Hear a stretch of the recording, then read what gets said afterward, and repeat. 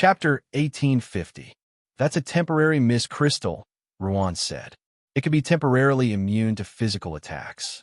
Immune to physical attacks? Chen Zhao tilted his head and glanced at Ruan. Of course not completely. Ruan Faxi didn't want to let Chen Zhao try. As the creator of this fog crystal, Ruan Faxi knew the limits of this fog crystal. Generally speaking, spiritualists who possessed atomization or other elemental magic could reassemble their bodies even if they were physically attacked or if their atomization form was scattered. However, the ability obtained from the mist crystal couldn't gather again. If a physical attack exceeded a certain level, the mist form would scatter and the body would be severely injured. To put it simply, the mist crystal's ability was a weakened version of true elemental spells. Of course, elemental spells weren't truly invincible. There were countless ways to counter elemental spells. For example, Chen Zhao's mouth of gluttony could directly devour elements. It could directly pose a fatal threat to the user. However, Chen Zhao's level was overwhelming.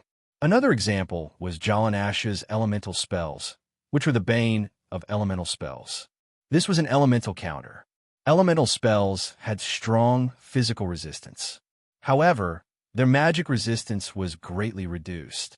For example, if a person used water or mist form and the opponent threw a curse at them, they would basically take as much damage as they could. The magic damage would even be several times higher than the original damage. Thus, elemental spells were also very lacking. Realizing that his attack was useless, Gitkira's fist suddenly became hot, and he reached into the mist. Neil screamed, and the mist effect disappeared. Gitkira was the weakest in the association, but he was more than enough to deal with Neil. Even if Neil stole Ruan's various magic tools, it was useless. The difference in power was obvious. If Neil used her ancient bloodline to take Gitkira's attack head-on, she might have a chance to escape. However, she had to use all sorts of magic tools that she wasn't familiar with. Most of them were weakened versions of traditional spells. How could she deal with Gitkira? Neil vomited a few mouthfuls of blood. That punch hadn't hurt her physically, but the heat. Gurnier knelt on one knee, even though she was injured. She was injured, but it also provided her with the power of pain. Gurnier patted his shoes. Suddenly, Gyunel felt weightless. The moment she took a step forward, Gurnier had already traveled more than 10 meters. Jinkira's eyes widened. So fast, Ner finally understood. Fight Gaekla or anyone else in the society. She didn't have the slightest chance of winning, so she decided to run away. It was all thanks to Ruan Faxpan's experiments in the lab that he didn't avoid her. Ner could feel that the pain was decreasing rapidly. The ability to move as if he was flying was very refreshing, but it couldn't be maintained for too long. At this moment, a bolt of lightning descended from the sky without any warning. Bang! Gurnier was struck in the head by the lightning and was instantly blasted away. He stood up with difficulty. All of the magic tools on Gurnier's body had failed. Gurnier wobbled and turned to look at Chen Zhao and Ruan Faxburn on the windowsill. "Come on, kill me. Kill me if you dare." Gurnier roared furiously. In an instant, the originally calm dark clouds in the sky flashed with lightning and thunder. Rumble! Between the dark clouds, there was a terrifying thunderstorm. In the blink of an eye, the headquarters of the society seemed to be enveloped by the apocalypse. The atmosphere was so heavy that everyone felt suffocated. A terrifying bolt of lightning descended from the sky. But it didn't just flash by. Instead, it streaked across the ground, leaving a scorching chasm. It charged toward Gurnier. Gurnier finally felt the threat of death. The bolt of lightning was too terrifying. It was more terrifying than she could imagine. At that moment, all of her confidence, courage, and pride turned into nothingness. I admit defeat. I admit defeat. Rumble. The lightning finally stopped before Gurnier, but all of its energy was released in that instant. A huge pit appeared in the ground. The surrounding ground was scorched too. Gurnier was blasted away by the explosion. Ruan Faxpan was quite annoyed too. After all, Gurnier was his daughter. Chen Zhao had scolded his daughter in front of him. What would he do? Luckily, Chen Zhao didn't kill him. Ruan Faxpan started to complain. Even if Gurnier wanted to escape, she should have chosen a time when Chun Zhao wasn't there. Escape when Chun Zhao was at the headquarters. Was that any different from suicide? In the headquarters, Chun Zhao was like a god. Nothing could escape Chun Zhao's eyes. Ruan Faxbin walked before Gurnier. "Follow me." Gurnier stood up with difficulty and followed silently. Ruan Faxbin brought Gurnier to the dungeon. A few rooms in the dungeon were already occupied. Moraz stood before one of the glass rooms and talked to the occupant inside. The connected cells were all occupied by her former companions. Moraz would basically visit them every day. Only half a year had passed of their 3-year sentence. But they'd basically accepted reality now. Ruan Faxbin pointed at an empty glass cell and said to Gurnier, "Go in. How long are you going to lock me up for?" "Until I think you can come out," Ruan Faxbin said. "Give me an exact time." "There's no exact time," Ruan Faxbin said. Ruan Faxbin said, "You shouldn't have chosen to run away now. You've wasted a chance. This is your only chance." Gurnier frowned. She suddenly realized that Ruan Faxbin had let her go on purpose. That lock was specially prepared for her by Ruan Faxbin, and even the magic equipment was deliberately shown to her. "Give me another chance. I won't make the same mistake twice." "No chance." Ruan Faxbin shook his head. "You've already wasted your only chance. The president won't allow you to escape again, nor will he allow me to let you go again. I know a Fuman's information. What I want to know is more information, more accurate information, not vague and uncertain information. Let me out, and I'll tell you." "Gurnier, you don't have any other choice," Ruan Faxbin said. Ruan Faxbin said, "Forget it. We'll talk when you're willing to talk. Just calm down here." Chapter 1851. "Portia, take care of the house," Chun Zhao said. "Boss, where are you going?" "Xin Li's going to travel around the world," Chun Zhao said, pushing his suitcase. "I'm going to send her off." "Boss, I can't take care of so many kids by myself." Portia's face was filled with reluctance. She'd only been to Japan once in her 20 years, and she'd gone with Chun Zhao. In the end, she owed a huge sum of money in Japan and even encountered the once-in-a-thousand-years Mount Fuji eruption. How old was Xin Li? She'd be able to travel around the world. Chun Zhao glanced at Portia and narrowed his eyes. "Oh, you asked me for a day and a half off a few days ago, right?" "Boss, I got it. I'll take care of the kids." "Good girl." Chun Zhao finally smiled in satisfaction. "Oh, how was your audition a few days ago?" Portia turned her head away, not wanting to answer the question. Although she had Steven's introduction, her performance in the audition studio was too poor. The result was obvious. She'd lost the role. Sometimes, even Steven's face didn't matter when he was being cheated. What face did Steven have? It could even be said that Steven could recommend a secondary role with just a word. It could be said that if Steven wanted to recommend a secondary character, it would only take a word from him. This also showed how low Portia's acting standards were. It's okay. I'll ask Steven for a recommendation next time. Portia was instantly filled with energy. "Boss, don't worry. I'll take good care of your kids. Let's go." Xin Li didn't have much luggage. 2 not-so-big suitcases were filled. When Chun Zhao and Xin Li arrived at the airport, Fei Lai ran over too. She was supposed to be at Angel Beach.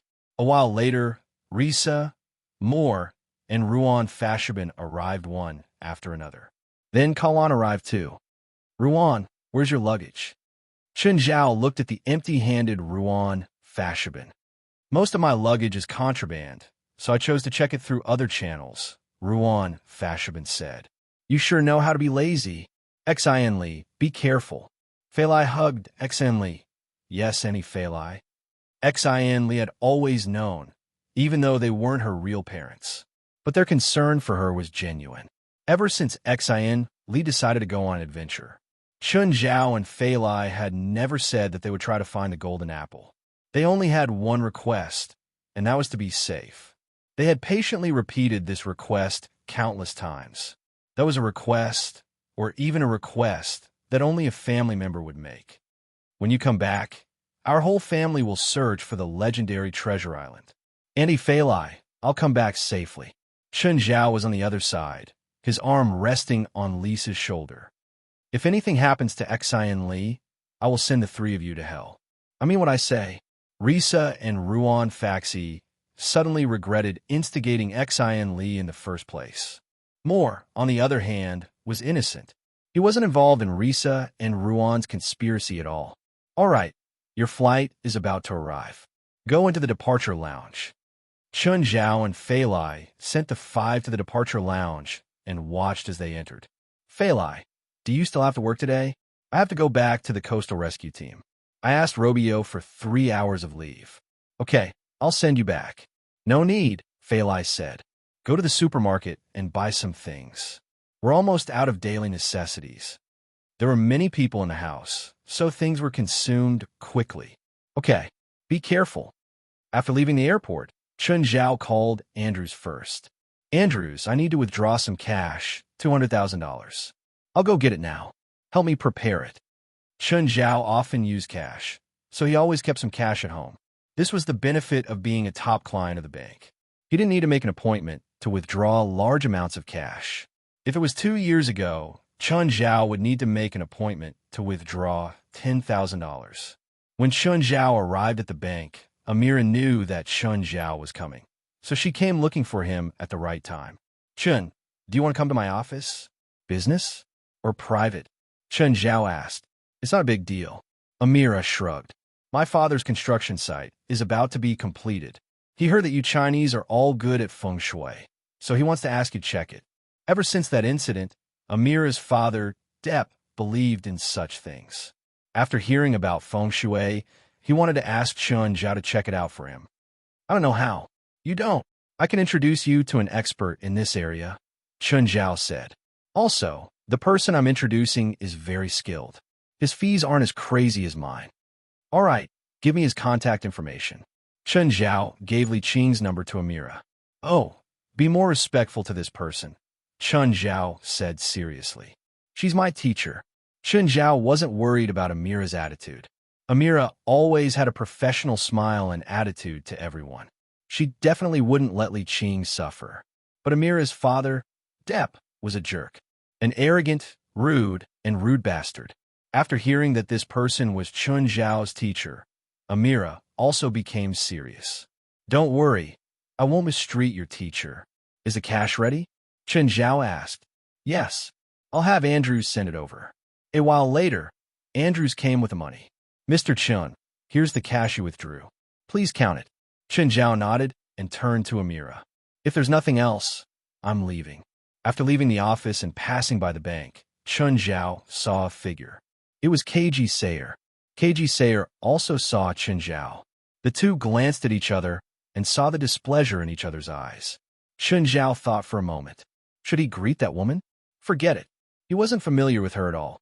Suddenly, 6 masked people came in from the bank. The first to react was the bank's security guard, but before he could do anything, a gun was already pressed against his temple. Don't react. Please cooperate. It's fun. A masked man fired a volley of bullets from above. Clatter, clatter. Raise your hands and get on the ground.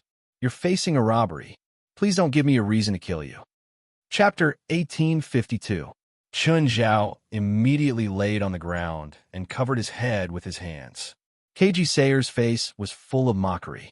But just then, a masked robber walked up. The gun but smashed heavily on KG Sayer's neck. Lie down and cover your head. KG Sayer stumbled and fell to the ground. KG Sayer was both shocked and furious. But the situation was against her, so she could only lie on the ground obediently. KG Sayer turned to look at Chun Zhao. She realized that Chun Zhao was looking at her with a mocking expression. KG Sayer was furious. What's there to be proud of? By now, the bank was completely under control. More than a dozen bank staff and customers had become hostages. 2 masked robbers armed with automatic rifles were watching over a dozen hostages. Then, the bank's counter door was opened. One had to know that it could only be opened from inside. This meant that there was a mole among the bank staff. These robbers were too professional. In a minute, they'd already taken out 2 boxes from the bank's vault. Chun Zhao lay on the ground and looked at the masked robbers who'd come out from the backstage. 2 boxes? These 2 boxes could hold a few $1 million. But But Chen Zhao felt that they'd only gotten so little money after such a big fight. It was really child's play. The inside of the two boxes seemed to be wrapped in aluminum. Even Chen Zhao's little world couldn't sense what was in the boxes. But they probably hadn't been taken out from the vault. Instead, they'd been taken out from a safe. Their target wasn't the cash. It made sense. This was Citibank's regional headquarters. If they wanted to rob cash, they wouldn't be able to get much with so few people. With their professional methods, it would be easier for them to rob a branch with a weaker defense, and they would be able to rob more money. Just then, Chen Zhao realized that the police had arrived. Oh no, the police are here.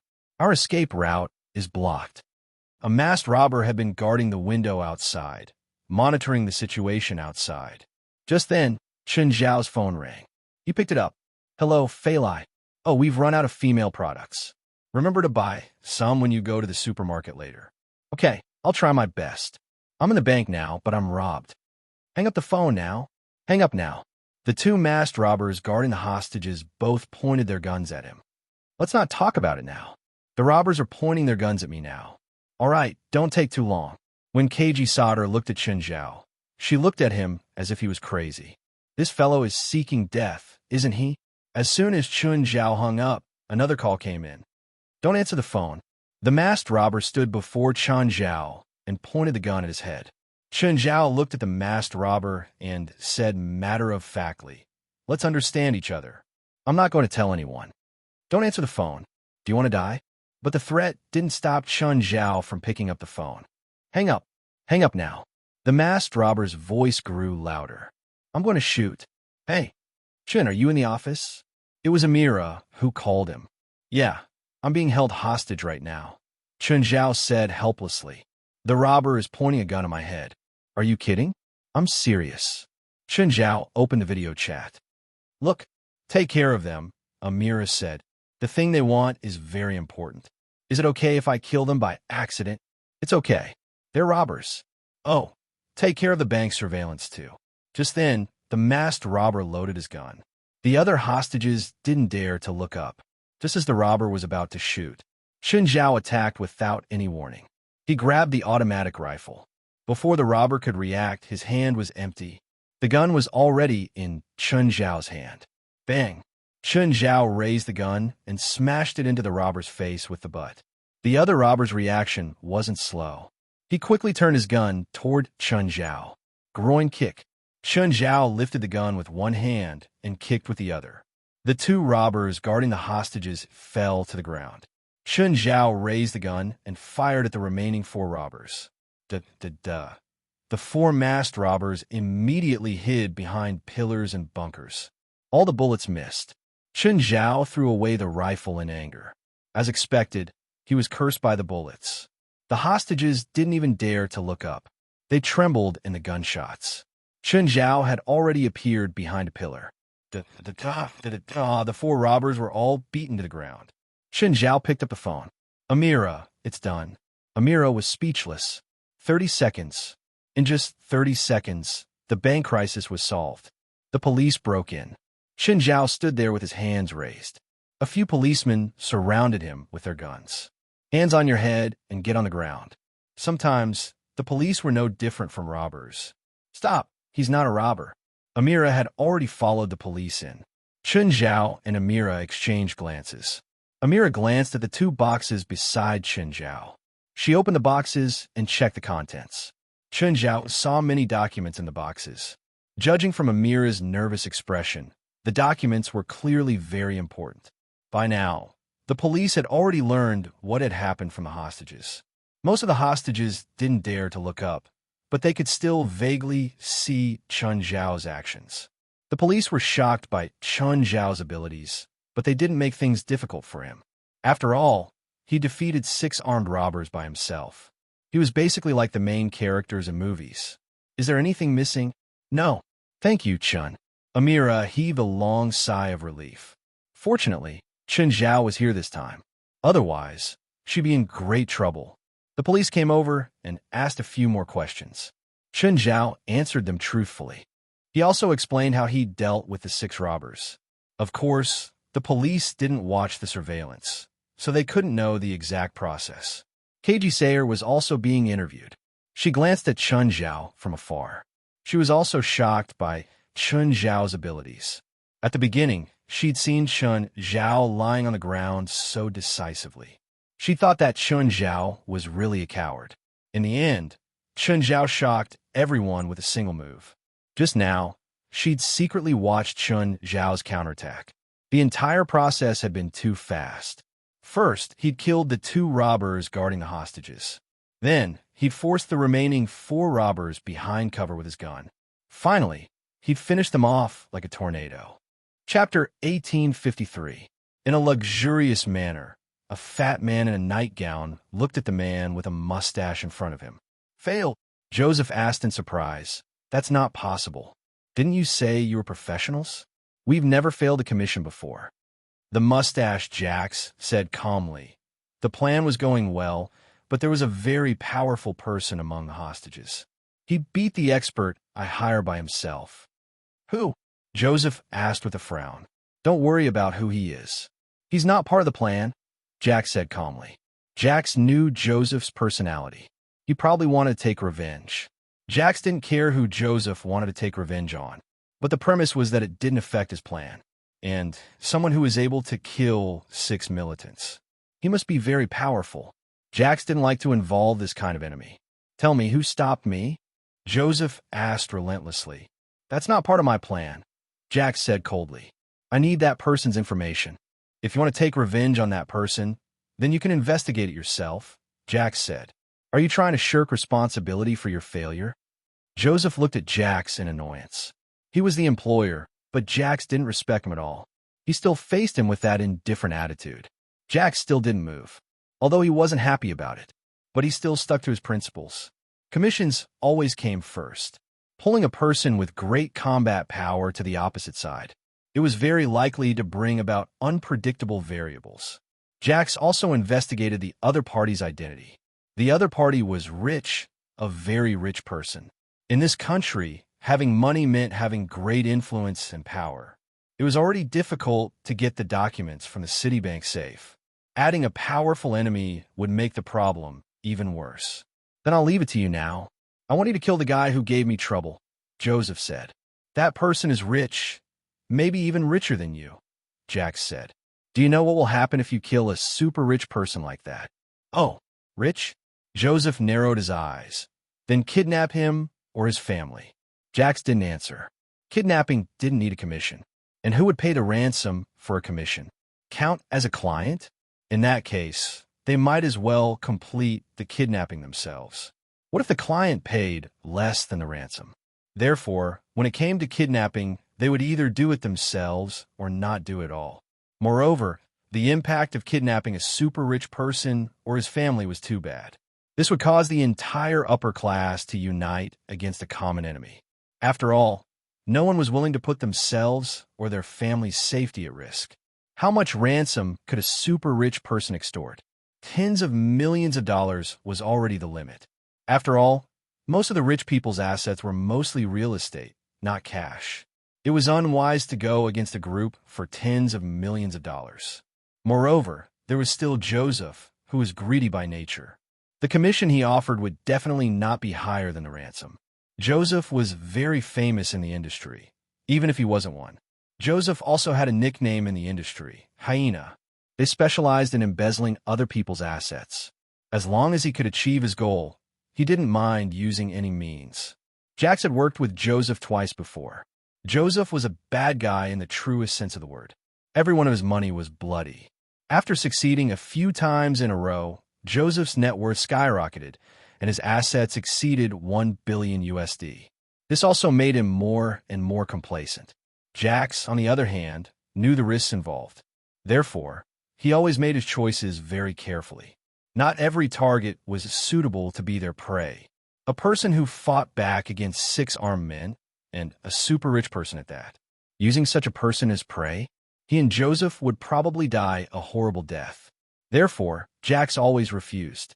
If the target was someone who won the lottery and became rich overnight, Jax was willing to use the other person as prey. Because even if the other person was rich, his influence was very limited. As for the super-rich who had great influence, even if he kidnapped his family and extorted tens of millions of dollars. But what next? Kill the hostage? Or not kill the hostage? No matter what he decided, the consequences would be very serious. Joseph saw that Jax wasn't happy, and his face darkened. He didn't like people disobeying his orders. Jax, are you going to refuse my commission? How much can you pay? Jax asked. 20 million. I've always been very generous to my own people. If you can get 200 million from that person, I'll give you another 20 million, Joseph said, as if he was generous. I'm sorry. I refuse. Jax refused without hesitation. Only an idiot would accept such an arduous and unrewarding task. Jax, are you really going to refuse my kindness? Do you know the consequences of this? Joseph, I know you better than anyone else. Jax said indifferently. I know your background, your personality, and everything about you. So please don't threaten me. It won't do you any good. Joseph's face stiffened, and his cheeks twitched. Indeed, they had worked together many times, and Jax had too many secrets that could be used against him. Joseph's gaze towards Jax became a bit darker. He didn't like people who couldn't be controlled. It seemed that after this, their cooperation would end. He had to get rid of Jax and his team. Jax, I'm just joking with you. Fine, as you said, don't cause any more trouble before we get the documents. Joseph changed his expression again, and his attitude became broad-minded. If there's nothing else, I'll leave now. Jax turned around and left, not bothering to talk to Joseph at all. After leaving Joseph's manor, several of his men immediately surrounded him. Boss, Jax nodded and said, get ready. After this mission, don't contact this mad dog again. There's already a rift between us. Boss, I've heard some news. What news? My friend said that Los Angeles is very dangerous.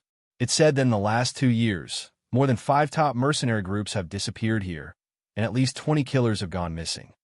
Chapter 1854. What's going on? Jax frowned. I don't know.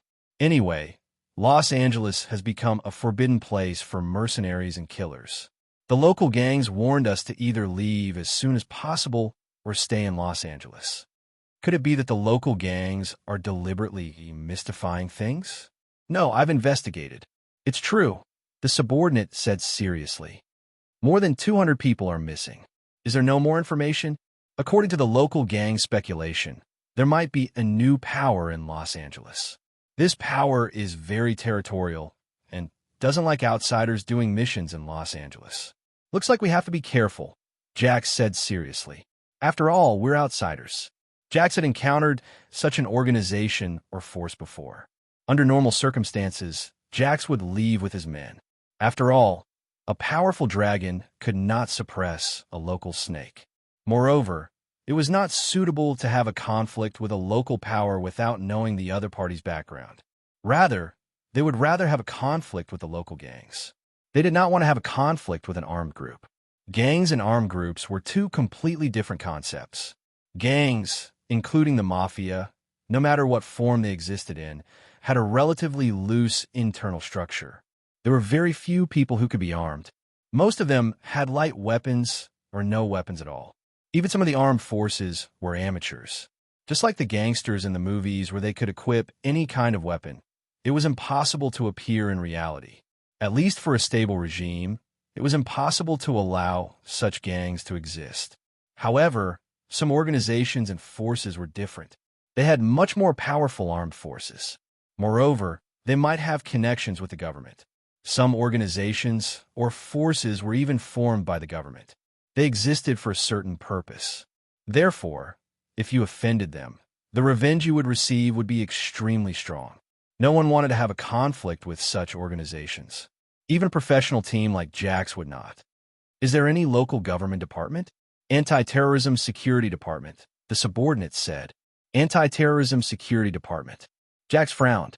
Let's keep a low profile and try not to do anything ourselves. What about this mission? Try to find local people. We won't do anything. Got it. How was the bank robbery today? Fei Lai asked. It's quite boring. Chen Zhao shrugged. Those people aren't real professionals. They look more like pawns arranged by someone. In the beginning, Chen Zhao saw how fast they were. In just a minute, they had taken control of the situation in the bank.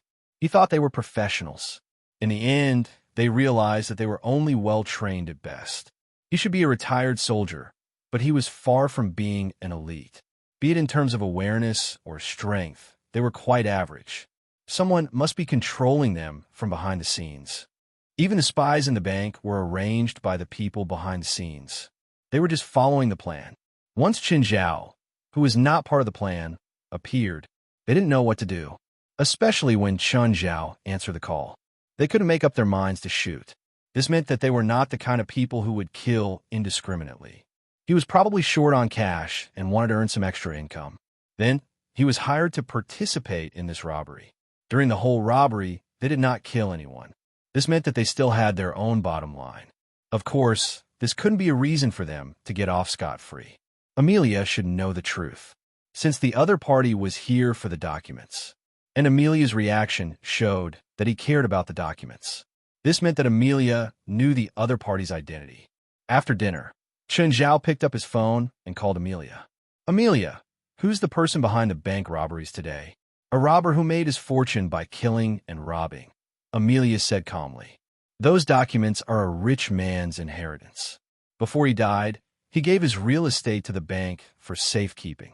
That person has his eyes on the inheritance. If I steal these documents, I can get the inheritance? Chen Zhao asked, confused. Some of the legal issues involved are very complicated. To put it simply, he only needs to destroy these documents, and then he can deny the bank the right to safekeep. Then, he can establish a relationship with one of the rich man's blood descendants and have the right to take over the inheritance. That rich man should have a law firm, right? There should be legal notarization for this kind of safekeeping, right? Yes, but these documents are key. Right now, the bank is in a lawsuit with the rich man's family. If these documents are lost, the bank will be in a passive position. That person's methods are extremely despicable. Kidnapping, threatening, killing, framing. As long as he can get the inheritance, he'll do anything, Amelia said. Amira said, by the way, you'd better be careful. After all, you've unwittingly gotten involved in this matter. Although you're not afraid, you still have your family. You'd better be wary of them. Chen Zhao thought about it. Find 2 bodyguards for Fei Lai, but Fei Lai definitely wouldn't accept it. Then he'd protect her secretly. After hanging up with Amira, Chen Zhao called Klaus. Klaus, do you know any powerful bodyguards? President, I know quite a few people, but they're definitely not good enough for you, Klaus said with a bitter smile. I want to prepare 2 bodyguards for Fei Lai to protect her secretly, Chen Zhao said. Oh, I see. I do have their numbers. How about I give you their numbers? Sure. Give me their numbers. Klaus sent the numbers to Chen Zhao. After getting the numbers, Chen Zhao contacted the person. After saying Klaus's name, the person agreed to meet easily.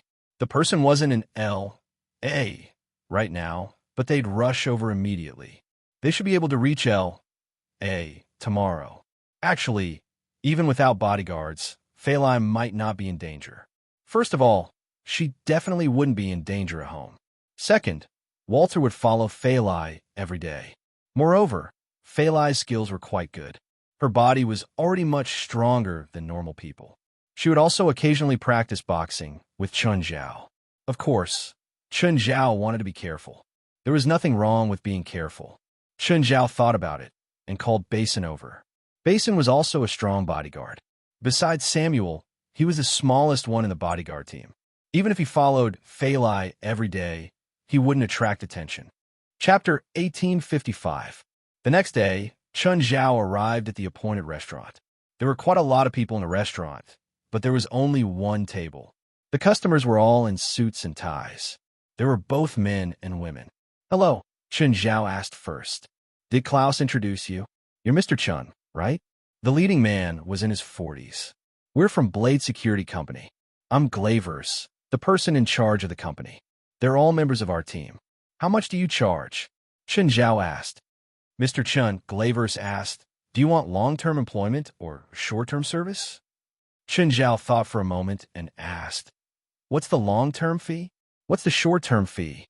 The short-term fee is based on the number of days. 10,000 per person per day. The shortest is 7 days. Long-term, at least half a year, 120,000 per month. Then long-term.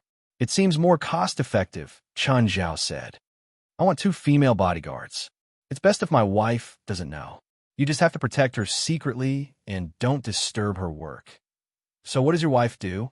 Coastal rescue team. Don't disturb her when she's working, but if someone suspicious approaches her, you have to take action. Glavers nodded. No problem. Let's sign for half a year first. If I'm satisfied with your service, I'll sign a longer contract, Chen Zhao said. Here's a check for 1.5 million. Glavers was also quite satisfied with Chen Zhao's client. He didn't haggle at all and accepted the price he offered very straightforwardly.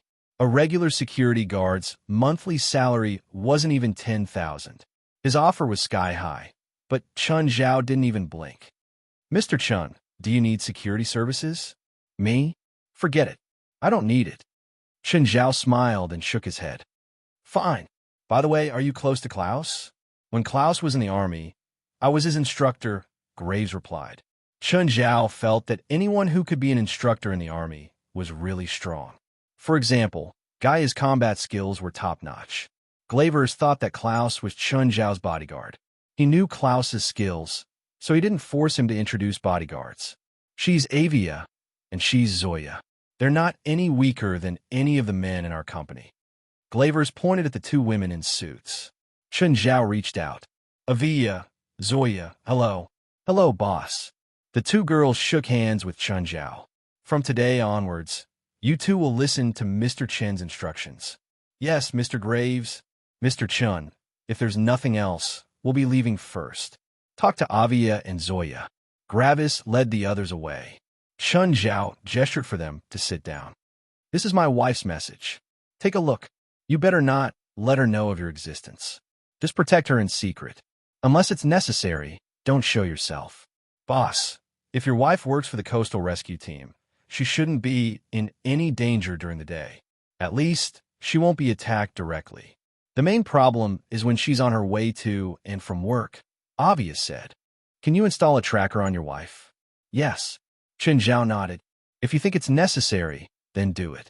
How you do it will depend on your abilities. I won't do it myself. Of course. It's our job. Frank was depressed because he'd been in charge of feeding Raymond for the past 2 days. After 2 days of contact, Frank wasn't afraid of Raymond anymore. But Raymond was really vengeful. He would tease him every time he came. For example, yesterday, Frank drove a truck to deliver 2 live cows. He led the cows to the top of the mountain. Before he could rest, a 6-meter-long crocodile appeared. Frank was so scared that he almost peed his pants. He fired a few shots, but didn't kill the crocodile. Instead, it became even more ferocious. Just as Frank was about to turn and run, Raymond appeared and bit the scary crocodile to death. After that, Frank realized that Raymond had driven the crocodile here. Frank was furious, but he couldn't do anything. Who asked him to offend Raymond? There are crocodiles. Why do they have to eat beef? Frank complained as he led the 2 cows up the mountain. Moo! Just then, the 2 cows that were being led suddenly became restless. Frank let go of the reins, and Raymond appeared. He bit one of the cows with his bloody mouth. The cow weighing more than 1,000 kilograms was bitten by Raymond. No matter how many times Frank saw it, he was still shocked. Raymond's way of eating was too violent. The other cow wanted to run, but Raymond swept his tail and knocked it out. Raymond, today's food is here, Frank called. I'm leaving. Frank wasn't interested in watching Raymond eat. Just then, a few voices came from the mountain path. Before Frank could make a sound, Raymond picked him up and slipped into the bushes like a wisp of smoke. The man and Snake hid in the bushes and watched the people coming from the mountain path. They were just kids. They had probably just entered high school. Frank felt Raymond's tail loosen. Then, Raymond whipped Frank's butt. Frank stumbled and fell out of the bushes. The kids were startled when they saw Frank suddenly come out of the bushes. What are you doing here? This is private property. Frank yelled and touched his buttocks. You think it's private property? Look at how sneaky you are. You don't look like a good person. I'll call the police. A girl pointed at Frank. She wasn't afraid of the burly Frank at all. Frank's face turned red. What do you mean I don't look like a good person? I'm doing this for your own good. These children were obviously here to sightsee. They didn't know where they heard that there was a lake on the mountain, so they came here. Call the police? Okay, call the police. Frank suddenly thought that if the police came and found out what Raymond said, it would be troublesome. Don't mind him. Look, there really is a lake. The lake here is so beautiful. The group of kids rushed towards the lake. But after a few steps, they saw the corpse of a crocodile. Ah, crocodile. Crocodile. Frank slowly walked over. There are crocodiles here. If you don't want to feed them, get lost. The children immediately hesitated. They were indeed frightened by the crocodiles, but they didn't want to leave. Chapter 1856. Frank crossed his arms over his chest and looked at the group of brats with a smile. The leader gritted his teeth and said, "Let's go. This is a mountain, and the crocodiles can't come up here. Most likely, someone put a crocodile here. Since it's dead, there must be no more crocodiles." The kid's guess was reasonable. Normally, crocodiles wouldn't live at high altitudes. There was a water source, and there wasn't much food. Crocodiles appearing here could only be released on purpose. But limited by food, even if a few crocodiles were released, very few could survive. Frank sneered. "There are a lot of crocodiles here. We won't believe you. You're scaring us on purpose." "Yeah, why should we believe you?" The kids felt that Frank was scaring them on purpose. "Since you want to die, I can only call the police," Frank said. There really were a lot of crocodiles here. Frank wanted to see them embarrass themselves, but it was a matter of life and death. If he couldn't persuade them, he could only call the police. Hearing Frank's words, the kids were even more certain of their guess. "Let's go. Ignore him." The kids excitedly ran to the lake. The kids were wearing swimsuits under their jackets. They took off their jackets and jumped into the water. Frank was anxious. He ran to the lake and dialed the police's number. This wasn't a joke. If something happened here and someone died, especially a group of minors, not only would he be in trouble, but even Stephen would be in trouble. Damn, there's no signal here. I should get a satellite phone. Frank was a bit angry. "Hurry up. There really are crocodiles here," Frank said anxiously. But the kids were having fun. They didn't care about Frank's advice at all. The water quality here is so good. Yeah, it's so comfortable. It was a beautiful place with verdant hills and clear waters. It was a paradise. Of course, the water quality was good. If a creature lived here for a long time, it might develop intelligence. Don't swim any deeper. Come back quickly. Frank saw the group of children swimming deeper into the water. They didn't care about his warning at all. Frank became even more anxious. At this moment, a scream suddenly came from the lake. "Crocodile! Crocodile!" A girl screamed. The scariest thing was that the crocodiles that appeared happened to be swimming in the direction they were heading. It directly blocked their way. Oh no! Frank became more and more anxious. He took out his gun and aimed at the crocodiles. However, the caliber and power of the pistol in his hand were very small. After all, it was impossible for him to carry a powerful weapon. Saltwater crocodiles were known for their thick skin and thick flesh. Small caliber pistols can hardly inflict fatal damage on them. The water also weakened the impact of the bullet's trajectory. It was harder for Frank's gun to do damage to them, unless, of course, he could hit their exposed heads. However, this was extremely difficult. Frank tried to fire, but the bullet hit the water and missed. Frank fired again, and a crocodile sank. However, the bullet did not hit the crocodile's head, but its body. At this time, another group of crocodiles surrounded the children from another direction. Frank's face was pale. He was at a loss. He could almost foresee that once the two groups of crocodiles surrounded the children, it would be a bloody feast of slaughter. At this moment, the grass moved, followed by a splashing sound. "Raymond! Raymond is here!" Frank saw Raymond's body slide into the lake. Then, the lake began to churn. A crocodile floated to the surface with its belly up. Frank gulped. Then a second crocodile, a third. "Quick, here. Swim this way," Frank shouted. The children also saw the dead crocodiles. They didn't have time to think about why the crocodiles suddenly died. However, they still swam in this direction. They weren't too far from the shore. Soon, they swam past the dead crocodiles. Frank helped them to the shore one by one. The children were all terrified. The lake was still churning. The crocodiles floated to the surface with their bellies up. By now, they had calmed down. Their faces were full of doubt. Something in the water is killing those crocodiles. Yeah. The children looked at Frank. He must be in the know. He knows what's in the water. Soon, there were more than a dozen crocodiles' bodies on the surface. A crocodile's body was washed to the shore. "Don't go over," Frank ordered. That crocodile might not be completely dead. However, these children were extremely daring. They ignored Frank's obstruction and went to flip the crocodile's body. The 4-meter-long crocodile needed the children to work together to flip it over. They found that the crocodile's neck had been bitten by something. Obviously, this thing was huge. At least its mouth could directly bite the crocodile's neck, and it was very powerful. This 4-meter-long crocodile's skin could almost block small-caliber bullets, but it was bitten to a bloody pulp. The crocodile's neck was completely broken, and that thing's purpose wasn't to eat, but to kill. "Sir, what's in the water?" Frank looked at the children. After hesitating for a while, he finally said in a low voice, "Don't you know?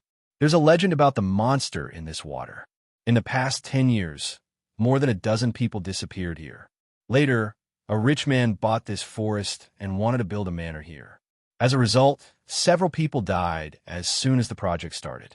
The rich man had no choice but to raise crocodiles here, hoping to use them to kill the monster in the water. As a result, the number of crocodiles increased, and that thing began to eat crocodiles." The children shivered. Frank continued, "You're lucky. At least that thing prefers the taste of crocodiles, not you." "What about you? Who are you?" "I'm hired by the owner of this forest to guard this area and make sure that no one comes here to take risks."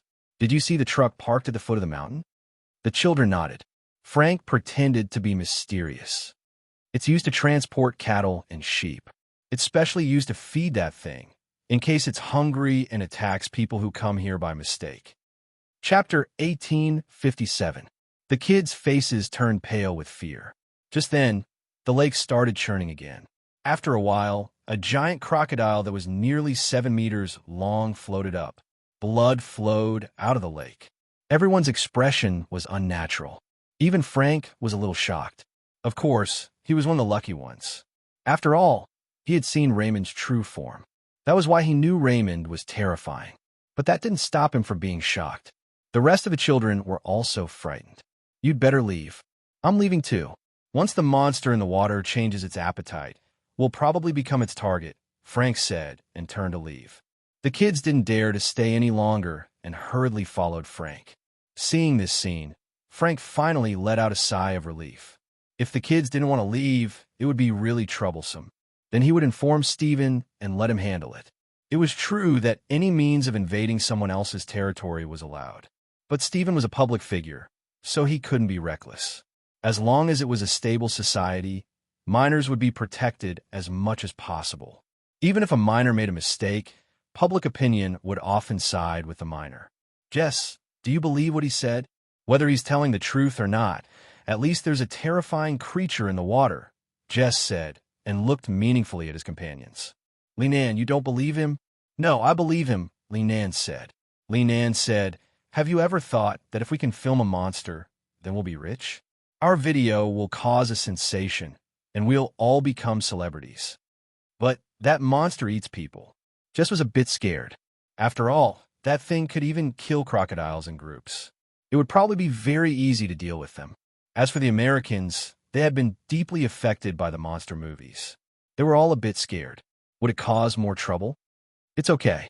That person said he comes here often. As long as he brings cows and sheep, he won't be attacked by the monster. It means that the monster doesn't have to eat people. It's fine as long as there's other food. Please, it's impossible for us to afford a cow. Not even a sheep," Wang Yao said. "Let's pool our money. Maybe we can. How much does a sheep cost?" "It's only $100 or so." After Linan's fear faded, he began to feel a little excited. Think about it. If we can film a real monster, as long as the video on Twitter has more than 10 million views, we can get $100,000. "I won't participate. That's a real monster," a girl said firmly. "I don't want to take the risk." "I'm not joining either." The two girls in the small group expressed their stance. None of them wanted to get into trouble. The other two boys hesitated for a moment and finally chose to withdraw. Only Jesse was hesitant. He was tempted. Jess was the talk of the town in school. He loved to be in the limelight. He was also the one who led the fight against Frank.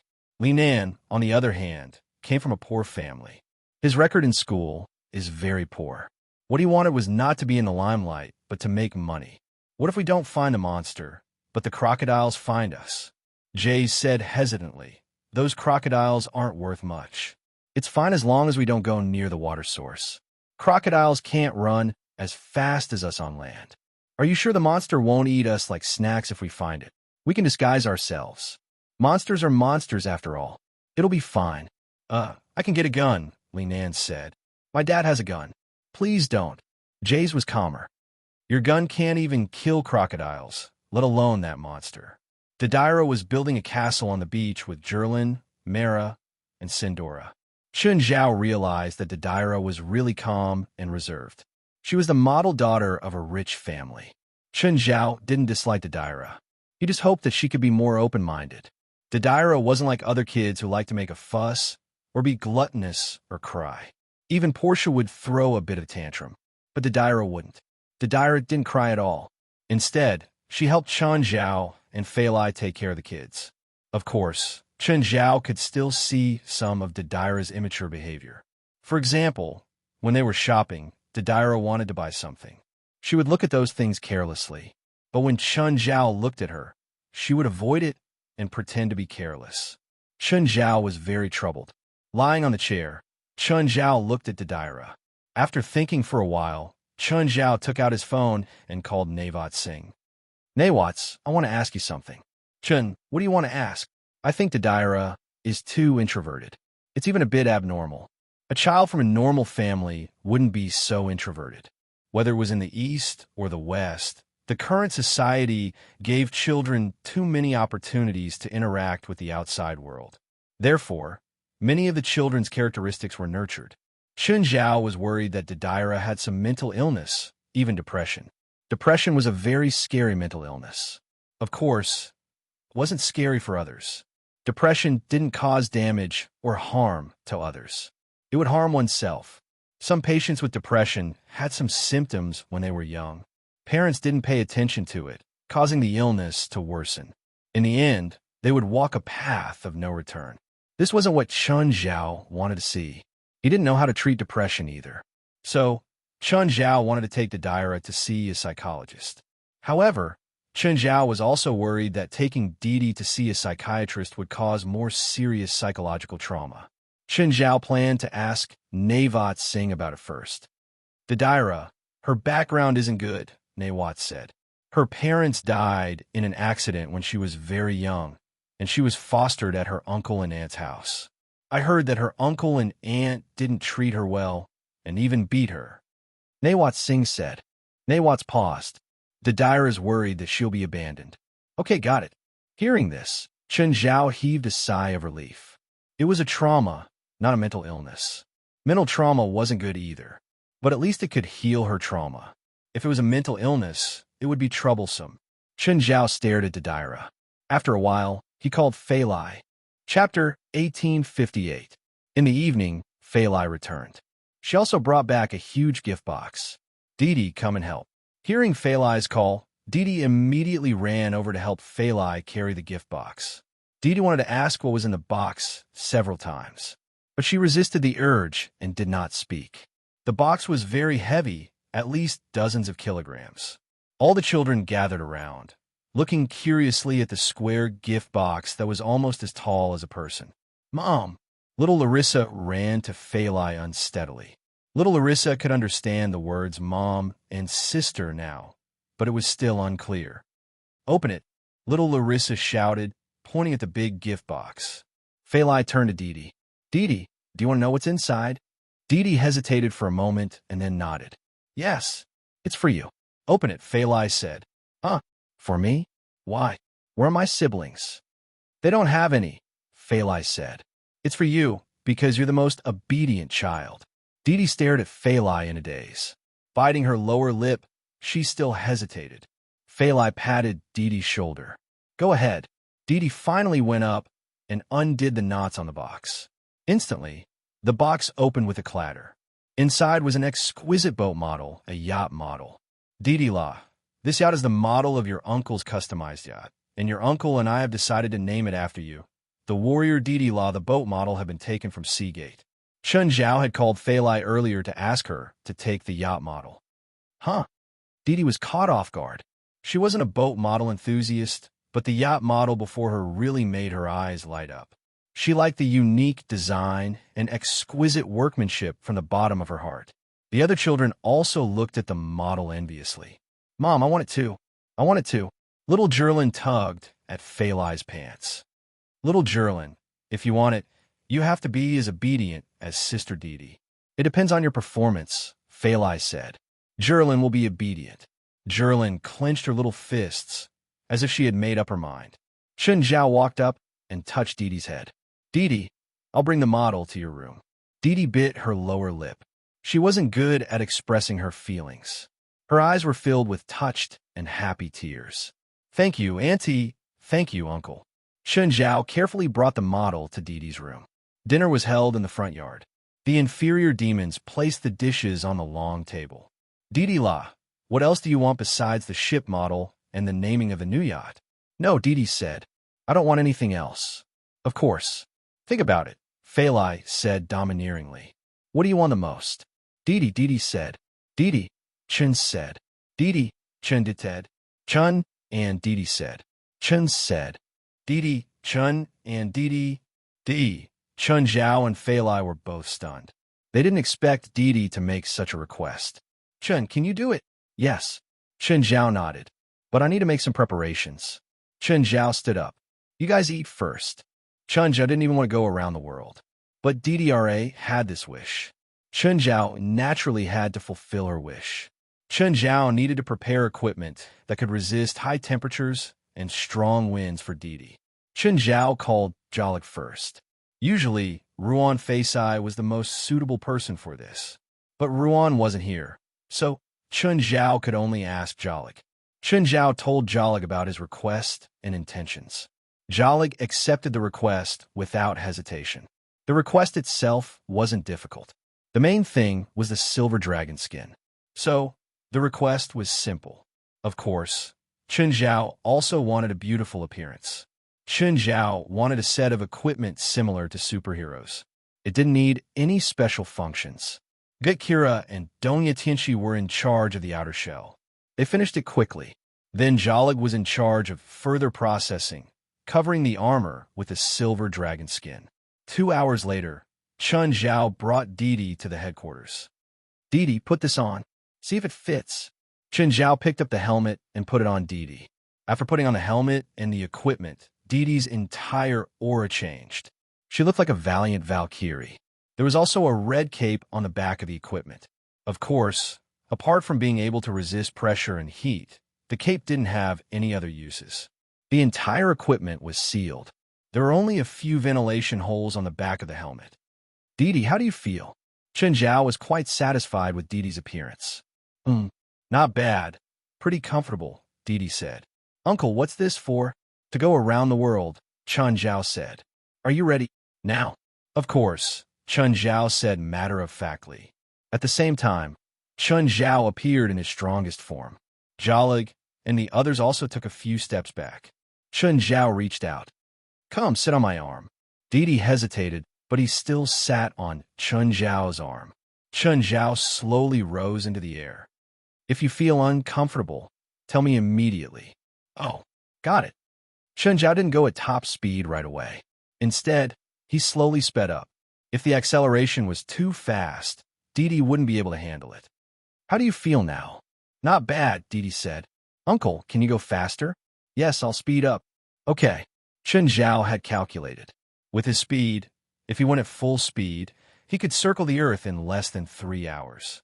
The Earth's circumference was around 40,000 kilometers. Chun Zhao's top speed could reach Mach 15.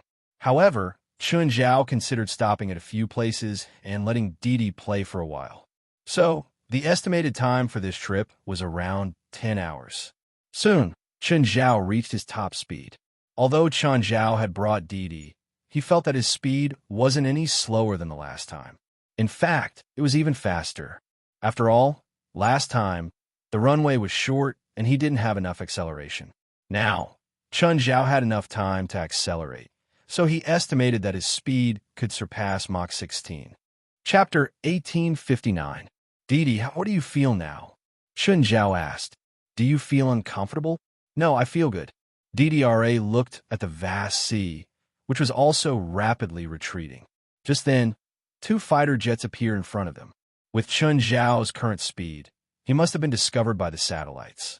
Plus, the Americans must have recognized that Chun Zhao was the one who destroyed Nightingale. So, they didn't hold back this time and sent 2 fighter jets. The 2 fighter jets had appeared nearby. They must have taken off from an aircraft carrier. There should be a fleet nearby. Chun Zhao didn't want to fight with them. After all, he had Didi with him. Didi, let's go into the ocean now. Chun Zhao immediately lowered his altitude. Then, he split the surface and dove into the ocean. Chun Zhao couldn't dive into the ocean like usual. After all, if he charged into the ocean at such a high speed, the huge inertia would break Didi's limbs. So, Chun Zhao entered the ocean in a gentle way. Chun Zhao controlled the seawater and traveled through it. After traveling for more than 10 minutes, he reappeared on the surface of the ocean. We're about to reach the Hawaiian Islands, Chun Zhao reminded. Let's go take some pictures there. Didi had never been to Hawaii before. He was quite excited now. But it's night now, Chun Zhao said. Hawaii is famous for its sunny beaches, so there's nothing fun here. My whole family will come again next time. I understand, DDRA replied in a considerate manner. Right now, the Hawaiian beach was silent. Didi picked up a shell. Uncle, help me put it away. Chun Zhao looked at the shell. There was nothing special about it. However, he still put the shell away. Next stop, Mount Fuji, Chun Zhao said. Passenger, Miss Didi, please get ready. The flight is about to depart.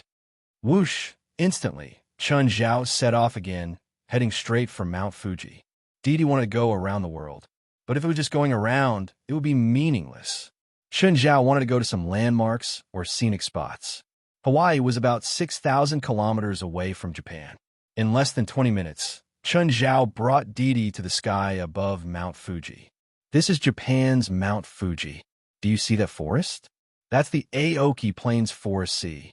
That barren area was left behind after a great battle between me and a supreme demon. Didi looked at Mount Fuji in amazement. He also looked at the forest that Chun Zhao was pointing at. Will it be cold? No, I'm fine. At this moment, a red light pierced through the air. Chun Zhao's eyes narrowed. It was none other than the 9-tailed fox, Tamamo no Mae. Soon, Tamamo no Mae arrived before Chun Zhao. Although Tamamo no Mae was in human form, the 9 tails on her back were very obvious. Chun Zhao, are you here to fight me? Tamamo no Mae's lips curled up in a smile. She's the peerless great Yao that fought against me. Chun Zhao glanced at Tamamo no Mae. I'm not here to fight you. I'm here to travel the world with my daughter. Tamamo no Mae stared at Chun Zhao, as if trying to determine if he was telling the truth. However, Chun Zhao and Didi did not linger here. They went straight to their next destination. Tamamo no Mae looked at Chun Zhao's departing figure and cursed, "You run fast." Although she was unhappy that Chun Zhao came and left in such a hurry, she really could not do anything about his speed. In the blink of an eye, Chun Zhao had left Japan. According to the normal route, Chun Zhao's next stop should be Huaxia. But after careful consideration, Chun Zhao gave up on this idea. If Chun Zhao entered Huaxia in this state, neither the military nor the spiritual world would be happy. Chun Zhao could do whatever he wanted abroad, but he couldn't do the same in Huaxia. So, Chun Zhao decided to avoid Huaxia in the end. He followed the East Sea, past the Shisha and Shisha Islands, and entered Vietnam. Just then, Chun Zhao suddenly realized that there seemed to be a battle below. It wasn't a battle between normal people. It was a battle between the spiritual world. In Chun Zhao's original plan, Vietnam was not their stop. Chun Zhao planned to pass through Vietnam and enter Cambodia to see Angkor Wat. But the battle below still attracted Chun Zhao's attention. There was a muddy river below. It should be a tributary of the Mekong River. On the river, there were a dozen boats of various sizes and hundreds of spiritualists. Looking down from the sky, Chun Zhao could clearly see something swimming under the water. It was very large and long, at least 70 to 80 meters long. Chun Zhao suddenly thought of the blood-red mission, Mekong River Monster. That thing suddenly emerged from the surface of the water and then directly knocked over a ship on the water. The people on the boat all fell into the water. Then the thing started eating. Those who fell into the water were all spiritualists. They weren't strong or weak, but in the water, they were like lambs waiting to be slaughtered. Chun Zhao could clearly see that it wasn't a dragon at all. It was more like a huge, sick eel. Chun Zhao could feel that this super eel had a very thick, demonic aura. It seemed to be a powerful demon. Moreover, Chun Zhao could feel a strong electrical energy from it. "No, we can't continue fighting on the water," an Asian man shouted. "This is the monster's home field. We have to find a way to lure it to land or shallow water." Boom! Just then, there was an earth-shattering sound. A bolt of lightning fell from the sky. Another boat was split in half. The people on the boat were turned into charcoal. "Damn, this monster can't be defeated. Send a signal to the other boats to retreat. We can't continue like this. If this continues, we'll all be wiped out." Is there no way at all? It's possible on land, but it's impossible on the water. Ishian shook his head. Fine. The people on the boat were more complicated. There were blonde foreigners, but most of them were Asian. The consecutive losses made them lose their will to fight. The boat started to reach the shore, but the underwater attacks continued. Lightning also fell from the sky every now and then. After arriving at the shore, everyone scrambled to get ashore. As soon as Ishian got off the boat, she saw two people standing on the shore. One was a huge giant. It was clearly a strengthening spell. The other was wearing strange equipment and a helmet. She couldn't see her face clearly. Judging from her figure, she should be a young girl. Weren't these two from this team? Chapter 1860. Friend, you are? Ishian was the leader of the team, but he didn't know these two. Therefore, he cupped his fists and greeted them. However, he guessed that these two people in front of him were most likely here to participate in the Scarlet Mission. Just then, the river started churning again. The huge figure of the water monster was faintly discernible. It looked like it was going to rush ashore. Oh no, the water monster is close to the shore. Move back. Alarmed, Ishian hurriedly told his companions to move back. Only Chun Zhao and Dadaira stood still. Dadaira, wait here. I'll be right back. Okay, Dadaira nodded. When Ishian retreated, he looked back at Chun Zhao and Dadaira. Why are you still standing there? Hurry up and retreat. Ishian waved her hands and feet and shouted. However, he saw that the person didn't seem to realize the danger. He continued walking toward the river.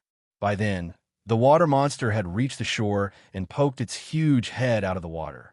The water monster's body released a high-energy electric current. Dark clouds filled the sky. Affected by the water monster, they kept releasing electricity.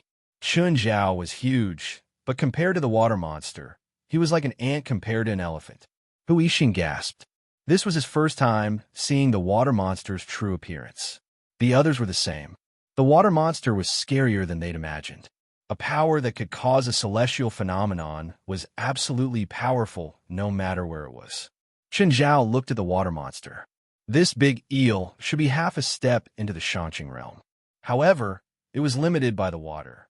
If it left the water, its power would be greatly reduced. But even so, its strength wasn't something that those people could match.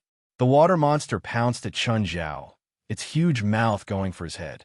Chun Zhao punched the monster's head from below. Bang! Half of the monster's head was smashed.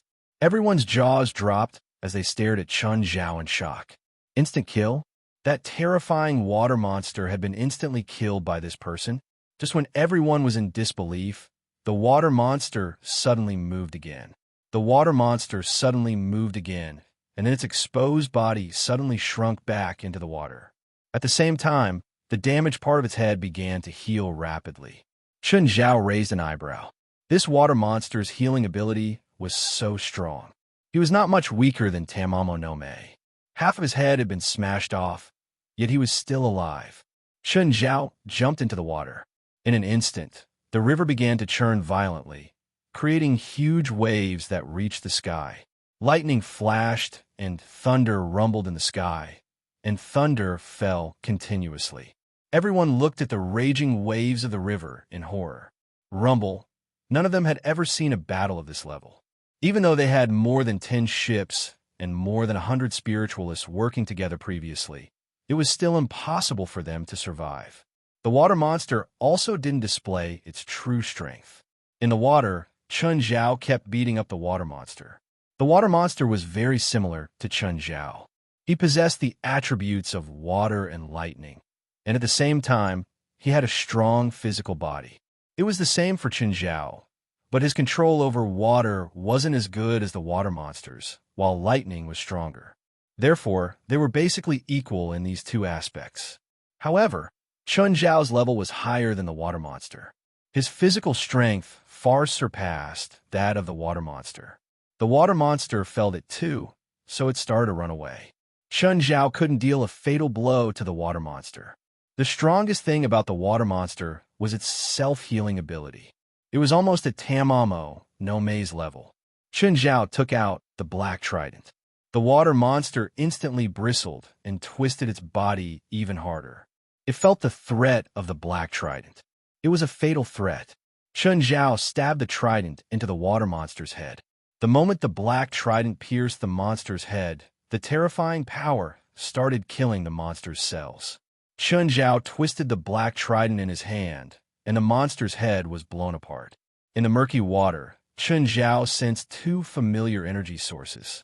Chen Zhao fished in the water. Two internal cores that radiated the power of water and lightning fell into his hands.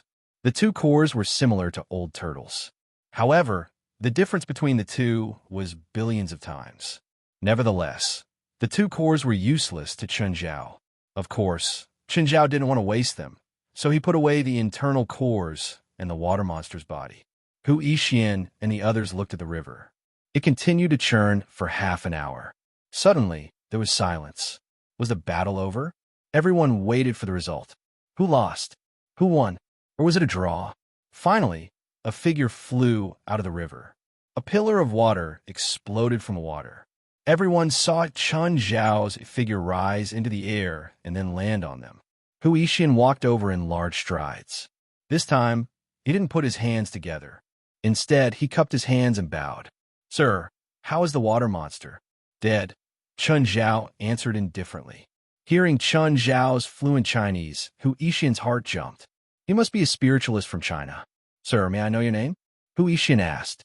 To Hu Yixian, Chen Zhao was most likely a top master in China. Although Chen Zhao looked very young in the form of the mighty miracle god, Chen Zhao was still very young. But to Hu Yixian, Chen Zhao was most likely an old man. "No," Chen Zhao said indifferently. He turned to Didi.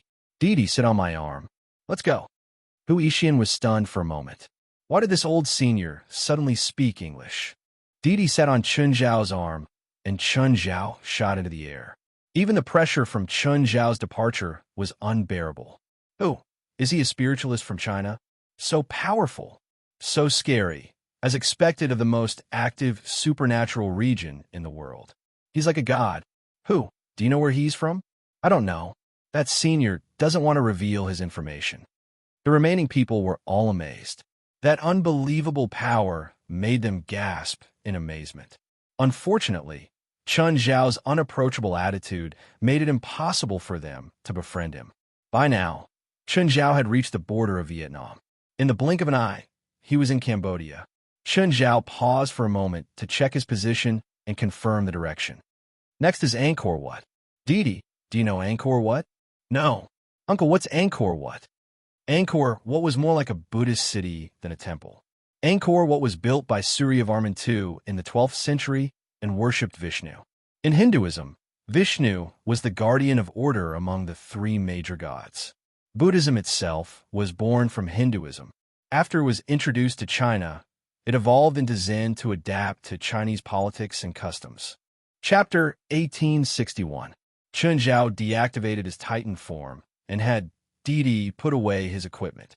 After all, This was a cultural heritage of mankind. He had to respect it. It was still nighttime in North America, but Cambodia was 12 hours ahead of North America. It was already noon. There were quite a lot of tourists here. Chun Zhao and Didi strolled around Angkor Wat like ordinary tourists. After staying in Angkor Wat for more than an hour, the two left again and went to the next place. They left Cambodia, crossed the Gulf of Thailand, entered the Myanmar Sea, and then passed the Bay of Bengal. Then they crossed India and entered the Arabian Sea. Chun Zhao and Didi did not stay in India. In Chun Zhao's impression, this was a dirty and messy country. More importantly, it was extremely unfriendly to women. They passed the Arabian Sea, entered the Gulf of Aden, entered the Red Sea, and then turned into Egypt. They had to go to the Great Pyramid of Giza and the Sphinx before coming to Egypt. This was the evidence left behind by the world's oldest civilization. Ancient Egypt and Egypt were not the same civilization. It was still morning in Egypt. They could barely see anyone. However, there were still Egyptian relics protection agencies here, so the two had to be more careful. After getting close to the Great Pyramid of Giza and taking pictures of the Sphinx, the two had breakfast in Cairo. Then they entered the Mediterranean Sea and crossed the European continent. Their next stop was England. Hey, Xian Li, where are you in England now? Uncle, we're in Edinburgh. Why do you ask? Are you in England too? Xian Li's voice sounded a little tired and sleepy. Not yet, but we'll be there soon. Okay, what time are you arriving? About 10 minutes later. What? Just then, Xian Li received a photo. Didi had sent it to her. 20 minutes later, with dark circles under her eyes, Xian Li watched Chun Zhao and Didi descend from the sky. Uncle, Didi, how come you're here? And you chose this time, too. Look at the time. It's already 6. Although it was already 6 o'clock in the morning, England was still quiet at the moment. We're traveling around the world, me and Didi. Sister Shinli, we have been to Hawaii, Mount Fuji in Japan, and then we went to Vietnam. We saw the water monster there, and then we went to Angkor Wat in Cambodia. Oh right, before we came to England, we also took pictures on the top of the Great Pyramid of Giza and the Sphinx in Egypt. After that, we went to Cairo for breakfast. Xian Li's face was filled with shock. You're going to travel around the world just like that? Yeah. Chun Zhao nodded. Do you want to give up on your plan? I'll bring you along. Xian Li rolled her eyes. Uncle. All right. I'm just giving you an idea. I'm not forcing you. Shall I rouse them all? Asked Sherlock. There's no need. Xian Li wondered in her heart why she was the only one called up. When they reached a remote area, Chun Zhao and Didira stopped. Okay, we should go. Chun Zhao returned to his Jin form. Didi, we should go home. After all, this trip around the world was short, and it was mainly an impromptu idea. Along the way, they had skipped too many places worth stopping at. They left England and entered the North Atlantic Ocean. The target is in the North Atlantic Ocean. I repeat, the target is in the North Atlantic Ocean. What exactly is that thing? Is it China's secret weapon? Can't detect it. The target's main body is enveloped by a huge energy. Where's the Atlantic Fleet now? The Atlantic Fleet is currently at longitude 45, 5455, dimension 45, 66547, approaching the target's route. Order the Atlantic Fleet to intercept the target. Permission to fire freely. Target is approaching the Atlantic Fleet. The target is hiding in the sea again. What exactly is that thing? It can move in both the sky and the sea. Lost track of the target. Chun Zhao was so annoyed by the American fleet. They were too nosy, but this also meant that the American defense was indeed strong. Chun Zhao had originally planned to land on the East Coast and then take a detour back to Los Angeles. But now it seemed that if he entered American territory like this, it would probably provoke the Americans. It was very likely to provoke the nerves of the Americans, who might directly hit him with a nuclear warhead. So, Chun Zhao decided to take a detour and enter the Gulf of Mexico. Then he passed through the Mexican border. After that, he entered the Pacific Ocean again. Then he moved in the sea and returned to Mingwe Villa in Los Angeles. Whoosh, I'm home. Chun Zhao let out a long sigh. Although this trip around the world was more daunting than dangerous, Chun Zhao still considered it. He should learn some methods to avoid radars or satellites. Otherwise, he would be caught by radars or satellites every time he moved at high speed. Plus, with the Americans' overbearing habits, he would be harassed every time. It was really hard to guard against them. Is it still night in Los Angeles? Dee Dee looked at Mingyue Villa in the night. It's almost morning. Chun Zhao patted Dee Dee's head. Go rest. Uncle, can you take me to travel around the world in the future? Of course. Chun Zhao looked at Dee Dee seriously. Dee Dee, I'm not the kind of person who knows how to talk to people, but I hope that you can truly accept me and Fei Lai. What you're worried about won't happen. No matter what happens, we won't abandon you. Dee Dee lowered his head and then looked up again. He silently reached out and hugged Chun Zhao. Can you let me go? I'm not good at dealing with situations like this. Chun Zhao said awkwardly, but Dee Dee didn't let go. Fine, if you want to hug me, Chun Zhao said helplessly. Uncle, I'm hungry. You seem to have just had breakfast. I'm just hungry. The underlings are already working. See what's in the kitchen. Bring some meat too. Chun Zhao and Dee Dee took some food and sat on the dragon's head, watching the sun rise from the horizon. The light was dazzling. Satisfaction was written all over Dee Dee's face. I'm going to watch the sun rise every day. You eat so much. You need to exercise more. Uncle, I won't get fat just from eating. Every fat person thinks that, and then they become fat without realizing it. In the morning, Fei Lai woke up and saw Chun Zhao and Dee Dee sitting on the dragon's head. Chun, Dee Dee, did you finish your trip around the world? Of course, Annie, we went around the world, and we also went to a lot of places. Dee Dee excitedly talked about the night's journey. Chapter 1862. Chun Zhao and Fei Lai hoped that their children would know how to make requests. They wouldn't think that it was already a great kindness to adopt you, but you still dared to make requests. A group of kids surrounded Dee Dee, asking her about her trip around the world. Chun Zhao took out a few pieces of eel and barbecued them. Jerlin had been sleeping, but when she smelled the grilled eel, she immediately rushed out. Dad, I want to eat. Not just Jerlin, but all the kids were drooling. Wait, after all, Chun Zhao hadn't tried the food yet. He didn't know if it was harmful. So, Chun Zhao didn't dare to give it to the kids. Chun Zhao finished the grilled eel in a few bites. Jerlin burst into tears. Dad, you're so naughty. You didn't even give it to Jerlin. Chun Zhao looked at Jerlin as he ate the roasted eel. If you keep crying, there won't be any food. Look, brother and sister aren't crying. Even little Larissa isn't crying. Are you embarrassed to cry? Jerlin pouted and looked at Chun Zhao angrily. Dad, if you don't give it to me, I'll cry. Okay, there's more. There's a lot more.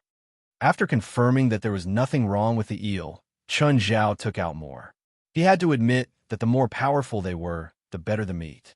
Chun Zhao suspected that these powerful creatures were all strengthening their meat. Just then, Portia came and saw Chun Zhao barbecuing with the kids. Boss, it's only morning. You're already barbecuing? Come and help, Chun Zhao said. He stood up and gave Portia the grill spot. Boss, I'm your assistant, not your maid. Steven called me yesterday and said that you acted like a piece of shit during the audition. He's considering if he should recommend more movie roles for you. Portia was speechless. She sat before the grill and started barbecuing. Take care of them today. Dee Dee, help Portia look after the siblings too. I'm going out for a bit. Okay, Uncle. Go do what you need. Do you need me to bring anything? Snacks. I want snacks. I want fries and Coke. I want cake. I have too many snacks at home. I can't buy any more. Chun Zhao went straight to the headquarters of the supernatural organization. After arriving at the headquarters, Chun Zhao went to find West. West, give his heroic spirit notebook to Wang Sieg. West flipped open the heroic spirit's notebook and saw the records. West was speechless. President, you went to Vietnam last night? I was passing by and happened to run into the Mekong River monster, Chun Zhao said. So I took care of it. West smiled bitterly. The difference in strength was just that big. No matter how hard the members of the association worked, they were still running around for every Scarlet mission. And he might not even be able to handle it. Every mission required a lot of preparation and screening. However, Chun Zhao had gone to Vietnam and completed a red mission. Guild leader, although you've completed one Scarlet quest, We won't change our plans for the other 2 Scarlet Quests, Aqua Rose said, shaking her head. Up to you. This Mekong River water monster mission will be a backup. West thought for a moment before nodding and putting away the heroic spirit notebook. West, put a new track for the ballistic testing device. It's too short. I use it to measure speed, but it's not good. The acceleration distance isn't enough. Okay, the association has money now. After completing the Nordic Giant mission, Wang Sieg had transferred some money to the association. I plan to renovate the headquarters. What do you think, President? Sure. Chun Zhao nodded. You decide. Then I'll contact your construction friend. Okay. Chun Zhao nodded. How about later? I'm planning to build a private airport too. I can ask him to build it together and save some money. There was a difference in the price of a project being constructed together and separately. Both Chun Zhao and the Supernatural Organization had a lot of money in their accounts, but Chun Zhao felt that he should save as much as he could. Okay, when do you plan on leaving for the next Scarlet Quest? About a week later. I'll have to let you take care of the headquarters again. Chun Zhao saw that the headquarters would only come once every few days. Aduz was mainly in charge of guarding it. Same rules. Call me if you need anything. Don't force yourself. Got it. By the way, President, do you know about the Battle of Holy Glory? Yes. Last time, Zhang Tianyi told me that he wanted you guys to participate and give you a few spots. I didn't take it. Why not? Stunned, West looked at Chun Zhao in confusion. Why would you take it? There's no reward. It's just a useless title of Holy Glory. It's not permanent either. It's only for 10 years. I can't think of any benefits. What a pity. This was supposed to be a chance for our people to interact with the world's top spiritualists. West wasn't trying to increase his fame. He had the same idea as Chun Zhao. They both wanted to keep a low profile. But now, he wasn't sure how big the difference was between the people of the association and the world's top spiritualists. So, if he had a chance to participate in this event, he would have a platform to interact with the top spiritualists. Having a platform to communicate with those top-notch spiritualists would also allow him to know what level they were at. In the North American region, the Supernatural Organization's power was already the top organization. But West also knew that there were even more powerful organizations and forces outside of North America. The strength of those organizations was not to be underestimated. Of course, the most powerful person in the Supernatural Organization was definitely Chun Zhao, the president. After all, Chun Zhao could already talk to the world's top 23rd generation Blood Mary and Zhang Tianyi of Dragon Tiger Mountains, Celestial Masters, sect on equal footing. But the balance of power in the Supernatural Organization was out of balance. Chun Zhao was unbelievably powerful, but the organization didn't have the power to crush everything. Most of the time, they still needed Chun Zhao to support them. For example, when they went on a Scarlet mission, Chun Zhao's line was always to inform him if there was trouble. West and the members of the organization had always wanted to catch up to Chun Zhao, but the gap was getting bigger and bigger. Chun Zhao's power made them feel despair every time. Are there any tickets? I asked Zhang Tianyi too. Are there? He told me to scram. Chun Zhao shrugged helplessly. President, ask Mr. Zhang if he can participate anonymously. West still hadn't given up on the idea of participating. Okay, I'll ask. Chapter 1863.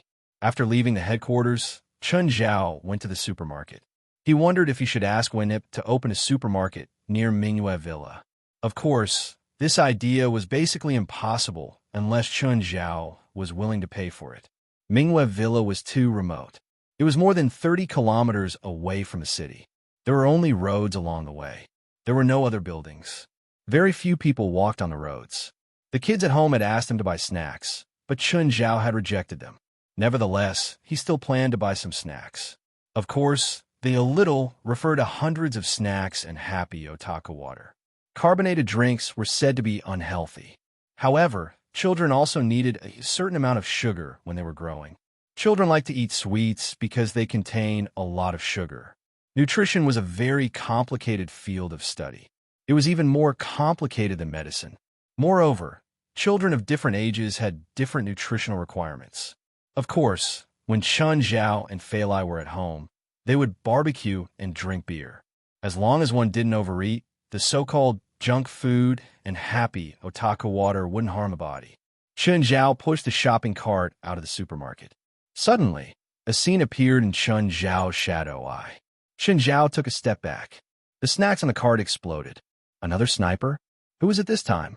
The other party's movements were very fast, and after a single strike, he didn't care whether he hit the target or not. He hid behind cover. Chun Zhao's shadow, I only saw an instant. He didn't even have time to identify his surroundings. However, from the bullet's trajectory, Chun Zhao could roughly confirm the direction. There were a few buildings in that direction that could be a sniper's temporary base. This was the first time Chun Zhao's shadow, I couldn't catch the enemy. Previously, Chun Zhao could even sense it from the International Space Station. But the shadow eye, which had always worked, actually met its Waterloo today. Of course, it wasn't a Waterloo. It was mainly because the enemy was well-trained. If the enemy stared at Chun Zhao for 3 more seconds, Chun Zhao would be able to catch them. He was ambushed, but he couldn't even catch the enemy. Chun Zhao was depressed. Chun Zhao stood there and waited for a long time. He hoped that the enemy would attack again, but he didn't see the enemy attack again. In the end, he could only leave in disappointment. He knows there's a sniper, but he's still standing there. Jax glanced at the rearview mirror. This guy is either crazy or stupid, one of Jax's men said. It could also be self-confidence, Jax said calmly. If it's a handgun at close range, it's possible to dodge it, but it's a sniper rifle at such a long distance. No one can dodge it after being aimed, the subordinate said disdainfully. Obviously, he didn't agree with Jax's words. Most handgun bullets were round, and their ballistic speed couldn't even reach the speed of sound. Therefore, at close range, a person with sharp reflexes and a certain level of strength would have a chance to avoid it. However, the ballistic speed of most sniper rifles could reach 2,000 meters per second, which was about 6 or 7 times the speed of sound. If an assassin aimed at him with a sniper rifle and failed to dodge before firing, the probability of being hit was more than 80%. As for the 20% that didn't hit their target, it wasn't because they were dodged, but because they were off target. That guy's senses are very sharp, Jax said. I just pretended to look at him casually, and his footsteps changed. I've been in this business for 3 years, but I've never seen anyone who can really see behind their backs. Jax's subordinate was a little arrogant. Just because you haven't doesn't mean there's no such thing. Even I don't have absolute confidence in winning against him, Jax said, somewhat relieved. Luckily, I didn't accept this mission. We should keep some distance from this guy. His conflict with Joseph has nothing to do with us. Knock, knock. Suddenly, there was a soft knock on the car window. Jax looked up and saw Chun Zhao standing outside the car.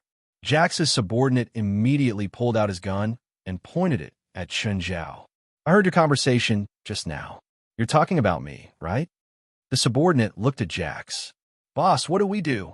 Jax's expression was unsettled. Had Chun Zhao heard their conversation? This meant that Chun Zhao had been standing outside the car for a while. But the two of them hadn't noticed at all. This kind of strength that silently appeared in the vicinity was too terrifying. If Chun Zhao had attacked just now, the two of them might not even know how they died. Mocha, put the gun down, Jax said. Jax rolled down the window, and Chun Zhao put his hands on the door. Did the attack just now have anything to do with you? No, it has nothing to do with us, Jax answered. Sir, we're just here to watch. Watch. Why should I believe you? Chun Zhao narrowed his eyes at Jax and Mocha. Who do you think you are? Mocha yelled. Our boss said it has nothing to do with us, so it has nothing to do with us.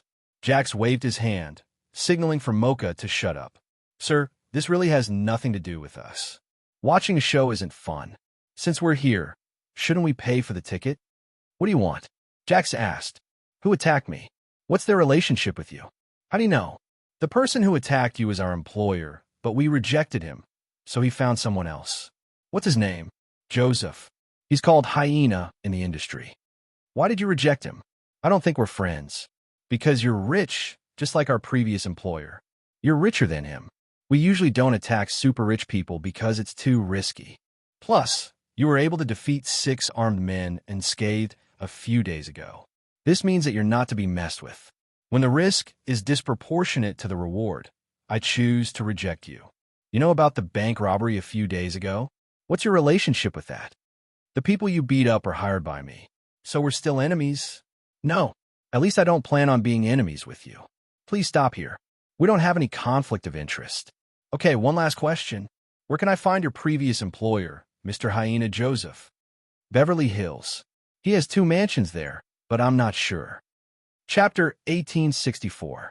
Jax's attitude had always been one of compromise. This made M.O.K. very unhappy. He felt that Jax was too cowardly. A man should be tougher. There was no need for them to be so timid and even expose their employer's information. Anything else? I want more information. He might harm your family. Chen Zhao frowned at Jax's words. You really didn't participate? No. If we had participated, we wouldn't have appeared before you. Chen Zhao turned to leave. Just then, Mocha pointed her gun at him. This was a great opportunity. Jax was shocked. Originally, he was able to stay out of this matter. But M.O.K. had raised her gun recklessly. And before Jax could react, it was too late. He fired at Chen Zhao's back. Chen Zhao tilted his head to avoid the bullet. Everything was so natural. Chen Zhao turned around and walked toward Monica and Jax. Monica and Jax panicked. Misunderstanding. It's a misunderstanding. Jax tried to calm Chen Zhao down. But M.O.K. made the wrong decision again. He fired directly at Chen Zhao. However, even though it was only a few meters away, it couldn't hit Chen Zhao at all. In the blink of an eye, Chen Zhao was before M.O.K. M.O.K. turned pale with fright. He finally believed what Jax had said before. Some people's eyes were grown on their backs. Wait, sir, Peng. Chen Zhao pressed Monica's head down and smashed it against the window. Jax's hand went to the weapon at his hip. Chen Zhao pulled Monica out and pushed her toward Jax. Before Jax could take out his weapon, Mocha pounced on him and threw him to the ground. Chen Zhao stepped on Monica's back, making it impossible for Jax to get up.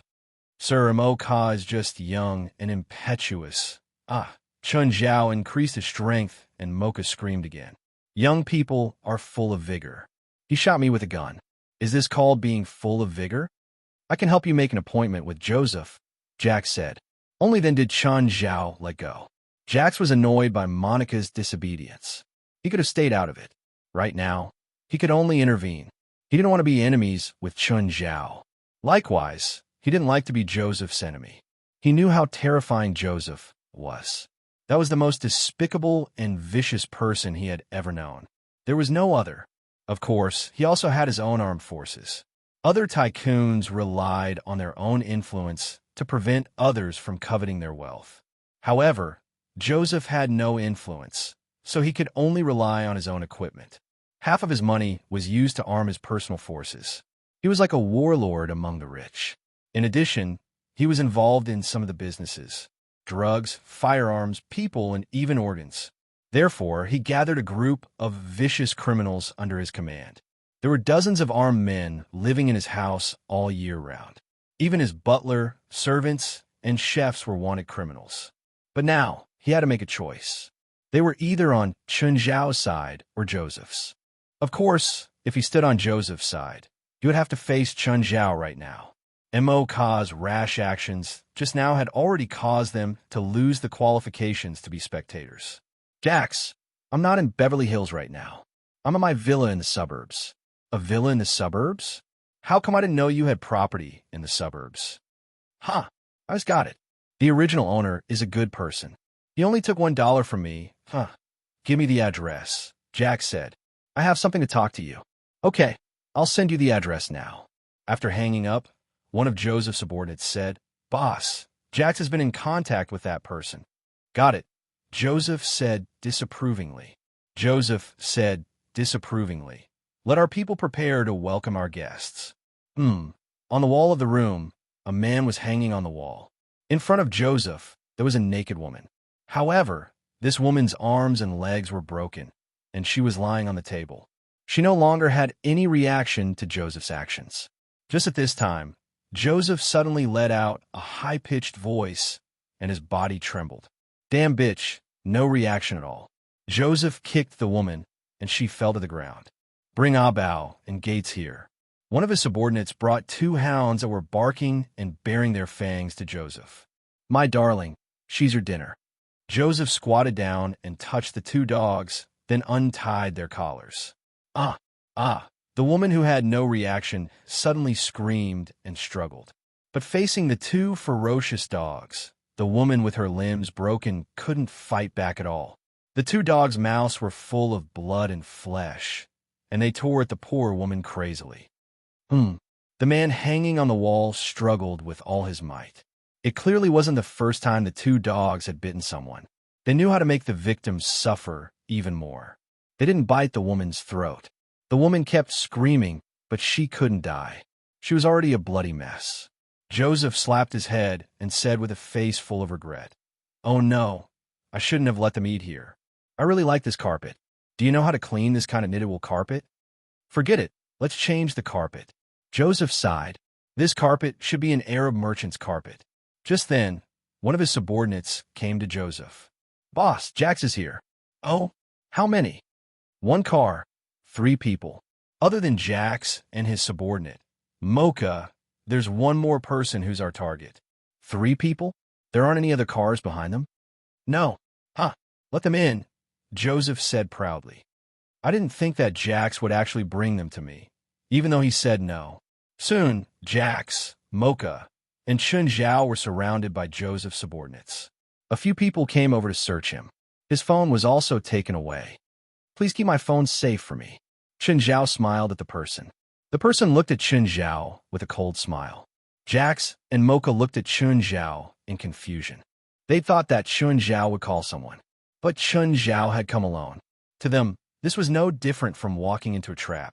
They really didn't understand Chun Zhao's intentions. Did he think that he could solve all the problems by himself? The person who'd taken Chun Zhao's phone pushed him. "Let's go. My boss is waiting for you. Don't let him wait too long. He doesn't have a good temper." Chapter 1865.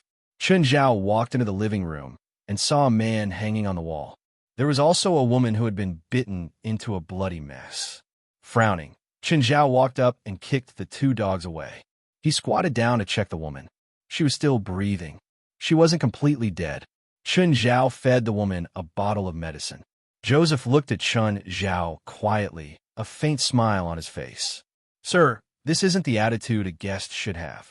Chun Zhao stood up again and looked at Joseph. "You want to kill me?" "Huh, don't make it sound so bad. I just want to borrow some money from you," Joseph said disapprovingly. "If I really wanted to kill you, you would already be lying on the ground." With that, Joseph waved at his subordinate. The subordinate who'd taken Chun Zhao's phone took out a contract. "Come, sign this document." Chun Zhao sat on the sofa and crossed his legs. He picked up the document and glanced at it. It was an IOU. It meant that Chun Zhao had borrowed $2 billion from Joseph. He was going to use all of his properties as collateral. "How is it? Are you satisfied with the contract?" "It's not about whether I'm satisfied or not. It's about whether you have the ability to make me sign it." Chun Zhao smiled at Joseph. "I heard you have a beautiful wife and 2 daughters, right?" Joseph pointed at the man hanging on the wall. "He rejected my request before, too. This is his wife." Chun Zhao looked at Joseph, and the smile on his face gradually disappeared.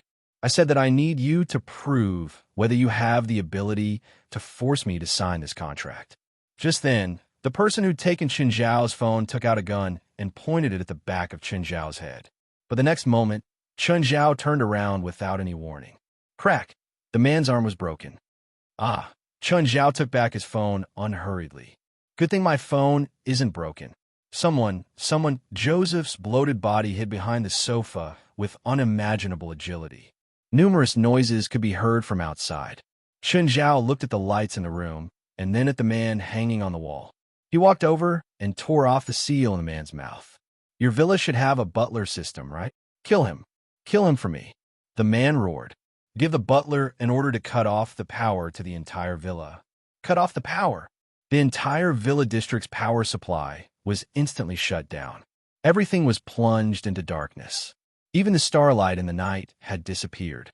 Then, a scream came from outside the door. Duh, duh, duh. Boom, boom. Everyone felt as if they had fallen into a battlefield.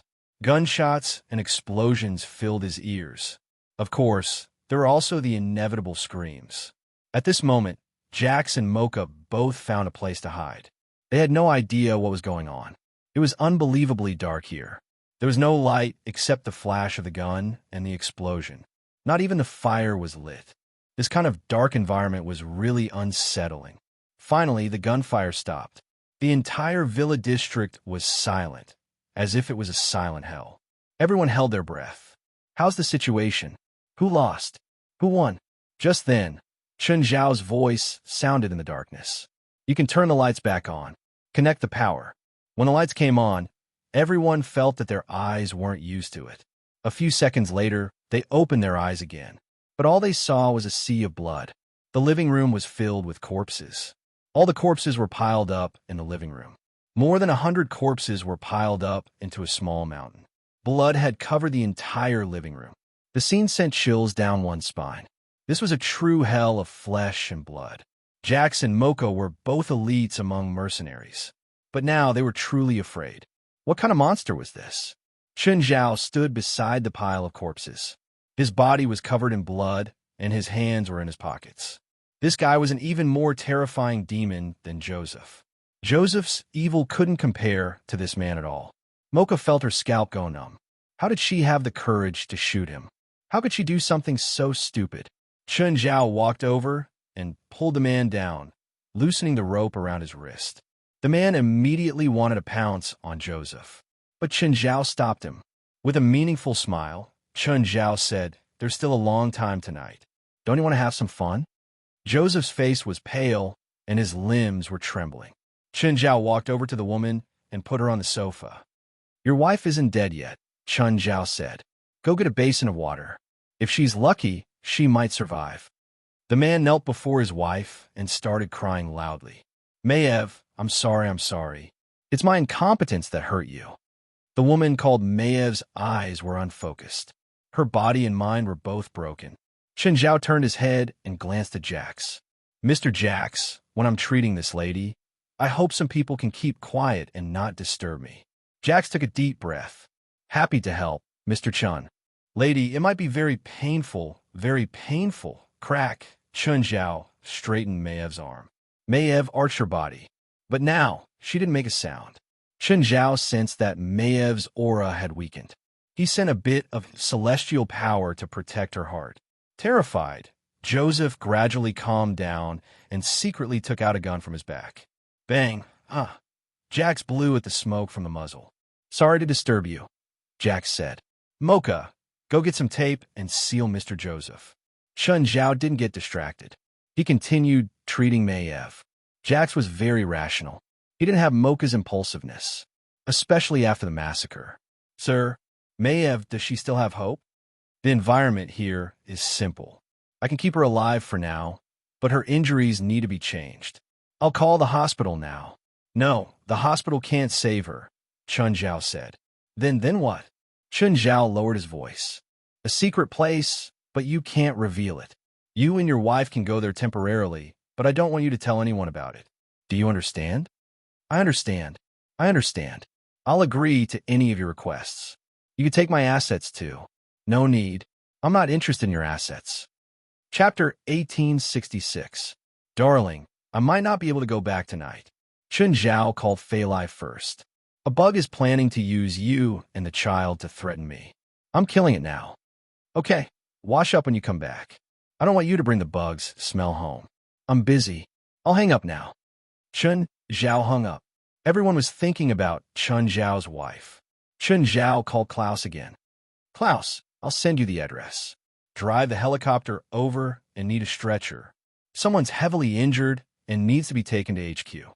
Also, have Jolly prepare a container." "Got it, President." Chen Zhao put away the phone and stood up again. "Now, we can deal with our main guest today." Chen Zhao looked at Joseph. "Don't be rash.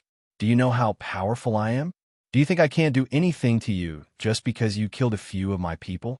Chen Zhao ignored Joseph's threat. He turned to the man beside him. "What do you think about steaming?" "No, that's too easy on him." "Then skin him." "I still can't vent my anger."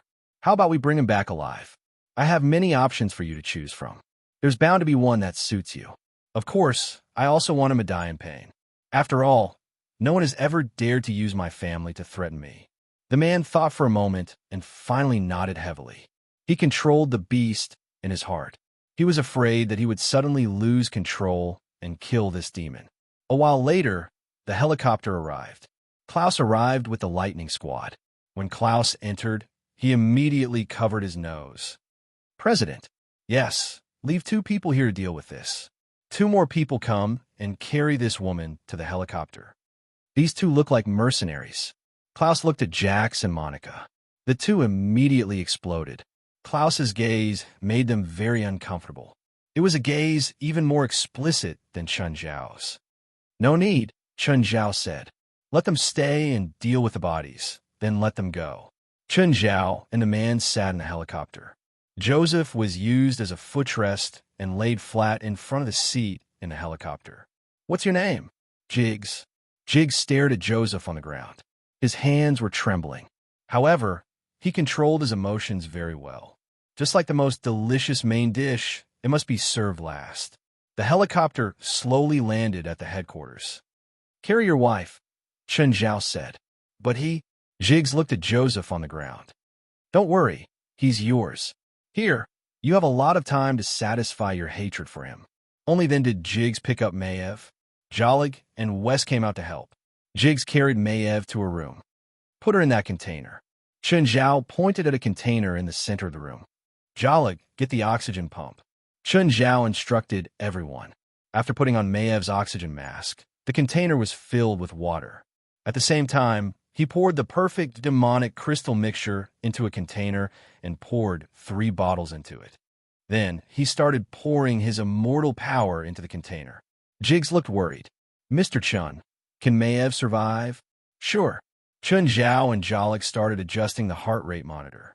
There were basically all kinds of equipment in the association. Maiev was completely soaked in the liquid. After some work, they finally finished installing all kinds of equipment. Heart rate monitor, alarm, body temperature monitor, water temperature monitor. Jolig was in charge of the other aspects. Chun Zhao couldn't help much. It's done, Jolig said. Jiggs, let's go. It's time for revenge. Jiggs took a deep breath and walked out of the headquarters. Right now, Joseph was yelling in the empty space. He kept threatening everyone here with vicious words. However, his voice woke up the people who were resting. Many poked their heads out and looked at Joseph curiously. President, what's wrong with this guy? Helis walked out with a dark expression. A bug, Chun Zhao said calmly. Almost everyone came to watch. The evil spirit group came too. They were curious who dared to say such things here. Jiggs was still angry, but he was worried.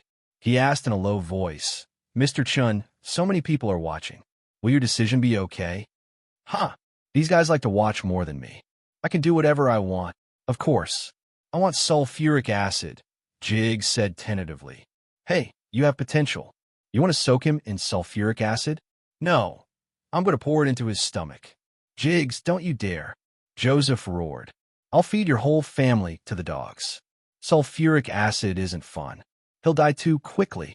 I have something fun, Helis said. Jiggs shuddered. This young girl's words were terrifying. What is it? Chun Zhao asked curiously. Let me see. Helis returned to her lab. A few minutes later, she took out a bottle of black liquid. Jiggs took the bottle and looked at the black liquid inside. The black liquid seemed to be alive. It kept climbing up. What is this? Jiggs felt his hair stand on end. He instinctively felt that the black liquid in the bottle was something very dangerous. This is called the spirit of death. You can only get this much from 100 rotting corpses. Jiggs almost dropped the bottle on the ground. 100 rotting corpses? This was extracted from rotting corpses? Hold it tight, Helis reminded. If you drop it, it'll contaminate the place. It'll be very troublesome to deal with. What will happen if he drinks it? Let him try. You'll know soon enough. Chun Zhao went up and pinched Joseph's mouth. Come here and pour this down. When Jiggs opened the bottle, a pungent, rotten stench rushed out. Jiggs immediately aimed the bottle at Joseph's mouth. Joseph struggled with all his might. Jiggs saw that the black liquid in the bottle didn't flow into Joseph's mouth. Instead, it crawled into his mouth. Chen Zhao closed Jigs's mouth and pushed it away. Wah! Joseph fell to the ground and howled. He kept grabbing at his throat. Then he started retching again. Apart from saliva, nothing came out. Chapter 1867. Joseph scratched his throat, but he couldn't spit anything out. At the moment, he was in extreme pain. He kept rolling on the ground. Joseph was in extreme pain. His clothes were torn too. At this moment, something seemed to be drilling under his skin. Jiggs took a few steps back in fear. He stared at Joseph in shock. It was a twisted face. The strange face wriggled under Joseph's skin. It wasn't just one. A second face appeared too. Jiggs had never seen such a strange scene before. It made him forget his hatred. He kept staring at Joseph. Save me! Save me! Joseph stood up with difficulty. He staggered toward Jiggs. At this time, even his head was deformed. On the left side of his head, another face appeared. His head doubled in size too. The other face had a strange expression. Then his body expanded too. More than 10 faces appeared on his body, covering his front, back, left, and right in layers. Then his limbs were covered by the twisted faces too. Jiggs retreated in fear, his face pale. Roar! I'm going to kill you. Kill all of you. Jiggs howled. He looked even scarier. But at the same time, he suffered even greater pain. Disbelief filled Jiggs' face. What's wrong with him? I don't know. It looks like he's accepted the spirit of death. Disgusting. He can even fuse with such a filthy substance. His soul must be filthy too. Harris took a few steps back in disgust. Klaus took out a machine gun and handed it to Jiggs. You can shoot him as hard as you can to vent the hatred in your heart. Jiggs froze. He looked at the twisted Joseph, still hesitating. Just then, Joseph pounced at Jiggs. Jiggs pulled the trigger instinctively. Bang, bang, bang. Joseph took a few steps back. Jiggs lost his balance and fell to the ground. Joseph charged at Jiggs again. Jiggs covered his head in fear. But the next moment, he heard a dull thud. He lowered his arm and saw Chen Zhao standing before him. Joseph, on the other hand, was sent flying more than 10 meters away. He can't hurt you here, Chen Zhao said. Klaus, give him a stronger weapon. Wait, I'll go get the Gatling from the warehouse. Not long after, Klaus brought out a full set of Gatling guns. Of course, Jiggs couldn't just shoot with a Gatling gun. We still need cows to set up the shelves. All right, you can start firing now. Jiggs was still in a daze when he was dragged to the Gatling rack. This was his first time playing with this thing. Joseph roared and became even crazier. Kill, kill, kill. Kill all of you. Everyone stepped aside. Jiggs took a deep breath and pulled the trigger. The sound of the Gatling gun firing was completely different from that of a normal machine gun. Shell casings poured down like rain, and the bullets were also shot out crazily. Joseph didn't even manage to run a few steps before his body was shot into pieces. Jiggs continued to vent the hatred in his heart. The hatred in his heart was constantly released with the firing of the Gatling gun. Jiggs didn't stop until he finished shooting. By now, Joseph had already become a pile of rotten meat. But there was still something wriggling in the pile. He's not dead. Jiggs's face was filled with shock. This thing is really resistant to physical attacks. At this moment, Joseph stood up again. What a special feeling. This feeling of being reborn is really intoxicating. It'll be even better if I use this power to kill you all. Joseph's body wasn't so big anymore. Instead, it shrunk a lot, but it seemed to have become even more terrifying. His arms turned into blades. He was intoxicated by his new power. Jiggs's face was pale. Did I go overboard? Jiggs looked at Chen Zhao and the others. He realized that they weren't worried at all. Instead, they looked at Joseph's new form with interest. Suddenly, Jiggs saw a white figure descend from the sky and land behind Joseph. What is that? Joseph also felt a chill on his back. He suddenly turned around, and the blade on his arm slashed behind him. The blade passed by Pamela's body, and she was cut in half. But Joseph's arm turned into ice, and Pamela's body was back to normal. Little guy, who did you say you want to kill? When Joseph heard Pamela's voice that was as cold as winter, he retreated in fear and looked at Pamela warily. Pamela, he's our toy. You don't have to do anything. Yes, President. Pamela floated out of the circle. Jiggs turned his stiff neck and looked at Chen Zhao. That is, as you can see, the people gathered here aren't normal people or not human, Chen Zhao said calmly. For example, Lady Pamela. She's a banshee. There are hundreds of evil spirits beside you. They're Lady Pamela's evil spirit army, Harold said. But you can't see them. Jiggs gasped. Coldness invaded his entire body. Right now, Joseph was like a trapped beast, terrified and helpless. He wanted to explode, but everyone here made him powerless. In Chen Zhao's group, he was a pitiful bug. Only then did Jiggs realize the true secret here. Why would Chen Zhao say that before bringing him here? Okay, push the meat grinder over, Chen Zhao said. Rumble. The meat grinder made a loud noise. The ear-piercing sound made Joseph even more uneasy. He turned to run, but a bolt of lightning fell from the sky. Joseph was blasted away. Did I allow you to leave? Chen Zhao looked at Joseph. I don't want to die. I don't want to die. Joseph screamed, but his pleas couldn't make anyone pity him. Chen Zhao went up and grabbed Joseph's neck. Joseph reached out and stabbed at Chen Zhao's chest. But the blade on his arm couldn't do any damage to Chen Zhao. Chen Zhao broke Joseph's arms with his other hand. You should be more obedient. Chen Zhao had someone bring a bag and put Joseph inside, but he left his head outside. Then Chen Zhao casually tossed the bag and Joseph into the meat grinder. Tragic cries spread through the entire headquarters. Chapter 1868. The scream made Jiggs' hair stand on end. Blood sprayed out from the end, but the flesh started wriggling again. Joseph stood up once more. Jiggs was in disbelief. He still couldn't kill him? Did he have an immortal body? Even Joseph couldn't believe it. Even Joseph couldn't believe it. He'd gone through the meat grinder and still couldn't kill himself. Ha. Joseph laughed wildly. I have an immortal body. I can't die.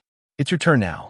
President, this guy's kind of dumb but cute, Jolanash said teasingly as she looked down at Joseph from the window. There is no such thing as an immortal body in this world. True people in the supernatural world all knew this. There was no true immortal body in this world. If he couldn't be killed yet, it was only because he hadn't found a way to kill him yet. Joseph was far from being unkillable. Halleys knew 100 ways to kill him. Moreover, the spirit of death wasn't some heaven-defying substance. Only a noob like Joseph would think that he'd obtained incredible power. President, do you need my help? Dong Tianchi held the katana in his hand. He flicked his thumb, revealing a line of the blade. Even though it wasn't completely unsheathed, the white-faced ghost still emitted a terrifying demonic aura. No need. He can't take one hit from you. The white-faced ghost's slash wasn't a physical attack. No matter what it slashed at, it only needed one slash, and one slash was enough to kill. Of course, there were only two types of enemies. One was those he couldn't beat. For example, he couldn't fight against someone like Chen Zhao. The other was those who were weaker than him. He could kill them with one hit. Immortality was just a joke in front of him. He could seal off vitality with one hit, even if the target wasn't alive. Chen Zhao looked at Jiggs and asked, Do you want to kill him with your own hands? Can he be killed? How? Chen Zhao took out a bottle and handed it to Jiggs. Jiggs realized that the bottle was filled with red liquid this time. Judging from its viscous state, it looked like some kind of blood. What's this? Just pour this on him and you'll be able to kill him instantly. Jiggs gathered his courage and walked toward Joseph. Joseph still wanted to intimidate Jiggs. But the next moment, Pamela blew a breath of cold air at Joseph from a dozen meters away. The lower half of Joseph's body was frozen solid. Get lost. Don't come near me, Joseph roared. The bottle in Jiggs's hand made him very uncomfortable. Jiggs opened the bottle cap, and a gust of hot air rushed out. What exactly is this thing? Why does it make me feel so hot? Jiggs splashed the red liquid on Joseph's body. Joseph screamed again. She wondered how many times he had screamed tonight, but it was different from before. Before, he only felt pain, but this time he felt death. Joseph's flesh began to burn, or even boiling. It was a more painful process than being thrown into a meat grinder. Soon, Joseph's entire body was set ablaze. Even the ice was melted. Joseph howled in pain and struggled. But no matter how hard he tried, he couldn't extinguish the flames on his body. Jiggs hurriedly took a few steps back to avoid being affected by the flames on Joseph's body. What kind of liquid was that? It could actually burn. He didn't know that the bottle, just now, contained the blood of a fire dragon. The blood of a fire dragon contained a large amount of fire element. It also had a powerful exorcism effect. Normal evil spirits wouldn't dare to touch it. Just a little bit, and their souls would be ignited. Joseph wasn't even strong. Many twisted monsters had his regenerative abilities. It wasn't a unique ability, and Joseph thought he was invincible. In reality, if he was hit a few times, he would lose his consciousness and become a twisted monster. Many people in the society had seen this stuff and were already used to it, especially since Hallie's would come up with one every few days. The things that Joseph and Hallie's had created were not the most powerful. Finally, there was no more sound from Joseph. His body was turning into ashes. Jiggs let out a long sigh. He was a little disappointed. Joseph was dead. He suddenly regretted killing Joseph so quickly. But he was still a normal person. While Joseph was still alive and kicking, he was still in a state of panic. He was afraid that Joseph would lose control accidentally. But after Joseph died, he felt that he'd let Joseph off too easily. At this moment, another bolt of lightning suddenly descended, directly bombarding the still burning ashes. Chun Zhao's last strike had completely turned Joseph's bones into ashes. Okay, this ends here. Jiggs, you can stay here until your wife recovers, Chun Zhao said. Remember what I told you. I won't tell the outside world about this place. Maiev won't either. Chun Zhao nodded. Take him to a room. Jax and Mo Ka walked out of the mansion. They'd been dealing with the corpses for most of the night. Suddenly, Jax lifted his leg and kicked Mo Ka's butt. Mo Ka was kicked to the ground. Boss, you almost killed us. Jax didn't feel good. They'd been enjoying the show. But Mo Ka's reckless behavior not only dragged them into the situation, they'd also offended Chun Zhao. Chun Zhao didn't kill them both. It was already God's blessing. Jax was furious, but he didn't dare to take revenge. He could only vent it on Mo Ka. Plus, it was Mo Ka's fault in the first place. Mo Ka rubbed his butt and stood up. He lowered his head and didn't say anything. He followed Jax silently. Tell our people to leave Hey, immediately, Jax said. We can't stay here anymore. Boss, will that person kill us? Mo Ka asked in fear. Now you're scared? Why didn't you look scared when you attacked? Mo Ka didn't dare to talk back. How could he not be scared? In 20 minutes, he'd killed more than 100 people. He'd never killed so many people in his life. He'd never seen such a terrifying person or enemy. The mercenaries and killers that disappeared in in the past 2 years were probably done by that person, Jax said. He probably thinks that is his territory. If we stay here, we'll only give him an excuse to attack us. Chapter 1869. England, Edinburgh. This was the capital of Scotland and the most developed city in England apart from London. It had a strong industrial base and high-tech industries. Of course, it was also a very famous cultural city. Ruan Faxbin led the way, followed by Xian Li, Kalon, Moore, and Lisa. They were standing in front of a castle. Edinburgh was located at the mouth of the sea on the east coast of Scotland. So many castles here were built on cliffs. The castle in front of them, called Death Valley, was built on the cliffs of the coastline. Death Valley Castle was not inferior to Edinburgh Castle at all. They didn't know why this castle had such an ominous name. They came to Death Valley Castle today to visit the owner of the castle. However, when everyone entered the Death Valley Castle, an eerie chill assaulted them. It's so uncomfortable here, Kalon said, touching his goosebumps. There were some modern appliances in the castle, but the overall style still retained the ancient style. Of course, some damaged areas had been repaired. Due to the original design flaw, the inside of the castle was not transparent. It gave people a particularly eerie feeling. Death Valley used to be the territory of the leader of the rebel army, Earl Nagran Vagris. However, the rebel army was eventually defeated by the government. It said that Earl Nagran Vagris was hanged in the deepest part of this castle. Ruan Faxben said. Ruan Faxben said, "The castle and the noble title are now inherited by the descendants of Earl Nagran Vagris." Just then, a clear sound of footsteps could be heard. "It's not the rebel army, it's the Revolutionary Army." A woman walked over. The woman had long blonde hair, was tall, and wore high heels. She looked smart and capable. The woman looked at everyone with a condescending gaze. "I'm Nala L., Mr. Vagris's assistant. Are you the one who wants to see Mr. Vagris?" "Beautiful lady, I'm Ruan Faxben." "Hello." Ruan Faxben reached out his hand, but Nala L. didn't.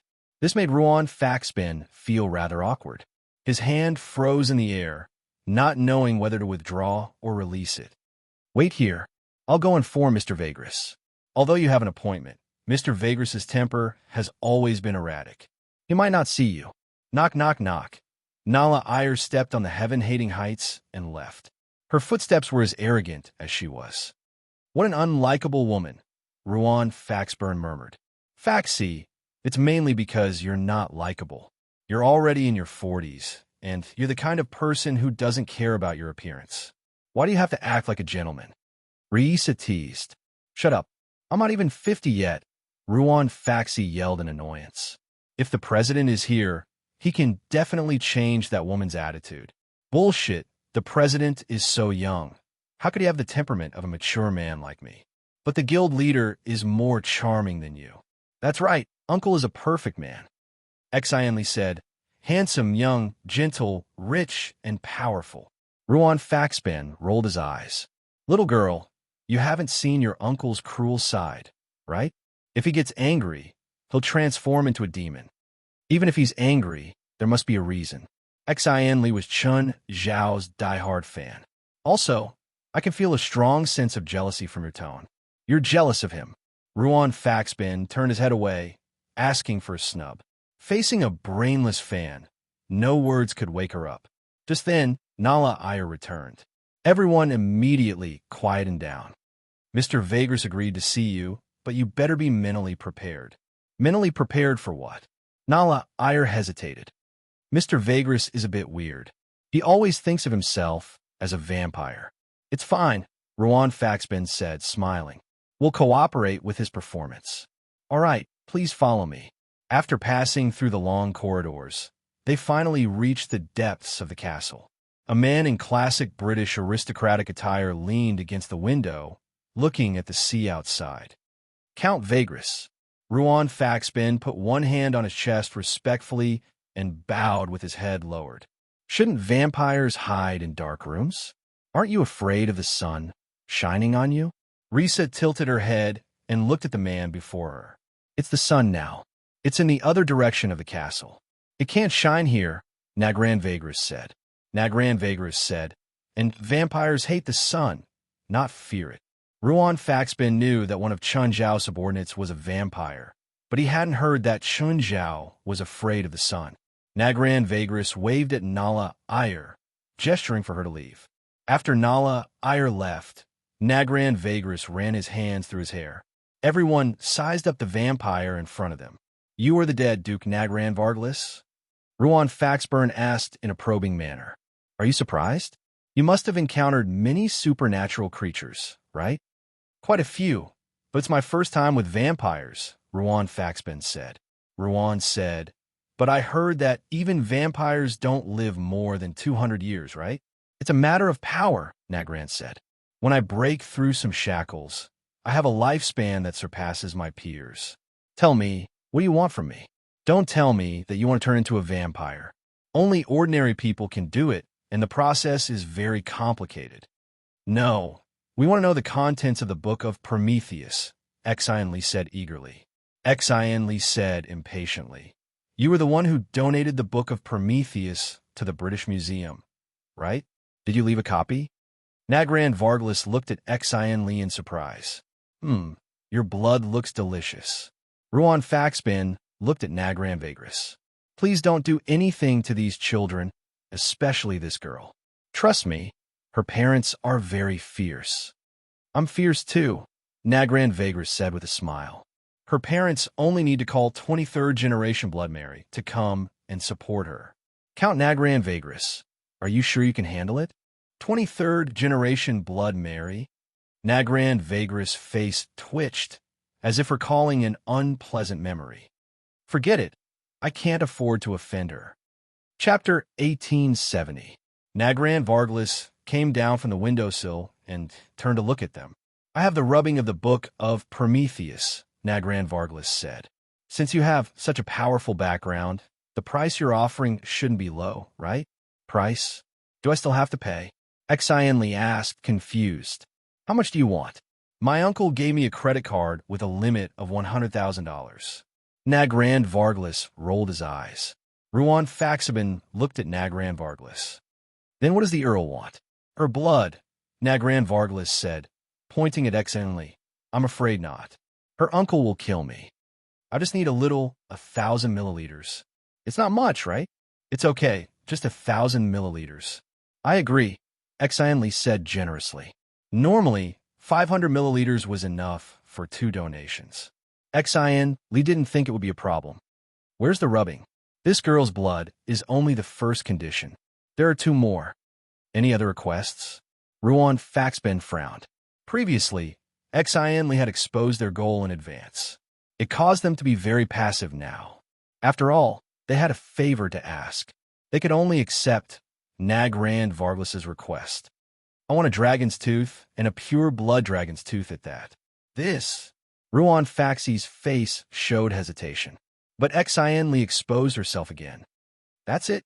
I thought it was something else. We have plenty of dragon teeth. Xianli's tone was very arrogant. Nagran Varglis raised an eyebrow. Plenty of dragon teeth? I'm talking about pure blood dragon teeth. Are you sure you have a lot? Not a lot. Ruan Faxben immediately interrupted Xianli. Xianli was too young. She didn't know how dangerous the world was. But we can still give you 1 dragon tooth, Ruan Faxben said. Do you have other parts of pureblood dragons? Nagran Varglis asked. Yes, but you should also know how precious these things are. 1 dragon tooth is our bottom line. Don't expect us to pay more, Ruan Faxben said forcefully. All right, Nagran Varglis rubbed his chin. The third request is that there is a 2-headed ogre hibernating in the West Mountain Forest. I want you to bring the head of this 2-headed ogre to me. Earl, I'm an alchemist. I don't have much fighting power. My role is to babysit them. Now, you want me to bring these children to kill a 2-headed ogre? Don't you think it's too much? Ruan Faxben looked at Nagran Varglis with righteous indignation. He glared at Nagran Varglis indignantly, as if he had suffered a huge grievance. Actually, killing a twin-headed ogre was not completely unacceptable. But Ruan Faxi didn't want to accept it so easily. Moreover, the twin-headed ogre was not easy to kill. Ordinary ogres only had 1 head. They were just some bloodthirsty, greedy beasts with well-developed limbs and simple brains. However, among the ogres, there were rare twin-headed ogres. Not only did they possess high intelligence, but they also cultivated both physics and elemental energy. Not only did they have stronger bodies than ordinary ogres, but they also had powerful elemental magic. Coupled with their cunning nature, their fighting power was more than 10 times that of ordinary ogres. Didn't you say that these children have great influence? If you can't do it, you can ask the elders behind them. I believe they can definitely do it. Nagran Varglis looked at Ruan Faxben as if it was a matter of course. They came out to train. If they contact their families because of this, then their training will be a complete failure. I will also be severely punished, so I don't think this is a good choice. That's your problem, Nagran Varglis said mercilessly.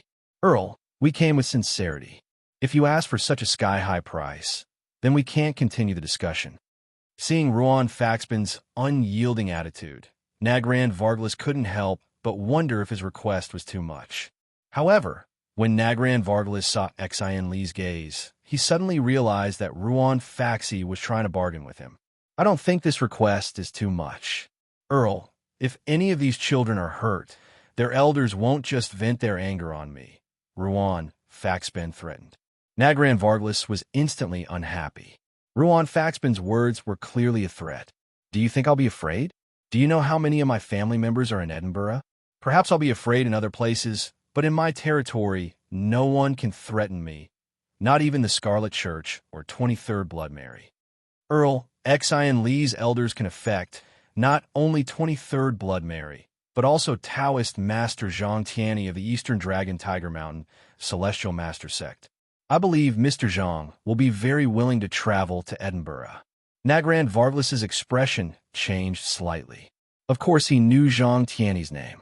This name was even more famous than 23rd Blood Mary. Zhang Tianyi was known as the #1 in the spiritual world. He was also different from 23rd Blood Mary. It was said that 23rd Blood Mary was about to reach the end of her life. So Nagrand Varglas felt that 23rd Blood Mary would not be a threat as long as he delayed for a while. As for the Scarlet Church, if they really wanted to start an all-out war with him, as long as Edinburgh was the main battlefield, he was not afraid of any force. But Zhang Tianyi was different. He did not even need to come personally. He only needed to wave his hand. Many spiritualists were willing to work for him. The #1 in the spiritual world was not just for show. But Nagrand Varglas wouldn't give in so easily. His face was still filled with disdain. Say whatever you want. How do I know if you're telling the truth? You might as well say that you can make the Prime Minister trouble me. Earl, since you say so, then forget it. I hope you can still maintain this attitude in the Battle of the Holy Glory. Nagrand Varglas raised an eyebrow. This guy knew about the Battle of the Holy Glory? Those who knew about the Battle of the Holy Glory were definitely qualified to participate.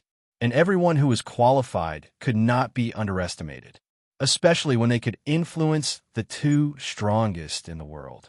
Chapter 1871. The Battle of Holy Glory was a feast for those at the top of the spiritual world. It was like the Football World Cup. Even Nagrand Varglas couldn't refuse this feast.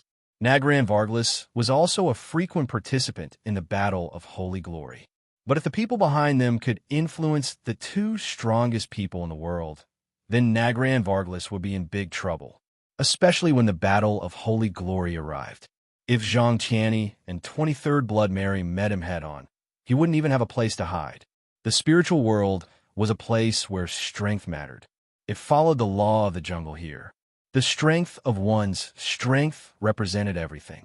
If Zhang Tianyi and 23rd Blood Mary wanted to deal with one person at the same time, no one would dare to make sound. And if these children were really in danger because of his request, or even died, then it would be a grudge that wouldn't end until one party died. In any era, killing someone else's junior or descendant would be a grudge that wouldn't end until one party died. Don't talk about a fair deal. No one would accept such an excuse. He would be the same, let alone the others. Then leave. Since you can't make a deal, you don't have to stay here. Xian Li looked at Ruan Faxbin anxiously. Reisa shouted, I'm going to kill the two-headed ogre. I'm going. Don't stop me. I can definitely kill the two-headed ogre. Reisa, calm down. The two-headed ogre isn't something we can deal with, Morse said, pulling the noisy Reisa aside. I'm not afraid of the two-headed ogre, Reisa shouted, stomping her feet. I don't care. I have to go. Ruan Faxbin's face darkened. He looked at Nagrand Varglas. Earl, if anything happens to them, you'll be in big trouble. You're blaming me for not keeping an eye on the children? Of course I won't blame you, Earl, but their elders might not be as reasonable as me. Nagrand Varglas was even more annoyed. We can agree to the first two conditions, but the third one is big trouble for both of us. Give me another dragon tooth, Nagrand Varglas said. Actually, it was useless to have more dragon teeth, but Nagrand Varglas would not let Xian Li bleed anymore. After all, 1,000 milliliters of blood would have a certain effect on the human body. If there were any more, if something happened to the girl, that was the real problem. Ruan Faxi thought for a while and finally nodded. Okay. But Nagrand Varglas felt like he had been tricked. These are two dragon teeth. Where's the rubbing? Ruan Faxibin asked. In the British Museum, Nagrand Varglas said with a smile. What? Are you messing with me? Of course not. You can have as many copies as you want. The Book of Prometheus was donated by me to the British Museum, and the curator of the British Museum is my friend. So if I want to borrow and copy the book, it's just a matter of asking. Nagrand Varglas said disapprovingly. The Book of Prometheus was donated by me to the British Museum. Do you have equipment to draw blood here? Nagrand Varglas bared his fangs. Do you think a vampire needs equipment? Trust me, if you dare bite her, you won't live past tonight. All right, you guys go find the equipment to draw blood. Nagrand Varglas did not believe Ruan Faxaben's words, but he did not want to cause trouble. Let's trade tomorrow, Ruan Faxaben said. We'll give you the blood bags and the rubbing of the Book of Prometheus. Do you want these 2 dragon teeth back? No, just take it as a deposit, Ruan Faxaben said. Aren't you afraid I won't pay? If you think the 2 dragon teeth are worth the risk, you can try. Ruan Faxaben left the castle with the 4 children. Faxaben, what did you think of my performance just now? Lisa asked proudly. Not bad, but a bit too much. You're already a teenager, but you acted like a child, Ruan Faxaben said. Ruan Faxburn said, you have such a high IQ. I think you should sign up for an acting class. My performance was so perfect. What's wrong with it? Lisa shouted angrily. Mr. Faxaben, we clearly have a lot of dragon teeth. Why don't we trade directly? And can't we beat a 2-headed ogre? Dragon teeth are worthless to us because they were obtained by your uncle. Your uncle has the ability to slay dragons, but others don't. That's why we need to control the number of dragon teeth on the market. If there are too many dragon teeth on the market, then the price will plummet. We'll still be the ones losing out, Ruan Faxaben explained patiently to Xian Li. Unlike Moore and Lisa, who were both smart and different from Colin's more complete worldview, Xian Li had always lived in her family's residential area. She had some contact with the outside world, but not much. Most of her contact was through television or computers. Therefore, she was still very naive and didn't understand these things at all. As for the 2-headed ogre, it's not easy to deal with, Ruan Faxaben said. Even if we're confident, we shouldn't deal with it ourselves. At least we need Nagrand Varglas to offer a higher price. Otherwise, we'll be working for nothing. But we only want the Book of Prometheus. We don't need anything else. The Book of Prometheus is written in ancient Greek. Can you understand it? Or do you think any of us can understand it? Can that vampire count read it? I don't know, but as an old monster who's lived for more than 200 years, he's definitely more knowledgeable than us. He's definitely more likely to understand ancient Greek. Okay, did I almost ruin things just now? Xian Li asked. Ruan Faxaben took a deep breath. Xian Li had indeed ruined things. If Xian Li hadn't interrupted, Ruan Faxaben was confident that he could get the rubbing at a lower price. But he definitely couldn't answer yes directly. If Xian Li was traumatized because of this, Chen Zhao would kill him. It's okay. This is why the president asked you to come out. You still have many things to learn. Mr. Faxaben, I promise I won't interrupt again, Xian Li said firmly. Chapter 1872. Old Zhang, can I ask you something? I don't have a ticket. I don't want a ticket. Then tell me, do you have an anonymous ticket? Anonymous my ass. The Battle of Holy Glory is such an honorable thing. Every participant wants their name above their head. Why do you want an anonymous ticket? What's in your head? Zhang Tianyi opened his mouth and spat at Chen Zhao, making Chen Zhao bleed. If you don't have one, then don't be so agitated. I'm hanging up. Wait. A few days ago, a mysterious expert appeared in Vietnam and killed that flood dragon. Did you do it? What flood dragon? That's just an eel, okay? Don't you know that scaled primates can turn into dragons? So what? I don't think that eel is that strong. That guy is from the Jin River. Do you know that after that eel? No. After you killed the flood dragon, the river flooded? Luckily, it's just a tributary of the Mekong River. Why didn't you tell me earlier? If that guy is so important, why didn't anyone stop Blood Mary when she listed it as a red mission? You're too late. That's because I've never thought that anyone could kill it. It has the power of the river. It's not an exaggeration to say that it's a water god.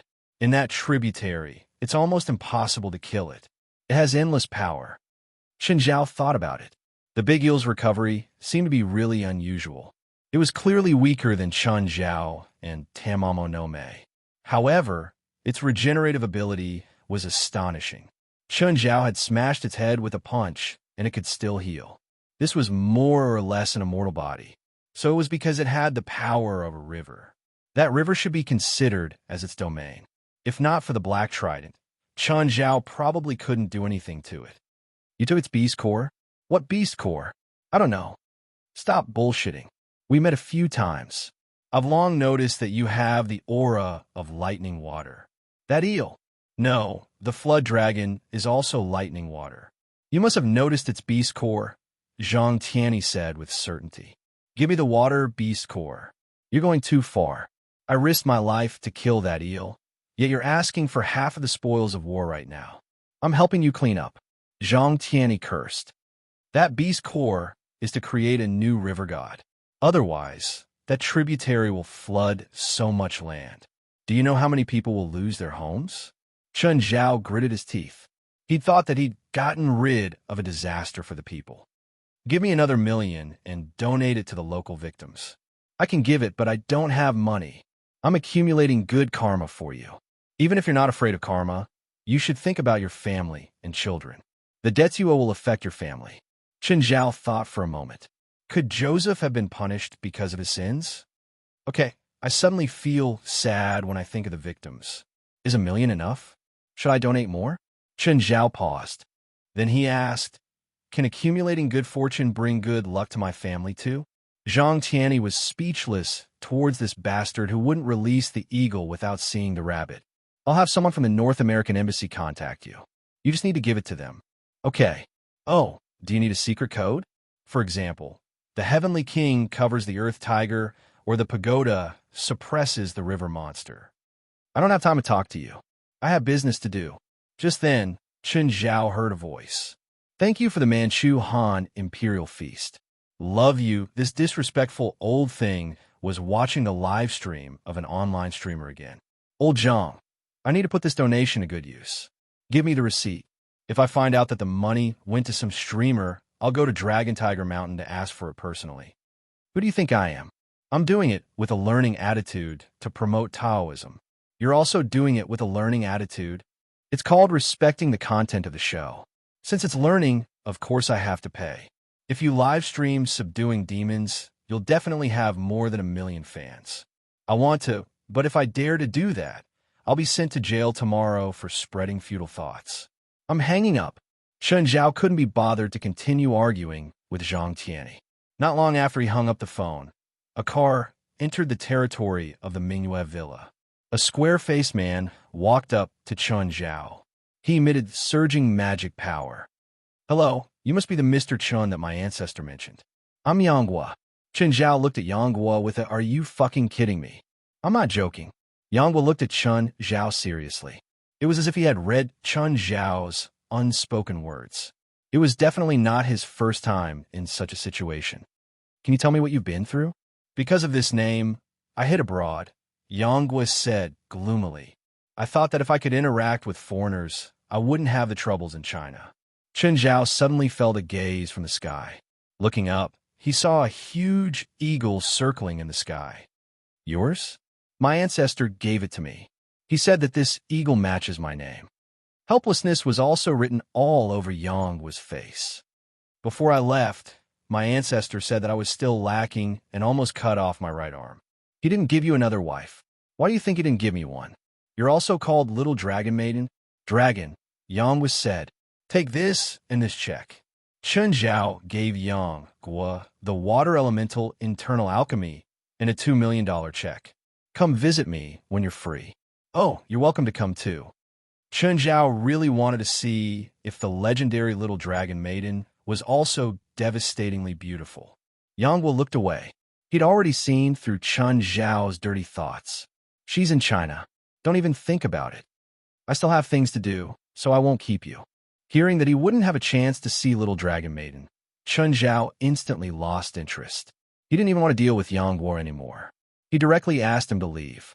Yanghua glanced at the dragon head in the yard. Mr. Chen, you're really daring to put a dragon head in front of your house. You're not Chinese if you're afraid of death. The giant dragon race is famous for seeking revenge for the smallest grievance. I can only say that I respect you. Goodbye. Goodbye. Chen Zhao glanced at the dragon head in the yard. Should I put it away? Forget it. If I put it away now, I'll look cowardly. Anyway, If the giant dragon race really dared to come, he would just have to slay them again. Chapter 1873. Chen Zhao went to HQ. In Mayev's treatment room, Jig sat beside him, looking haggard. He stared at the sleeping Maiev in the container with lifeless eyes. Seeing Chen Zhao come in, Jigs immediately stood up. Mr. Chen. Chen Zhao nodded and walked to the container. Mayev's injuries were very serious. She could even be said to be the most seriously injured patient Chen Zhao had ever seen in his career. No one else, even with normal treatment methods.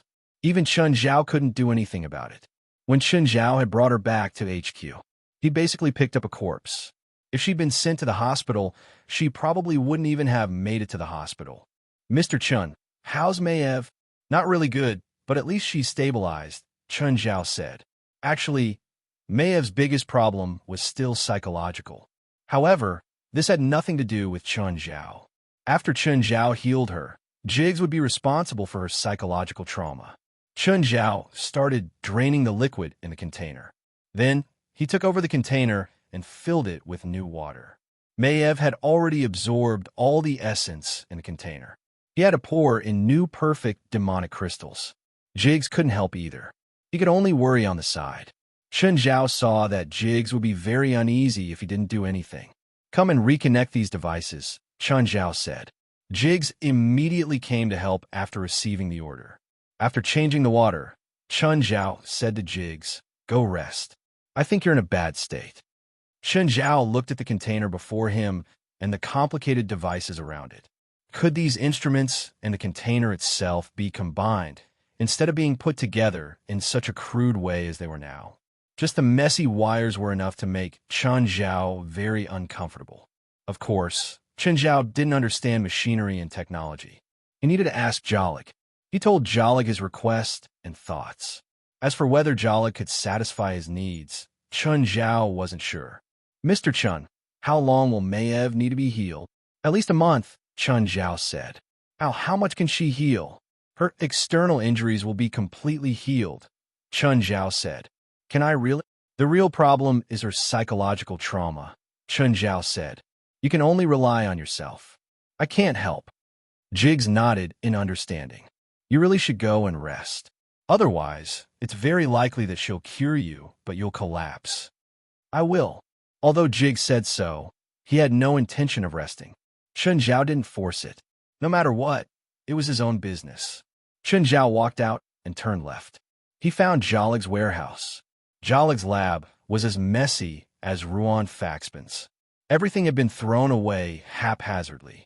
The amazing thing was that they always knew where the thing they were looking for was. But once someone was kind enough to help them clean up, they would go crazy and they wouldn't be able to find anything. At this moment, Jalig was wearing a pair of sunglasses as he welded. He seemed to be doing some mechanical design again. Chen Zhao's arrival didn't stop Jalig's work until Jalig's welding was complete. Only then did Chen Zhao speak.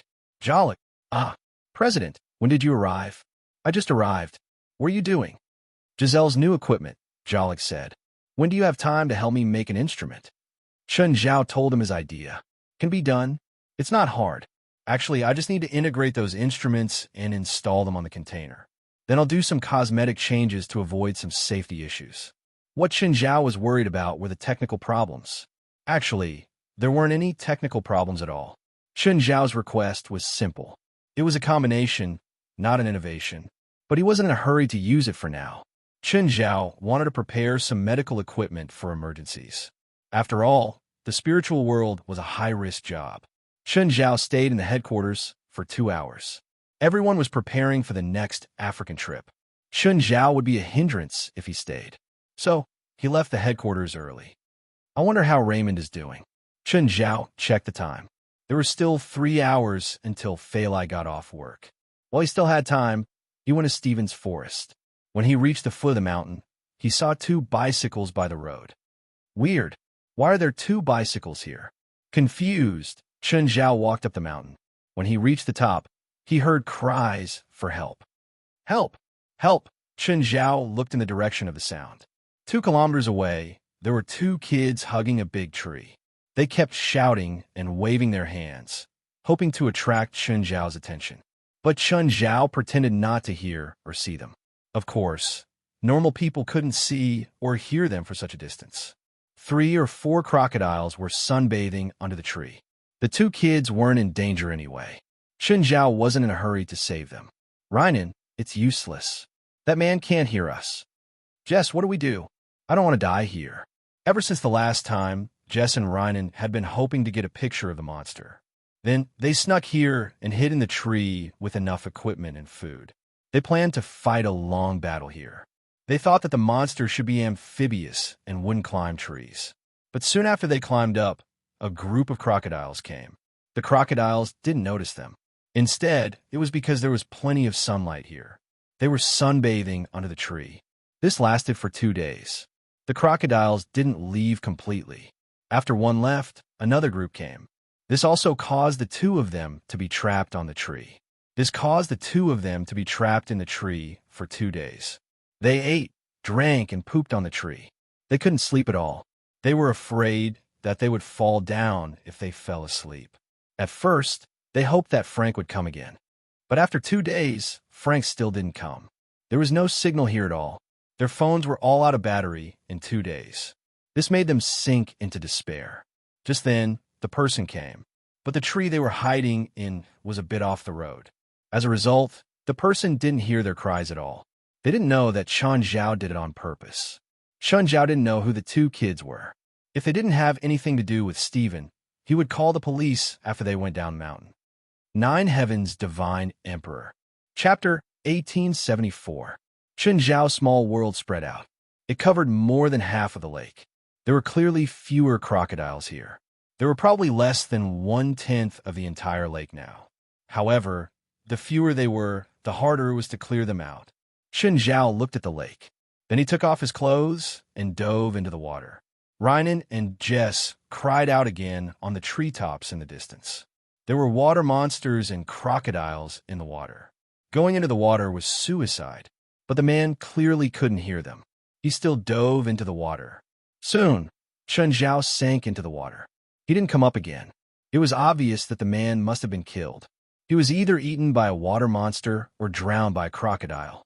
Chun Zhao had indeed been bitten by a crocodile. Chun Zhao dove into the water and pinched the crocodile that bit him to death. Just then, Raymond sensed Chun Zhao's arrival and swam over. "Master, let's work harder and kill all these bugs," Raymond complained. "These crocodiles are too disgusting. That asterisk shoal Frank hasn't come for the past 2 days. If I see him again, I'll eat him." "Fine." Chun Zhao opened up the small world completely. Everything inside was within his perception. Then he started hunting the crocodiles. With Raymond and Chun Zhao working together, the hunting speed was even faster. As long as the small world enveloped them, the crocodiles had nowhere to hide. Chun Zhao and Raymond could accurately track the crocodiles' movements. They didn't even let the baby crocodiles go. Chun Zhao also destroyed their eggs. After 30 minutes, they finally cleared all the crocodiles. "Raymond, I'll come pick you up at night." "Okay." It wasn't convenient to move during the day. Reinen and Jess in the distant tree suddenly saw the man who had disappeared from the lake for half an hour float to the surface of the water again. How is that possible? How is he still alive? Did he die for a long distance, and we didn't notice him? Impossible. We can see a large area from here. If he came up from somewhere else, he can't escape our sight. But that's the truth. A normal person can't stay underwater for more than 30 minutes without breathing. But there are water monsters and crocodiles in the water. Didn't they attack his mom? Reinen asked, confused. Maybe it's because his luck is better. "Hey, he's coming in our direction." "Oh no, look below us." Just then, the 2 crocodiles under the tree climbed into the water. They had obviously discovered their prey. "Don't come over. Don't come over." "Crocodile, there are crocodiles in the water." Suddenly, the man dived into the water again. Not long after, a patch of red rose from the water. "It's over. That man is dead for sure."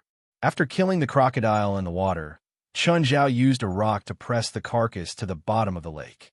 If it floated up, it would be very disgusting if it was left to rot without any treatment. If they were left at the bottom of the lake, they would be digested by the biological system in the lake. They would truly return to nature. While Jared and Jess were in a mess, Chun Zhao had logged back in.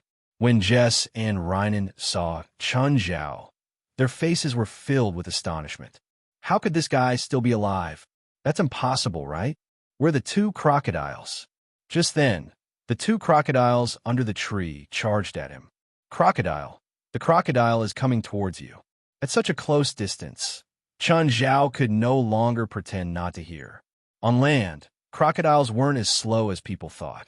In fact, crocodiles had very strong sprinting abilities and speed. On land, they also had very fast short-distance explosive power. One crocodile charged at Chun Zhao first. Chun Zhao jumped lightly and grabbed the crocodile's tail. Then he threw it over his shoulder and smashed it onto the other crocodile. Both crocodiles were taken care of in one move. The two kids on the tree were dumbfounded. So simple, isn't it just like that? Chun Zhao looked up at Jared and Jess on the tree. Are you two playing hide and seek? Chun Zhao pouted. Fine, I won't disturb you anymore. You guys continue. With that, Chun Zhao turned and left. After taking his clothes, he went down the mountain directly. Jared and Jess hurried down the tree, but when they reached the ground, Chun Zhao had already left. That man is so strong, Jared whispered. Let's leave quickly. It's too dangerous here. Steven, I just went to your lake. Aren't you being too irresponsible? I gave Raymond to you, but you let him starve. Raymond told me that you haven't given him food for 2 days. Sorry, it's my fault. Frank got into an accident 2 days ago. I forgot about it. Accident? What happened to him? He got into a car accident and broke his leg. He's recovering in the hospital. He can't get out of bed for at least half a month. Oh, will there be any side effects? If he's well, probably not, Steven said helplessly. I'll have Fantas bring food to Raymond now. No need. I just cleaned up all the crocodiles for you. Later, have Fantas bring Raymond to my house. You're done? I confirmed it myself. It's very clean. Chun Zhao didn't plan on blaming Steven. After all, there was a reason. Steven didn't do it on purpose. Oh, 2 high school students were trapped at the lake just now. Luckily, I came, or they'd be food for the crocodiles. High school students? Frank told me before that he saw a few kids going up the mountain. He even made up a story about monsters. I was going to have him put up a sign at the foot of the mountain, but he got into a car accident and forgot about it. Oh, was Frank's car accident an accident? Probably. It's better to be careful. Some criminals will target the bodyguards first when they target rich people. That's true. What should I do? How about you bring Raymond to your house for a few days? Chun Zhao asked. As for traveling, tell Fantas not to leave your side. How about, don't even think about moving to my house. You're not welcome there. Do you have to be so stingy? Why are you so petty? We are brothers. Fuck you. I don't have a brother as big as you. Also, did you forget that you took tens of millions of dollars worth of wine from my house last time? I left a note. You even gave the note to little Larissa and made her put it in her mouth. That's your fault. You didn't teach little Larissa well. Chapter 1875. Here's 1,000 milliliters of Xin Li's blood. Ruan Faxbin threw a blood bag to Nagran Vagris. Nagran Vagris held the blood bag and took a deep breath, even though it was separated by the material. Even though it was through the material, Nagran Vagris seemed to be able to smell the blood inside. He took an intoxicated breath and then put the blood bag away in satisfaction. That's right, it's the girl's blood. Then what about the thing we want? Nagran Vagris took out a rubbing from the safe. But this rubbing was not printed with a printer like everyone imagined. It was printed in a very ancient way, and there were only a few pieces of paper. How did this happen? Ruan Faxbin frowned and looked at the coarse paper in his hand. There was still ink on it. Many of the contents were very vague. In this era, even spiritualists wouldn't use such a primitive method of copying. In Ruan Faxbin's opinion, Nagran Vagris was deliberately making things difficult for them. The Book of Prometheus is a few big stones. I can't hold a few stones and put them on the printer to print, right? I can only use ink to make a rubbing. Stones? Of course. Don't you know? The original version of the Book of Prometheus is a few heavy stones. But we've been to the British Museum. The exhibits, they're not stones at all. That's fake, Nagran Vagris said calmly. The real Book of Prometheus is just a few stones. I have no reason to lie to you. Fine. Ruan Faxbin did not want to argue anymore. He looked at Nagran Vagris and said, Count, do you know ancient Greek? It's very expensive for me to translate, and I don't like to be threatened.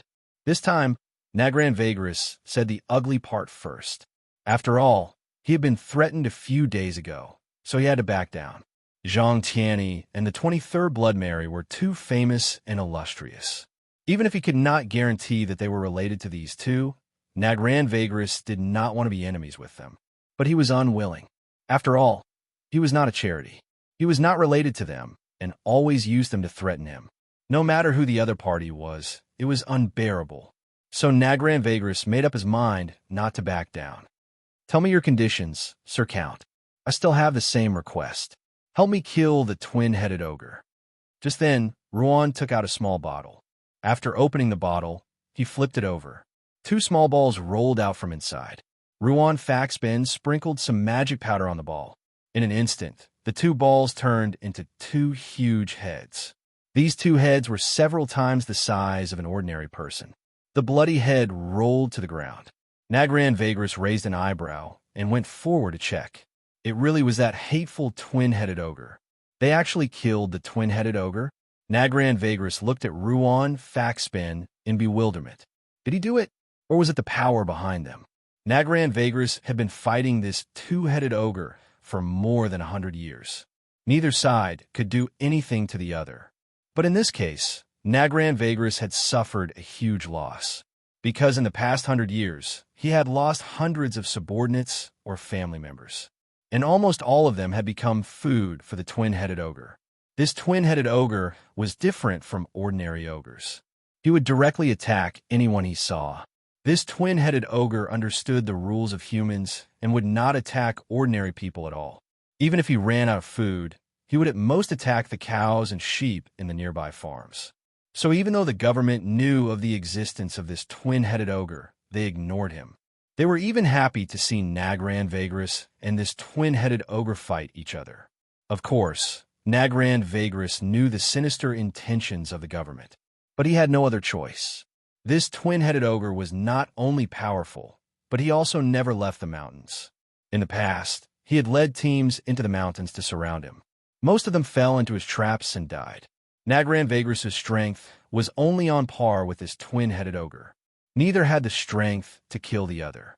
This made Nagran Vagris think of relying on outsiders to eliminate the twin-headed ogre. Of course, even if he made a request to Ruan Faxbin and the others, he did not think that Ruan Faxbin and the others could solve it. From his point of view, it would be best if he could attract the people behind them to make a move.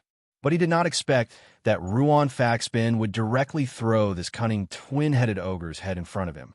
Nagran Vagris thought again. If it was the people behind them, they had entered Edinburgh's territory without him noticing. This meant that the other party's strength was not to be underestimated. After all, Edinburgh was his territory. However, the other party was able to come and disappear without a trace. If they could kill this twin-headed ogre without a sound, then they most likely had the ability to kill him too. This made Nagran Vagris wary of Ruan Faxbin and the others. We have fulfilled your request. Now, it's time for you to carry out your duty. Ruan Faxbin smiled at Nagran Vagris. These 2 heads should be enough to intimidate the other party. You need to wait here for a while, Nagran Vagris said. I need time to translate. This Book of Prometheus was yours in the past.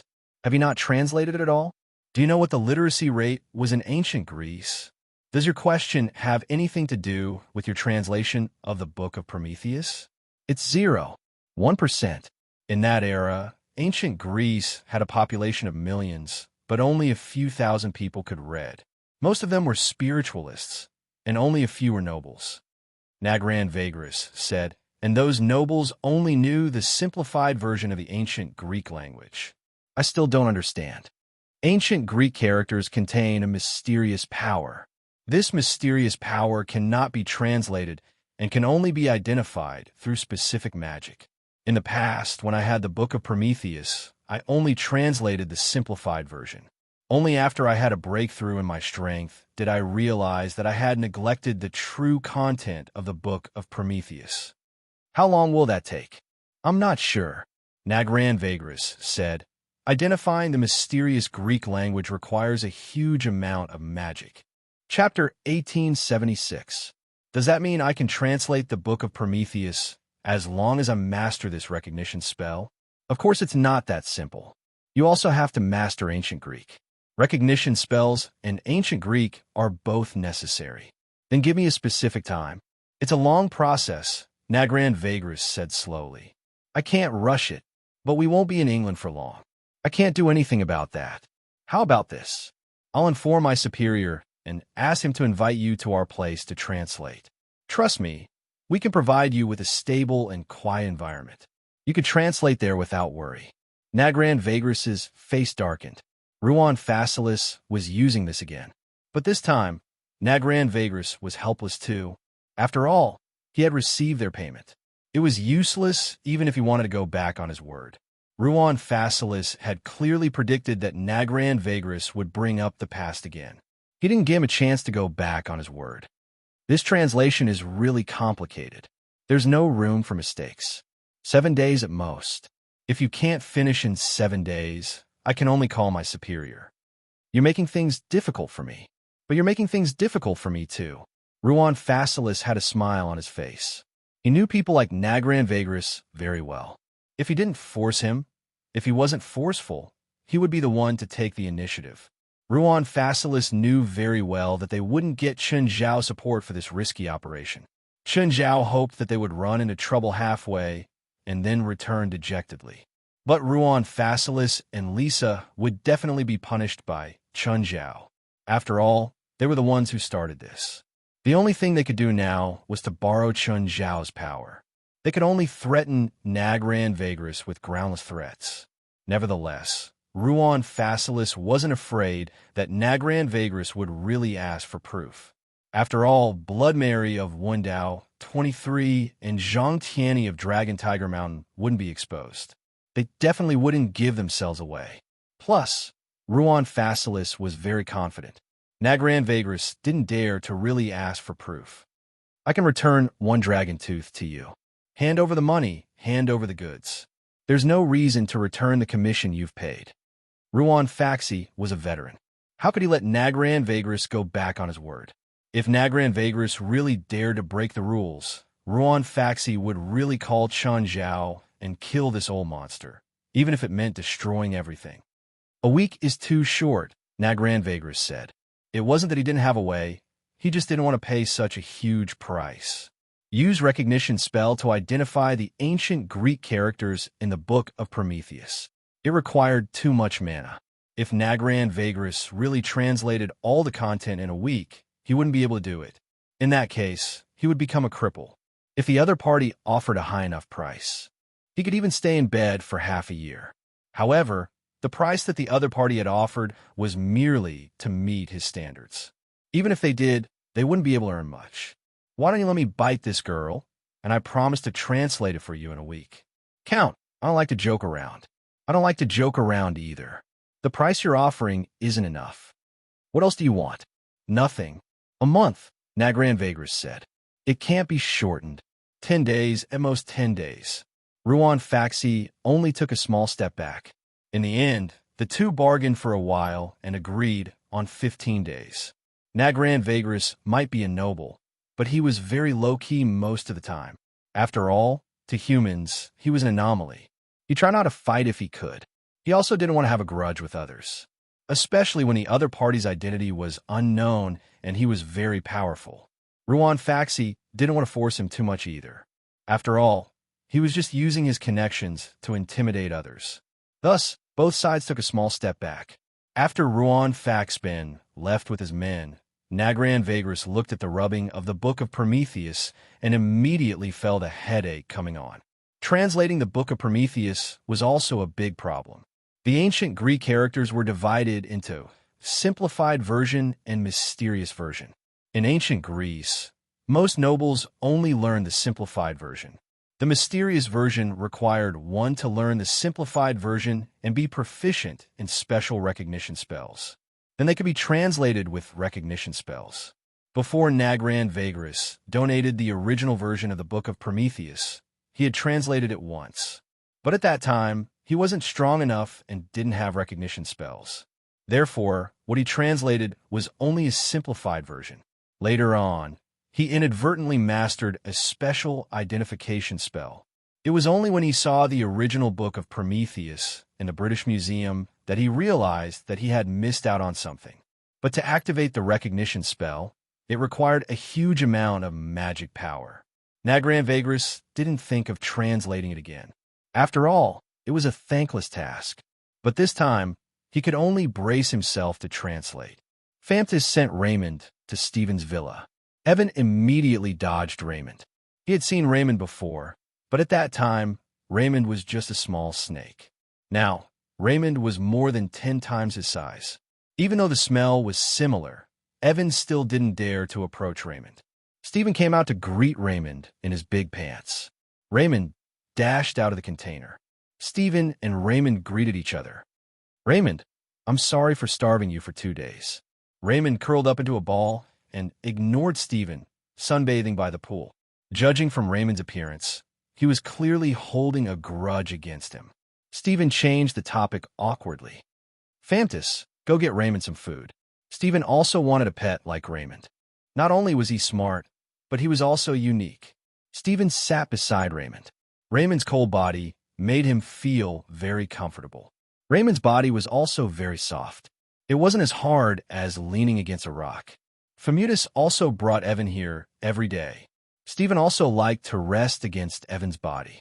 But different from Raymond's body, Evan's body temperature was quite high. It wasn't suitable for him to lean on for too long. Especially in LA in October, the weather was rather dry and warm. In winter, there was basically heating indoors. Stephen had a lot of trust in Ewan after interacting with her for so long. Of course, Evan was just a regular jaguar. He was still very different from the pets at home. Chapter 1877. Chun Zhao's family gathered together for dinner.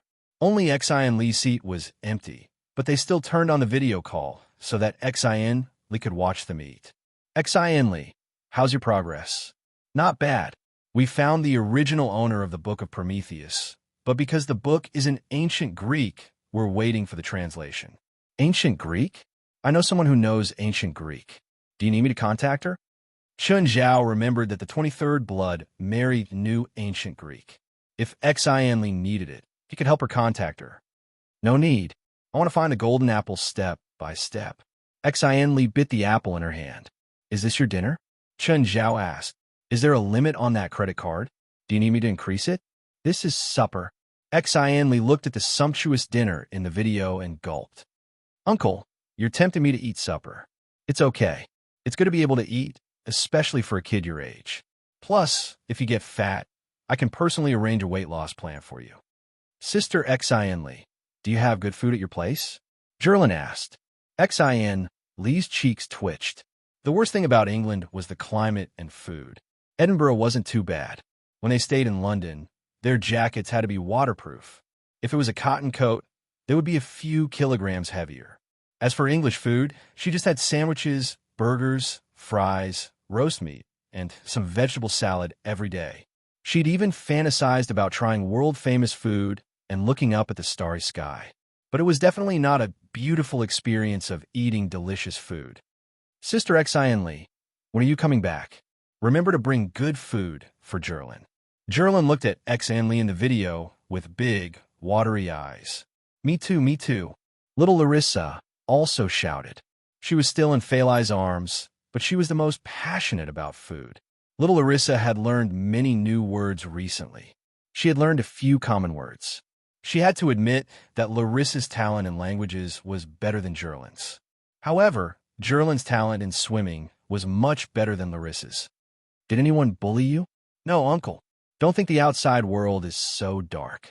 We haven't fought a single battle yet." "Is it true?" Chun Zhao asked casually. But Chun Zhao's tone gave Xian Li a lot of pressure. After all, Xian Li didn't know if Ruan and the others would report it to Chun Zhao. "Actually, there was a battle, but I didn't do anything. That battle was to find and kill the twin-headed ogre." Riisa was the only one who made a move, so she didn't have the chance to intervene. Big sister Xian Li, Dad brought back a lot of eels a few days ago. They're very delicious. You have to come back soon, or else there won't be any left to eat. Little Galin said very seriously.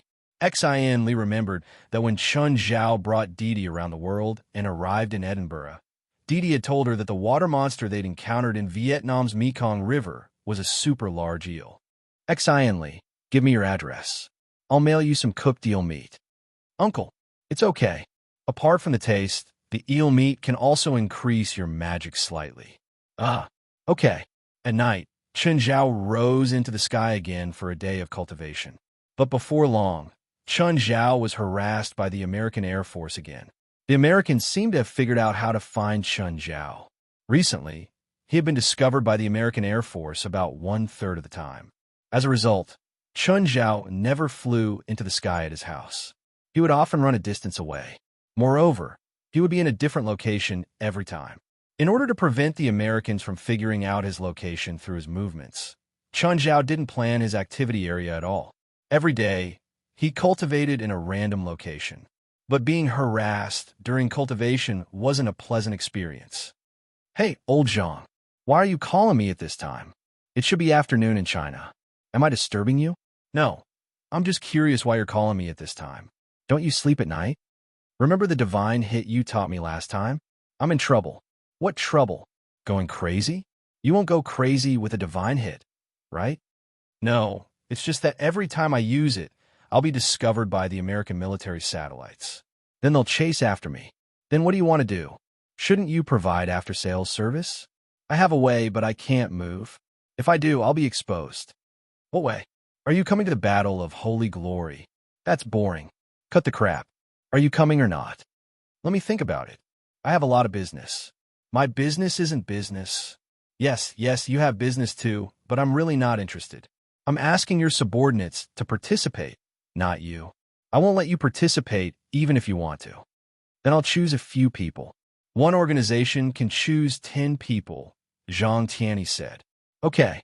Chun Zhao planned to just find a few random people to deal with them. Oh, the Mekong River's flood is under control. Your money has been donated to the disaster area, Zhang Tianyi said.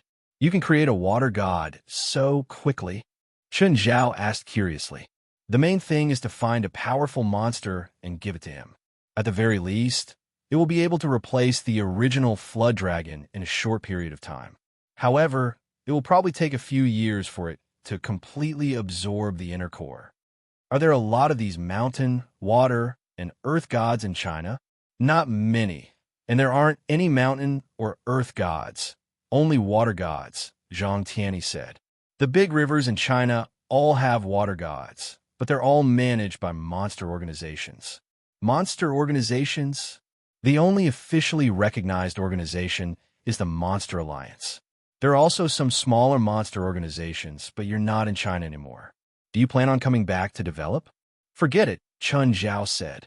With my power, I can be a monkey king in North America. If I go back to China, I might be taken care of by some old monster that pops out of nowhere. But can monsters coexist peacefully with humans? I'm curious. Why not? Didn't you also have a demon blade as your subordinate? Chapter 1878. That's right. Chun Zhao smiled. His way of thinking was a bit extreme. Since he could raise a bunch of demons, why couldn't other people live peacefully with them? Plus, he'd accepted the demon blade service. After interacting with the blade, Chun Zhao understood. Be it demons or demons, they all had their own feelings and thoughts. They weren't cold, killing machines. Their personalities were largely determined by their living or growing environment. How do I hide my aura? This is a method I developed myself. I call it heaven and man coexistence. It's to use a small world to hide your aura. Even when you're not moving, you can make your small world completely blend with the surroundings. Even the naked eye will have a visual deviation. How do I do it exactly? Chun Zhao asked. Have you tried to make your small world exchange spiritual qi with the outside world at an extremely fast speed? No. You can give it a try. Not everyone who has reached our realm can use this method, because increasing the speed of the exchange of the spiritual energy of heaven and earth means that the pressure on the body will be greater. I've cultivated the spirit bash, so my body is stronger than ordinary spiritualists. You're an enhancer, so you'll definitely be able to do it. However, that old witch, Blood Mary, can't do it. Back then, I taught her step by step, but she couldn't learn it. Zhang Tianyi paused, then added, "It's like dropping a drop of oil into a basin of water. The oil will be very obvious in the basin, but if the whole basin of water is continuously stirred, then the oil will disappear from the field of vision. This is a visual deviation caused by physics. For military satellites, which can detect high-energy reactions, it's also effective. Because the huge flow of spiritual energy of heaven and earth has disturbed an area, the military satellites can't detect you." That was the theory, but it wasn't easy to do. Chen Zhao found a region and tried this method. He started to speed up the exchange of spiritual qi. At first, he didn't dare to speed up too much, but he realized that it was just as Zhang Tianyi said. Chen Zhao didn't feel too much pressure. Then he doubled the speed of the exchange of spiritual qi. He still didn't feel uncomfortable. 2 times, 3 times, 4 times. Chen Zhao didn't feel uncomfortable until he was more than 10 times faster. "Old Zhang, how many times can you speed up?" "I can probably accelerate to about 5 times, Old Zhang said. Chen Zhao calculated in his mind. His strong body was indeed more advantageous. It was about 15 times the normal speed. Chen Zhao only felt a little uncomfortable. He didn't need to experience extreme speed, because Old Zhang's 5 times speed was enough. His energy was definitely higher than Old Zhang's, but his speed was still enough. Chen Zhao was hiding in the sky. At the moment, he was almost completely invisible. Of course, his invisibility wasn't complete.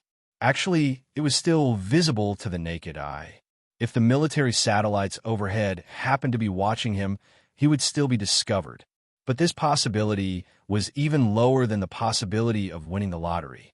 How big is the Earth? Even if Chen Zhao waited for 100 years and gave the Americans a rough location, their military satellites might not be able to find him. Plus, Chen Zhao couldn't just stand there and wait. Even if there was a small probability that it would be discovered by the American military satellites. Chen Zhao could also change places, so Zhang Tianyi's method basically solved Chen Zhao's problem. "Oh, Chen Zhao, you have an alchemist under you, right? You can ask your subordinate to make a magic tool that can hide your aura. When you face a strong opponent, you need to unleash your full power, but your aura might expose your true strength and make the opponent wary. If you have this magic tool, even if you unleash your full power, your true strength won't be exposed. Then the opponent will be numb." "Have you used this before?" Chen Zhao asked. "I used a long time ago, but after I broke through to Shangqing, I didn't have a chance anymore. Almost everyone in the spiritual world knows me. I don't even need to unleash my full power. My enemy will be on guard." Zhang Tianyi's tone was filled with disappointment. "I don't know if my subordinate knows how to make it.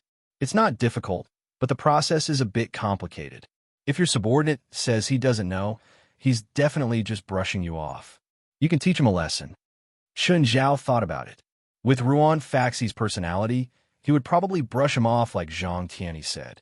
After a night, Chen Zhao learned heaven and man coexistence. After that, he wasn't harassed by the American Air Force anymore. It seemed like this move was really good. But Chen Zhao also discovered a problem. When he used this move, it would cause the air to flow violently. It was like a super typhoon. Heaven and man coexistence couldn't be used at home. Of course, it could also be used as a wind elemental attack spell. But for people like Chen Zhao and Zhang Tianyi, this attack spell was really useless.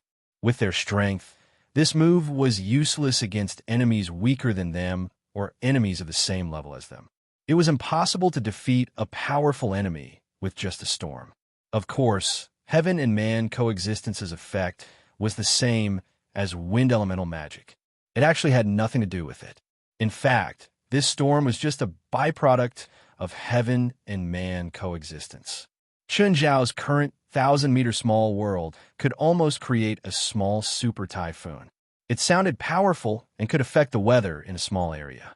But in reality, this move was also useless against normal people. Chun Zhao's abilities weren't used to create disasters for normal people. Chun Zhao's heart jumped. Since Zhang Tianyi could develop a use for the small world, there might be other uses for it. Maybe he could develop other uses for it too. But just then, the sun rose. Chun Zhao put away God's strike and quickly descended. Because of the difference in altitude, he could see the sun in the sky, but it was still night down below. Because of the difference in altitude, he could see the sun in the sky, but it was still night down below. Using the remaining time, Chun Zhao moved around in the ocean for another hour. Only then did the sun rise. When Chun Zhao returned home, the underlings were already preparing breakfast. Seeing that Chun Zhao had returned, he immediately brought some prepared food to Chun Zhao. Chapter 1879. A while later, the family woke up one after another. Early in the morning, Portia came over.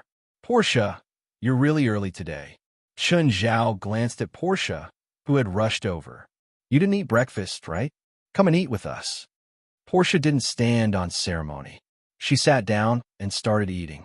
It wasn't her first time anyway. "I don't think I told you to come so early yesterday. I'm here for breakfast." Everyone stared at Portia speechlessly. Portia was very calm. "During the last interview, I maxed out my credit card to prepare the clothes for the interview."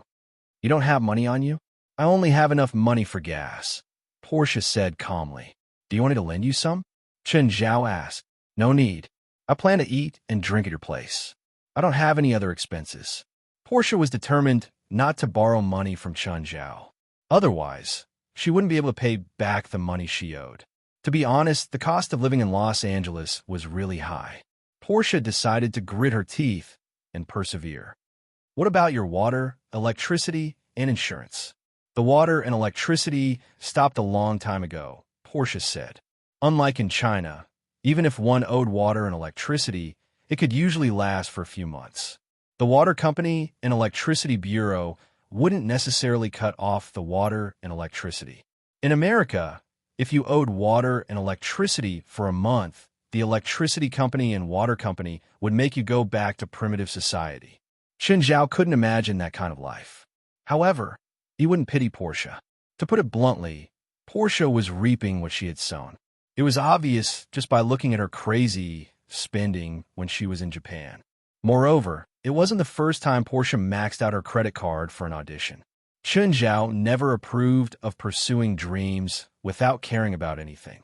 To him, the prerequisite for pursuing dreams was to support oneself first.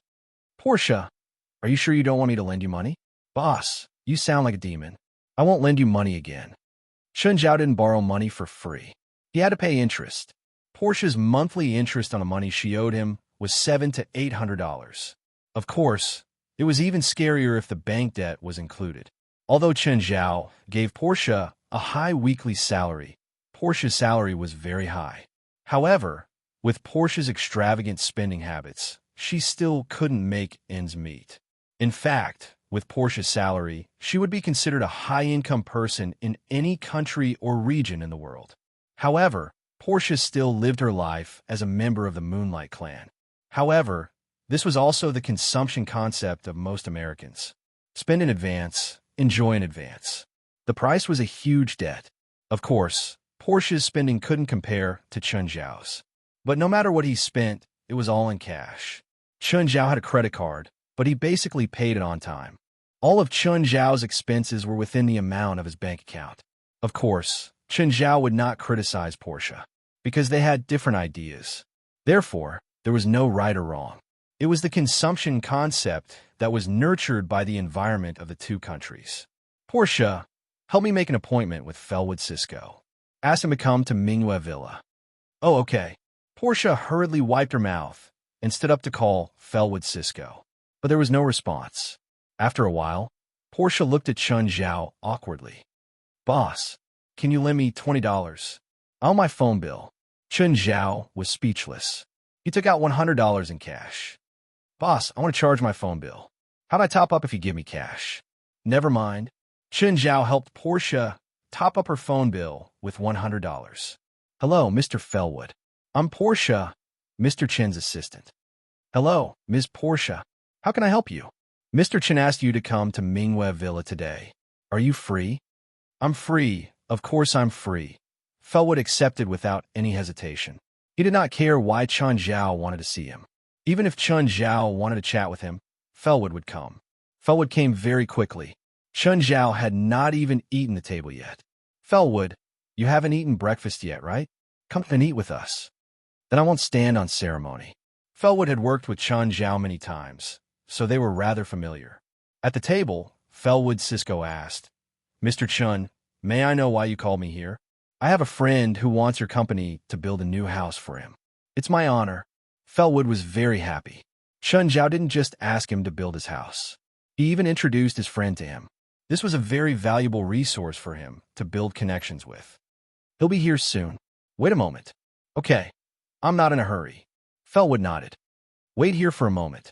If you need anything, tell Portia. I need to do some morning exercise. Of course. Please help yourself. Felwood Cisco was no stranger to this place. After all, he'd built the house. Felwood came to the front yard and saw Chun Zhao swimming in the sea. The children, on the other hand, were playing without any worries. This was the life of a rich person. Mr. Felwood, would you like something to drink? Portia walked up and asked. I seem to have eaten too much for breakfast. Pour me a cup of black tea. Okay, please wait a moment. A while later, Portia came over with the black tea. Thank you, Ms. Portia. Is that Mr. Chen's yacht? It's so beautiful. The boss still thinks that it's small. He has another yacht that's being ordered. It costs more than $300 million. Felwood Cisco gasped. That was way too rich. $300 million. It could probably be ranked among the top 10 yachts in the world, right? Although Felwood Cisco was considered a rich man, however, most of his assets were in his company. His engineering company was valued by the bank at around $200 million US. He had 60% of the shares, so his personal assets were more than $100 million. However, his liquid funds were less than $5 million. He didn't even have $1 million in cash. He naturally couldn't spend as much as Chun Zhao, not to mention the Hydra and the unfinished super yacht. The cars in the garage alone were probably worth more than $20 million. Felwood also knew that the house's AI butler system would cost tens of millions of dollars. Chapter 1880. After Chun Zhao finished his morning exercise, he apologized to Felwood. After all, he'd left the guest at home and went to exercise. He washed off the seawater on his body so that it wouldn't turn into salt crystals. Mr. Chun, do you exercise so much every morning? I'm used to it. Portia thought to herself. This was already a small amount today. Usually, Chun Zhao's morning training was 10 times more than this. If he had nothing to do in the morning, he'd basically train his body. Mr. Chun, are you used to this house? Are there any flaws in the design? Felwood acted up again and asked how comfortable Chun Zhao's house was. Even the most perfect house had flaws. Even Mingwei Villa was no exception. When decorating the villa, try to reduce the sharp angles, Chun Zhao said. After all, there were children at home and they were active. Bumps and bumps were unavoidable. If there were sharp angles in the house, it would be a great threat to the children. Moreover, even Chun Zhao couldn't be absolutely sure about the unintentional injuries. I understand. I will supervise the renovation of the villa by Mirror Lake. Felwood nodded. Then, should Mingwei Villa be renovated? This is a flaw in our company. We have to take responsibility. We'll talk about it after Mirror Lake is finished, Chun Zhao said. Are there any other requirements? It's best to add a larger elevator to the front yard to the beach. There are so many children and the small elevator isn't enough. This was a problem he hadn't considered before. Back then, there were only 4 people, pets, and underlings, so a 500-kilogram elevator was enough. But then they adopted 8 children. The small elevator wasn't enough at all when the children went up and down. Just then, Stephen and Fambus walked in. Hi, Chun. When Felwood saw Stephen, he was stunned for a moment. Then, he froze. You're Mr. Stephen? Stephen, let me introduce you. This is Felwood Cisco. He's in charge of designing and building the villa at Mirror Lake. Hello, Mr. Felwood. Hello, Mr. Stephen. Felwood, didn't expect Chan Zhao to introduce him to Steven at all. Who was Steven? He was the #1 director in the world. His identity, his fame, and his influence made it impossible for anyone to ignore him. In particular, the movie Kidnapped, which was released at the beginning of this month, caused an uproar in Hollywood. It kept breaking all the movie records. At the same time, it also increased Steven's influence. Recently, he even had a new title. Steven was known as the man who could shake Hollywood single-handedly. Steven may not be the most powerful man in Hollywood. However, those who were more influential than him were all CEOs of the Big Six. They were backed by the Big Six. That was why he had more influence than Steven. Apart from their identities, they were just rich people. But Steven was different. He relied purely on himself. Mr. Fellwood, did Chen tell you about me? I've roughly explained it, but the specific design and construction of this project can only be carried out after my team of designers and I have seen the site. Of course, I understand. It was because Steven liked the design of Mirror Lake Villa. Therefore, he hoped that Fellwood Cisco, as the construction party, could also help him design and build a manor. Fellwood also attached great importance to this project. After all, the employer this time was Steven. If his manor was built, then as long as Steven promoted it a little, then his company would be completely famous. He could design and build a new home for the world's best director. Just this alone would bring a lot of benefits to his company. The construction industry loved to design and build houses for famous people, especially Hollywood stars. Their homes would often be noticed by the media. Even the construction party would receive attention. Mr. Fellwood, are you free today? How about you come with me to my land to take a look? Of course. Fellwood Cisco gladly accepted the offer. Chun, come with me, Steven said. Why me? I don't know architecture. Can you give me some suggestions? There are so many kids at home. Portia can't handle it alone. In fact, Chun Zhao often let Portia take care of the kids alone. However, Chun Zhao was too lazy to go out, especially to Steven's mountain. There was nothing there. He really didn't want to go. Then bring them all, Steven said matter-of-factly. Then he turned his head. Little Jerlin, do you want to see the lake on the mountain? Yes, I want to go. Jerlin immediately responded to Steven's call. Chun Zhao rolled his eyes. Fine. There were more adults today, so they didn't need to drive an RV or MPV. Steven also brought Fantas. Each of them drove a car. 1 or 2 kids were enough in each car. The few cars headed towards Steven's land. At the foot of the mountain, everyone alighted. The kids were full of firepower. Chun Zhao carried little Larissa while the other kids ran up the rugged mountain road. The mountain wasn't actually very tall. It just hadn't been built yet. The road wasn't that bad. The journey up the mountain took about 10 minutes. After the road was built, it would probably only take 2 or 3 minutes to go up and down the mountain. When they reached the top of the mountain, Fellwood Cisco said, Mr. Steven, if you want to build the villa on the mountain, the road on the mountain can't be built in a straight line. It can either be a spiral route around the mountain or an S-shaped route. Which one do you prefer? It'll be a lot longer around the mountain, right? But it's safer to build a mountain road around the mountain. The S-shaped path will have a few big turns, so the speed will be limited. It'll also be dangerous when you turn. Can we build a straight path? We can't build a straight, steep road. The mountain is at least 1,000 meters high. The slope will be almost 40 degrees. Cars can't run up it, so a spiral road is the best. Indeed. Fellwood Cisco nodded. Actually, even if we build a long spiral road around the mountain, it'll only take us 5 minutes at most. Also, we can enjoy the scenery on the back of the mountain through the spiral road. Mr. Steven's forest is quite beautiful. It stretches for hundreds of kilometers. We can even build a small courtyard on the back of the mountain. You can also stop the car and rest in the courtyard when you're free. Chapter 1881. Where does the water come from? Fellwood asked. Underground river, Steven said. The underground river turned the mountaintop lake into living water.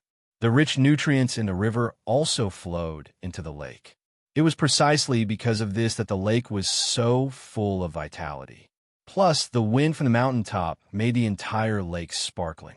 Portia was secretly amazed by the beautiful scenery. These rich people always took the best places. Fellwood Cisco was also amazed. The scenery here was too beautiful. It wasn't inferior to Mirror Lake. However, due to the geology, LA had many lakes. Felwood wondered if he should look for a place with such beautiful scenery. Being able to live in such a place would definitely make one's body and mind happy. What's the lake called? I haven't named it yet, Stephen said. At the same time, he looked at Chun Zhao. Chun, what do you think? Chun Zhao touched his forehead. I'll name it myself. I don't want to name it for you. If you're not satisfied in the future, you'll blame me. Stephen thought for a moment and said, How about Blessed Lake? I think this is land blessed by God. Chun Zhao pursed his lips. These foreigners indeed had similar tastes. Chun, don't you think my place is prettier than your Mirror Lake? Ha! In terms of scenery, Mirror Lake isn't worse than yours. In terms of value, my Mirror Lake isn't as high above sea level. Me, Phalai, and our kids can gallop as much as we want. We can also raise cows and sheep and grow our favorite fruits and vegetables. For example, grapes. Can you grow such good fruits here? I have a wider field of vision here, and I can easily go hunting in the mountains. Darling, do you want to go hunting? You can come here to hunt in the future. My place is connected to the forest too, Chun Zhao said in disdain. We can also hunt in the mountains. We won't come here to hunt. How close is your place to the city? What wild animals? My place is different. It's very ecological. I could drive a yacht in my place. Can you move it to the lake on the mountain? It's the same no matter where. Stephen was also anxious. To Stephen and Chun Zhao, he was just like a kid who liked to run his mouth. In any case, whatever my family has, your family can't compare. The others looked at the two of them speechlessly. Felwood Cisco, on the other hand, stayed away from their argument. He was the most awkward one. He didn't want to offend anyone. After the argument, Felwood said, Mr. Stephen, the best place to build the manor is over there. What do you think? Why over there? That's because it's the west side of the Blessed Lake, and the wind from the coastline blows from there. Therefore, in terms of wind direction, it's best to build a house facing the wind. When you're free, you can relax in the courtyard and enjoy the wind from the coastline. On the other hand, the natural light in that direction is unobstructed, and you can get abundant natural light all day long. That does seem to make sense. Stephen nodded. My budget is $100 million US. Everyone was stunned. Even Chun Zhao was shocked. Stephen, are you crazy? This shouldn't cost that much, right? My request is to surpass Chen's Mirror Lake. Mr. Felwood, can you provide an outstanding design? Chun Zhao's face darkened. Felwood smiled bitterly. How could he answer? He couldn't say in front of Chun Zhao that he could definitely do it. I can only provide the best design I can. I can't give a definite answer. Stephen, do you have so much money that you don't know where to spend it? At the beginning of next month, we'll get our first share of the box office. Chun Zhao's eyes brightened. How much can we get? Right now, we can only get the North American box office, Stephen said. We still need to calculate the overseas box office. After deducting various taxes, the first North American box office should be $3 billion US. We both have 30% investment, so it's around $400 million. Felwood Cisco and Portia were greatly provoked. Evil capitalists. Didn't that old asterisk Shoal Rasfa get more? We can't help it. Not only is he one of the producers, but PLM is also the distributor. At least 50% of the movie's profits will go into his pocket. Chun Zhao and Stephen each had 30% of the box office, but they couldn't really get 30%. The two of them were worth 30% of the profits, not 30% of the box office. How much can we get from the overseas box office? It should be higher than the North American box office, right? We can't get much from the overseas box office. It's not even as much as the North American box office. Why? Of course. The overseas box office is more complicated, especially PLM's distribution fees. According to the contract, the overseas box office takes up most of their revenue. We can get about $300 million US each. Although their movie was just for fun, they were still very formal when they signed the contract. They would get as much as they should. Everything was done according to the contract. We have to go and blackmail that old asterisk Shoal Rasfa. Otherwise, I won't be satisfied. I think so too. Stephen nodded. Felwood, let's stop here for today, Chun Zhao said. Bring some people to investigate the scene another day. Okay. Stephen, Let's go to Rasfa's house now. Let's go. He stole a lot of wine from you. Let's go drink all of his wine cellar today.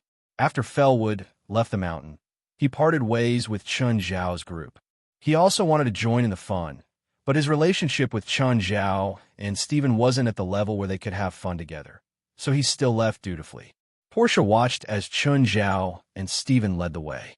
After arriving at Beverly Hills, they walked into a huge manor. She felt deeply hurt again. Their friend was indeed a rich man, a super rich man. Seeing Chun Zhao and Stephen, Paul left to welcome them. Paul, is Rasfa home? Mr. Rasfa is at the office. I'll call him now, Paul said. Tell him that if he doesn't come back in half an hour, Chun and I will drink all the wine in his wine cellar. Paul was helpless, but he couldn't stop Chun Zhao and Stephen. He could only pick up the phone and call Rasfa. Chapter 1882.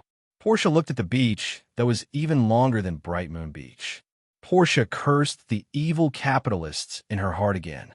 Every inch of land in Beverly Hills was worth its weight in gold. The location of the beach was even higher. The price of such a long coast was probably more expensive than the construction of the entire Minuet Villa. This wasn't a remote area like Bright Moon Beach. There were no facilities nearby. The entire Bright Moon Beach was only $20 million. Of course, the real reason why Bright Moon Beach was so cheap was because of the sharks. Before Chun Zhao moved in, there were hundreds of sharks near Bright Moon Beach. Beverly Hills, on the other hand, was a combination of tourism, shopping, leisure, and high-end residential area. In addition, many celebrities and rich people moved in. The Oscars, Grammys, Golden Globes, and other events also increased the value of Beverly Hills. A 200-square-meter house here would cost $3 million. That was around $150,000 per square meter. In other areas, a house would only cost $100,000 to $200,000. As for Portia, she roughly estimated the value of this supermansion in front of her. Without a few $100 million, it would be impossible to buy it. Portia was shocked once again. Then Rasfa returned. He saw Chun Zhao and Stephen moving the wine out. Paul tried to stop them, but Rasfa was furious when he walked in. You two are too much. Rasfa roared in exasperation. I'm still in a meeting. Isn't that perfect? We gave you a reason to slack off, Chun Zhao said matter-of-factly. Put my wine down, or I'll have Paul call the police. Fuck you, you stole all this from Chun. Don't think I don't know. You say it like you didn't do it, Rasfa said, unconcerned. Paul, go prepare some food for us, Chun Zhao said. Paul left this troublesome place as if he was escaping. The three of them couldn't afford to offend him. Chun, you usually don't come when I call you. Why did you come today? I'm eating from the rich, Chun Zhao said.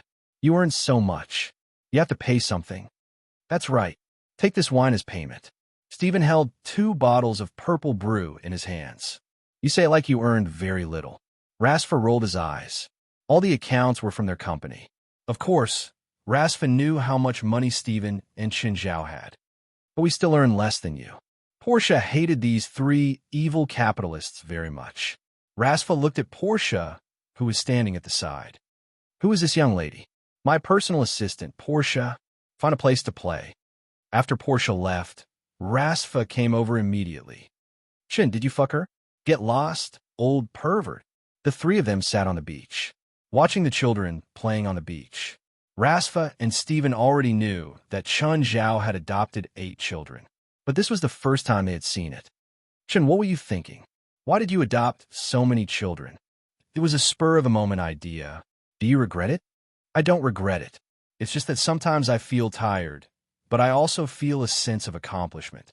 Let them come to my place to play when they're free, Rasfa said. Your place is too remote. What fun do you have here? Watching you play with female celebrities? Aren't you afraid that Chun will kill you? Stephen rolled his eyes. Come to my place after my manor is built. You're moving? Rasfa still didn't know that Stephen had bought that land. Don't you know? Stephen bought a few mountains. There's a very beautiful lake at the top of one of them. He's planning to build a new home on the lake. Really? Is that place nice? Chun said it's very nice. Stephen could only see the scenery, but he believed Chun Zhao. Since Chun Zhao said that the blessed lake was very nice, it must be. After dinner, Chun Zhao and Stephen left with the children. Famtus, it's night. Be careful when you escort Stephen. Okay, Chun. Bye. Bye. Portia helped to drive. The two of them took the children away in batches. When Chun Zhao and Portia returned to Mingyue Villa, Fei Lai also arrived home. Chun, where did you take the children to play today? Stephen's new land, Chun Zhao said. I introduced Felwood Cisco to Stephen.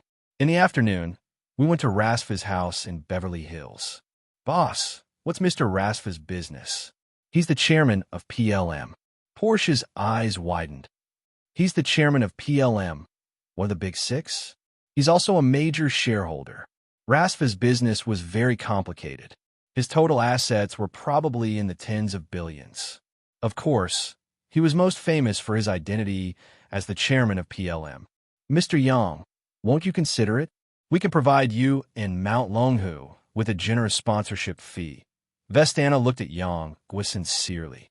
I'm sorry, I'm just the person in charge of Dragon Tiger Mountain's Overseas Affairs Office. Miss Vestana, if you want to hire one of our brothers from Dragon Tiger Mountain as a consultant, you can contact our contact person.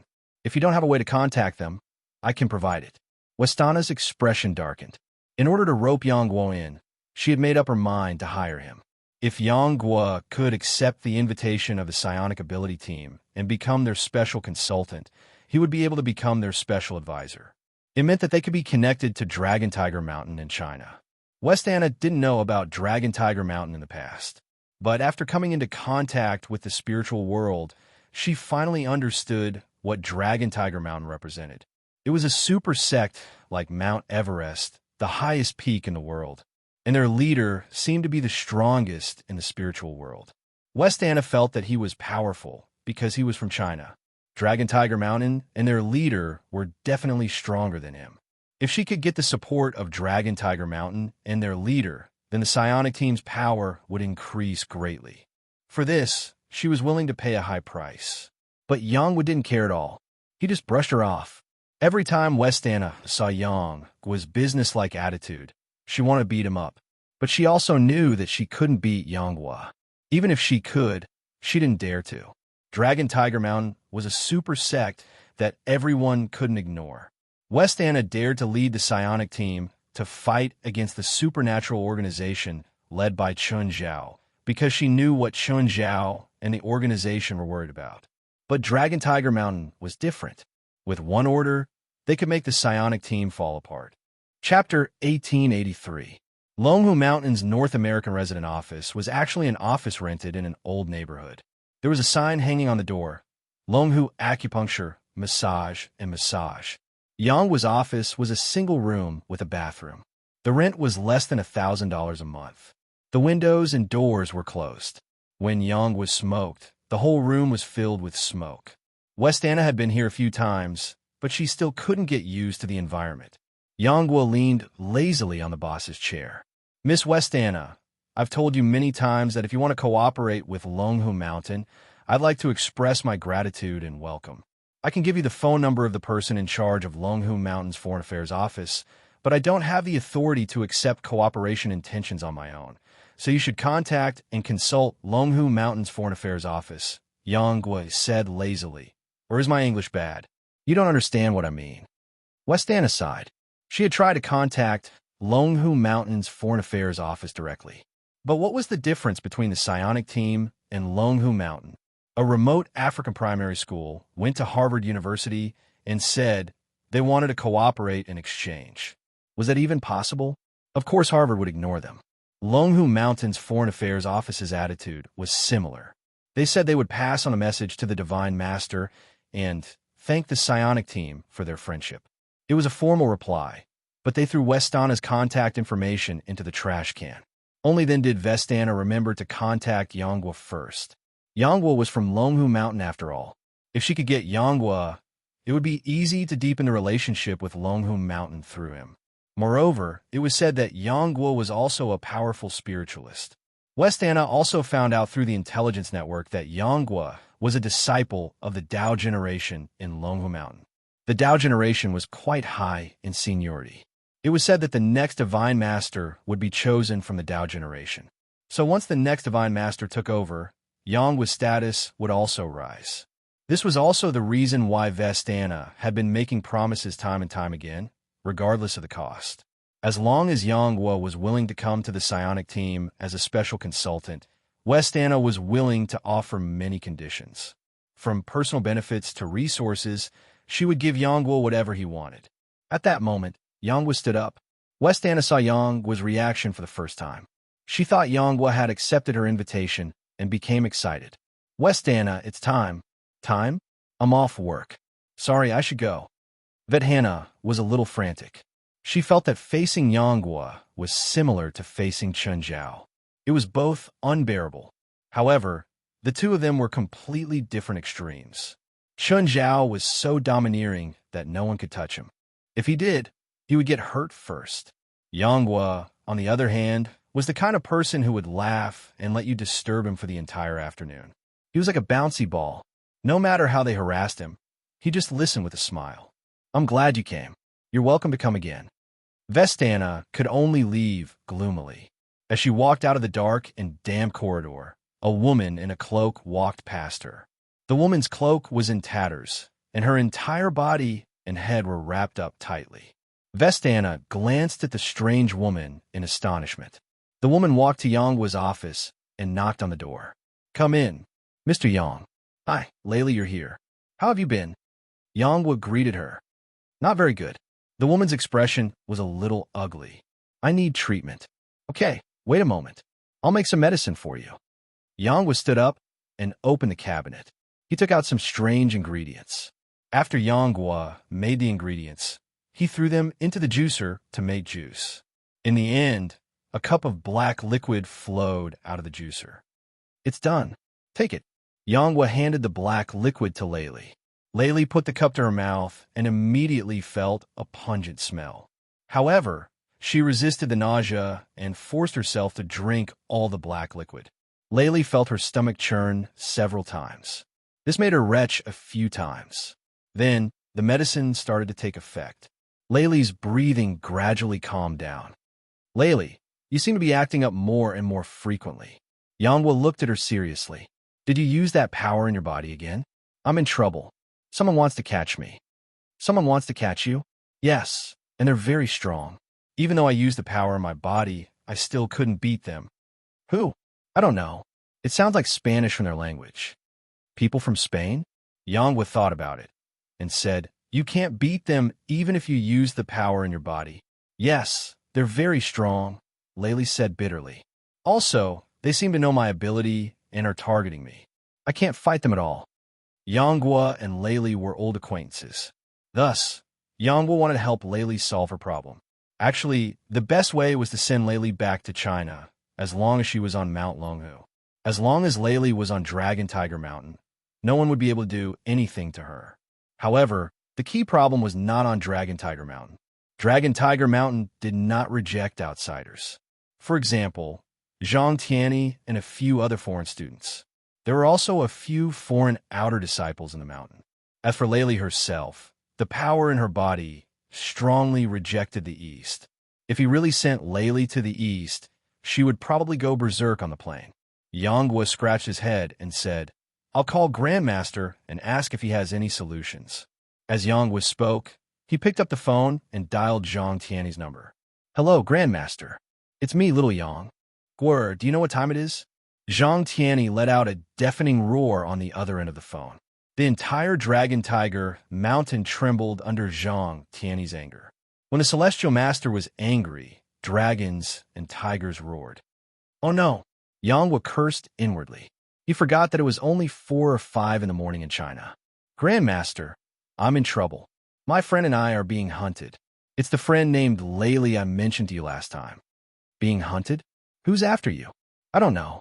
They speak Spanish. Why don't you take them back to the mountain and hide? I don't need to call you if I can go back. You know Layli's situation. The angel blood in her is very against the land of China. Then there's nothing I can do. I can't let these old bones run over to the Americans. Grandmaster, please think of another way. How about I ask your wife to help you? No, please don't. Chapter 1884. Do you have to be like this? What's wrong with your Xiao Longnu? She has a good body, looks, background, power, and bloodline. What are you not satisfied with? My ancestor, can different species combine? Yangwa cried in pain. Of course. Why not? Don't you see all sorts of mixed bloods? Why are you fighting with them? The problem is she. Every time she gets excited, she transforms. You don't have to tell me about your relationship. Forget it. Let's not talk about her. My friend and I are like this. You have to think of something. How about asking my senior Dowie to help me? You're thinking too much. Your senior Dowie is a candidate for the leader. He's the young leader of Dragon Tiger Mountain now. What do you have to ask him to help you? You can't just watch my friend and I die in a foreign place, right? Do you remember that Chin guy I told you to find last time? Go hide in his house. Him? Can he? Yangwa was doubtful. Didn't you go to his house? Didn't you see the dragon head in front of his house? That dragon was really slain by him. Yangwa asked in surprise. Yangwa had thought that Chun Zhao had gotten a dragon head to show off. He didn't think that Chun Zhao had really killed the dragon head. If he really has the ability to kill a dragon, he should be able to protect my friend, Yangwa murmured. With your lousy skills, everyone is better than you. What's there to complain about? Zhang Tiany's tone was filled with disdain. Ancestor, I'm a genius of Dragon Tiger Mountain, okay? There's no one in the younger generation who's more talented than me. Go my *SS. If you can, go kill a dragon for me to see. It's not like I haven't seen a dragon before. Yangwa pursed his lips. In fact, his wife's nickname was Little Dragon Maiden, and her true form was that of a Western dragon. Yangwa had seen his father-in-law. Back then, he'd been beaten up by his father-in-law for marrying Xiao Longnu. Yangwa felt that he could withstand his father-in-law's beatings. If he worked hard for a few more years, he might be able to kill a dragon. The dragon head in his yard is different. What's different? Forget it. There's no point in telling you. You don't understand at all. That Chin fellow is many times stronger than you. If I work harder, I can also catch up to him. I hope you can. Zhang Tiany didn't believe it. Zhang Tiany and Chun Zhao had sparred before. Although both sides were holding back, there were still some exchanges. However, at that time, it was only a spar, and no one used their true abilities. But Zhang Tiany knew that if they really fought, he probably wouldn't be able to beat Chun Zhao. Of course, Zhang Tiany's ability didn't lie entirely in his cultivation, but in his spells. In particular, he had the ability to subdue demons and devils. Zhang Tiany was confident he could even deal with a great demon like Tamamo no Mei. Even if he didn't kill Tamamo no Mei, he would at least be able to seal her. And Yangwa's talent was indeed rare in this world. But Yangwa could only reach the same level of cultivation as her. But Chun Zhao was different. He already had his own path. In the jargon of Taoism, he already had his own Tao. He hung up the call with Zhang Tiany. Yangwa turned to look at Rayleigh. Let's go. I'll take you somewhere. Suddenly, a huge impact came from behind without any warning. Yangwa's back was facing the window, so the impact sent him flying out. However, in the instant that Yangwa was sent flying, he threw out 3 talismans. Green light, white face, red spirit. Yangwa quickly made a hand seal. The 3 talismans instantly turned into 3 strange beasts of different shapes, green, white, and red. The 3 beasts were also demons, but they were different from Japanese Shikigami spells. The 3 beasts actually had nothing to do with Yangwa. Moreover, the 3 beasts before him weren't in their original forms either. Their original forms were extremely powerful. They borrowed their power through talismans and spells. Green light was in the form of a flood dragon, white face was a white tiger, and red spirit was a red crane. Don't attack. Let's go. Yangwa pulled Rayleigh and turned to run. The person who'd ambushed him was very strong. Yangwa didn't want to fight them here, especially since Rayleigh was still here. If Rayleigh couldn't hold back and attacked again, it would be even more troublesome. Rayleigh was pulled away by Yangwa. The 3 beast clones were left to deal with the person who'd ambushed them. It's that group, Rayleigh said. Is it them? Yes. The person who ambushed you just now isn't awakened. He seems to be able to detonate anything. More than one person? Yangwa suddenly stopped. More than one. As soon as he said that, someone blocked their way. It was a woman with waist-length hair, wearing tight clothes. The woman held 2 swords in her hands. The long sword in the woman's hand was constantly making fancy movements. Be careful. This woman is also very strong, Rayleigh warned. She knows a special type of cloning spell. As soon as Rayleigh finished speaking, half of the long-haired woman's body emerged from the shadow. That half of the body was the long-haired woman's appearance, but it was completely black and her facial features couldn't be seen clearly. At the same time, the person who'd been entangled by the 3 beast clones also came out, blocking Rayleigh and Yanghua's path. You too. This humble one is Longhu Mountain's Divine Master Sex Dao, Generation Yanghua. I hope you too can give our Divine Master Sex some face. This humble one will be very grateful. Yanghua actually knew that it was very unlikely to use Longhu Mountain's Divine Master Sex name to scare off the 2 attackers. But it could occasionally work. Some people just fell for it. Although Yanghua's tone was weak, he was still 120% vigilant. He turned around and looked at the 2 people in front and behind with a serious expression. The person chasing them suddenly charged at Yanghua and Rayleigh. He was extremely fast. He ran on all 4s like a wild beast. However, his appearance did not change at all, not even a little bit. Beast-like technique. Yanghua suddenly took out a bell and shook it. Rumble that it should have been a clear sound. But Yanghua shook it like a cannon. The surrounding walls collapsed. The person using the beast-like technique was directly hit by the sound of the bell and was sent flying. You'd better not act recklessly. The bell in my hand is a treasure of Longhu Mountain's Divine Master Sect. If I release it at full power, you too will die without a doubt. Suddenly, a black shadow crept up from under Yanghua's feet. In the next instant, the black shadow transformed into a human figure that tightly entangled Yanghua. The long-haired woman attacked. Chapter 1885. This shadow could be controlled by the long-haired woman. And just like the main body, it could move as she pleased. Yanghua tried to form a hand seal several times, but couldn't close his hands. The beast-like man on the other side lunged at him again. Yanghua saw that the enemy was about to succeed. Suddenly, Yanghua's right arm fell off. The shadow had originally pierced through Yanghua's armpit and latched onto his chest. As Yanghua's right arm fell off, the shadow couldn't help but loosen. The moment Yanghua broke free, his left hand grabbed his right arm, which turned into an edgeless greatsword. Heavy edgeless sword. Bam! The man on the other side was sent flying. The long-haired woman's shadow tried to latch onto Yanghua again. But after losing his arm, Yanghua's strength increased instead of decreasing. He turned around and swung his sword. The shadow was smashed to pieces. The long-haired woman didn't slow down, still stabbing her sword towards Yanghua. The long-haired woman's attack was swift and fierce, her 2 swords sharp. But Yanghua's great sword was as heavy as Mount Tai, as powerful as a tidal wave. The long-haired woman couldn't block a single attack. The great sword had already landed on her. But as the great sword struck her, it also shattered like a shadow. The long-haired woman reappeared from the shadow in a dark corner. Yanghua looked at her. Although she was Caucasian, she used a Chinese martial arts style. This martial arts style wasn't martial arts, but rather martial arts combined with spells. There were close combat martial arts, as well as strange and ever-changing spells.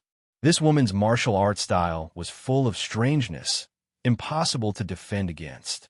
On the other side, the beast-like man also stood up and scathed. Let's go, Yanghua told Rayleigh in a low voice. They couldn't stay here for long. Both of them weren't easy to deal with. Rayleigh was a bit confused. Yanghua was clearly suppressing them. Why did he run?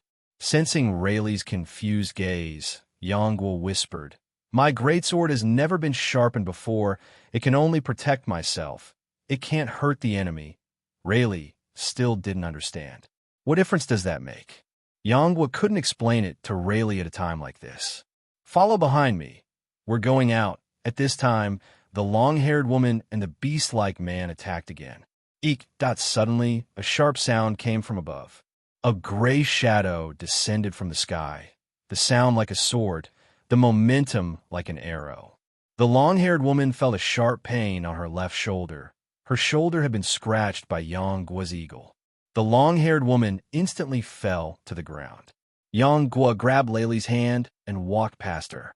In an instant, Yanghua transformed the sword back into his right arm and reattached it to the stump. At this time, the eagle turned around, and Yanghua reached out to pull it back. The condor actually pulled Yanghua into the air. Yanghua then grabbed Rayleigh and flew into the air as well. Laylee's face was full of surprise. The eagle looked bigger than an ordinary eagle, but she didn't expect it to be able to carry two adults in the sky. The long-haired woman and the beast-like man could only watch as Yanghua and Lily left. There was nothing either of them could do about it. Phew, those two fellows are really hard to deal with. Yang, you're clearly stronger than the two of them. Why are you running? Yanghua smiled bitterly. I practice the Taoist Yin and Yang dual life. In my normal state, I'm Yang. In this state, my defense is 100 times that of a normal person. It's almost indestructible. But there's a flaw, and that is that I can't kill. Look at the sword that my right arm has transformed into. The sword doesn't have a blade. Yanghua paused and then said, if I really want to kill someone, I have to use the Yin death state. Then why don't you use the Yin death state? Do you think that state is something that can be changed whenever you want?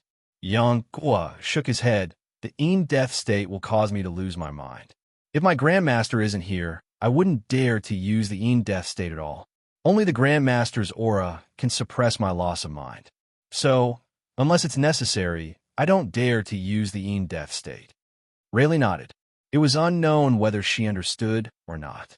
Although Rayleigh had the bloodline of an angel, she didn't have much contact with the spiritual world. She had known Yanghua for a few years, and every time, she would ask Yanghua for help to suppress the bloodline in her body. Yanghua also rarely talked to her about the spiritual world.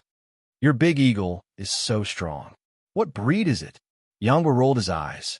Who knew what breed it was? In any case, it wasn't an ordinary eagle. In fact, it was a demon that hadn't transformed. It was given to him by Zhang Tianyi. He said that only with a big eagle would he be complete guoer. Fortunately, it was night. No one would see the two flying in the sky. Where are we going now? There's someone in Los Angeles who can protect us. Who?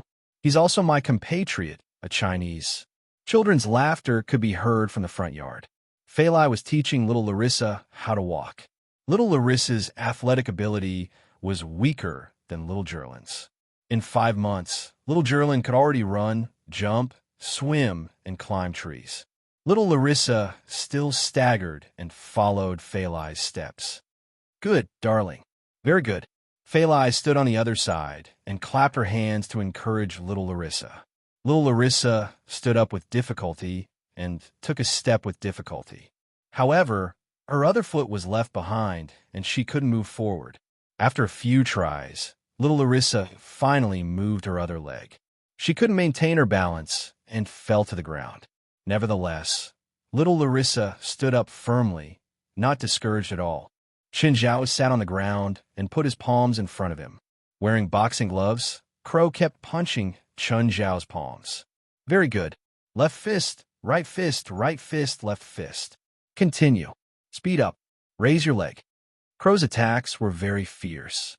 He used both his hands and feet, but he still couldn't break through Chen Zhao's defense. Under the full attack, Crow was already sweating profusely. Nevertheless, Crow still persisted. Crow was introverted, but this also made him stubborn and persistent. Chen Zhao didn't tell him to stop, so he kept attacking. Chen Zhao glanced at the sky and then waved his hand. Okay, you can stop now. Just then, the eagle descended from the sky with Yanghua and Lily. Lily looked at the men, women, and children in the manor. Was this the place that Yanghua said could protect them? On the other hand, Yanghua had a friendly expression. Chen Zhao, hello. Chen Zhao ignored Yanghua and turned to look at Lily. This woman's body has an aura that makes me very uncomfortable. Lily looked at Chen Zhao. She also felt uncomfortable. The pets in the house also felt uncomfortable or disliked Lily.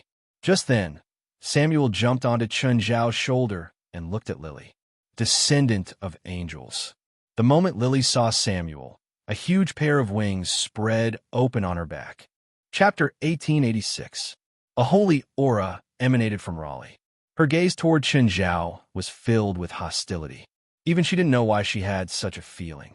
However, Samuel only glanced at Raleigh and then lost interest. Chen Zhao also had the same feeling toward Raleigh. It was like she was his natural enemy.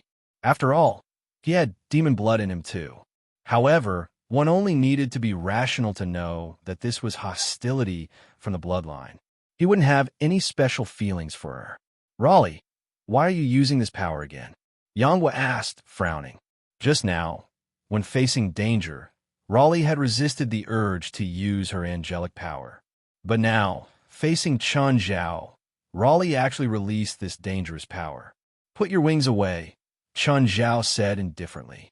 If you want to stay here as a guest. Raleigh took a deep breath and suppressed the uncomfortable feeling in her heart. Before Raleigh and Yanghua arrived, Chen Zhao had received Zhang Tiany's call. Chen Zhao cursed silently. He'd just gotten Zhang Tiany's heaven and man coexistence and owed him a favor. But now it was time to return the favor. And an angel, a mixed angel. She was the nemesis of their entire family. After Raleigh put away her wings, the atmosphere relaxed. Is this your little lover? She's the same as Yanghua in the novel. Chen Zhao glanced at Raleigh and then conversed with Yanghua in Chinese.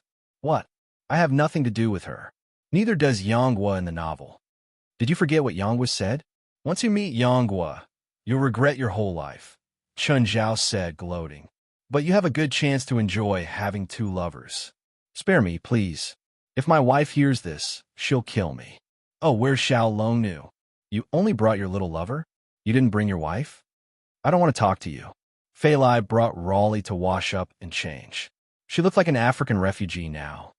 What's with that woman? As you can see, she's a woman who's being hunted. She is angel blood, Yanghua said. That's too simple. Be more specific. That's all I know. Who's chasing her? Chen Zhao said matter-of-factly. Kill the person who's chasing her. Are you a man or not? She and I are friends. Let's not talk about the fact that I don't know who's after her. Even if I knew, it's none of my business. Besides, I might not be able to deal with the people who are after her. Do you want to help me? If you don't care, then why should I care? At most, I'll provide you with a place to stay.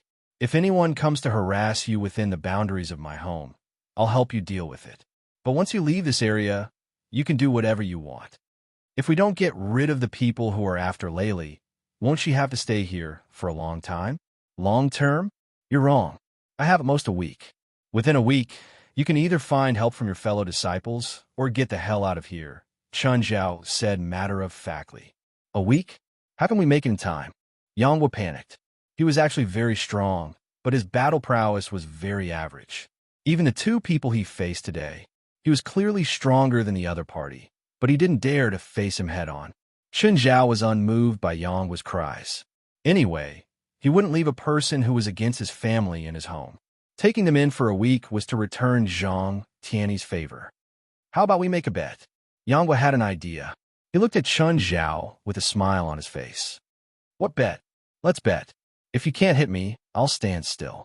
If you can injure me within 3 moves, I lose, Yanghua said confidently. Yanghua said confidently. If you don't injure me within 3 moves, I'll consider my win. Little Yang, Chen Zhao said in a strange tone. At the same time, he patted Yanghua's shoulder. Don't call me Little Yang. Fine, Guier. Just call me Little Yang. Little Yang, look at this dragon's head. I killed it. Are you sure you can take it? Yanghua was very confident in his heart. Back then, he'd withstood his father-in-law's beating for an entire day.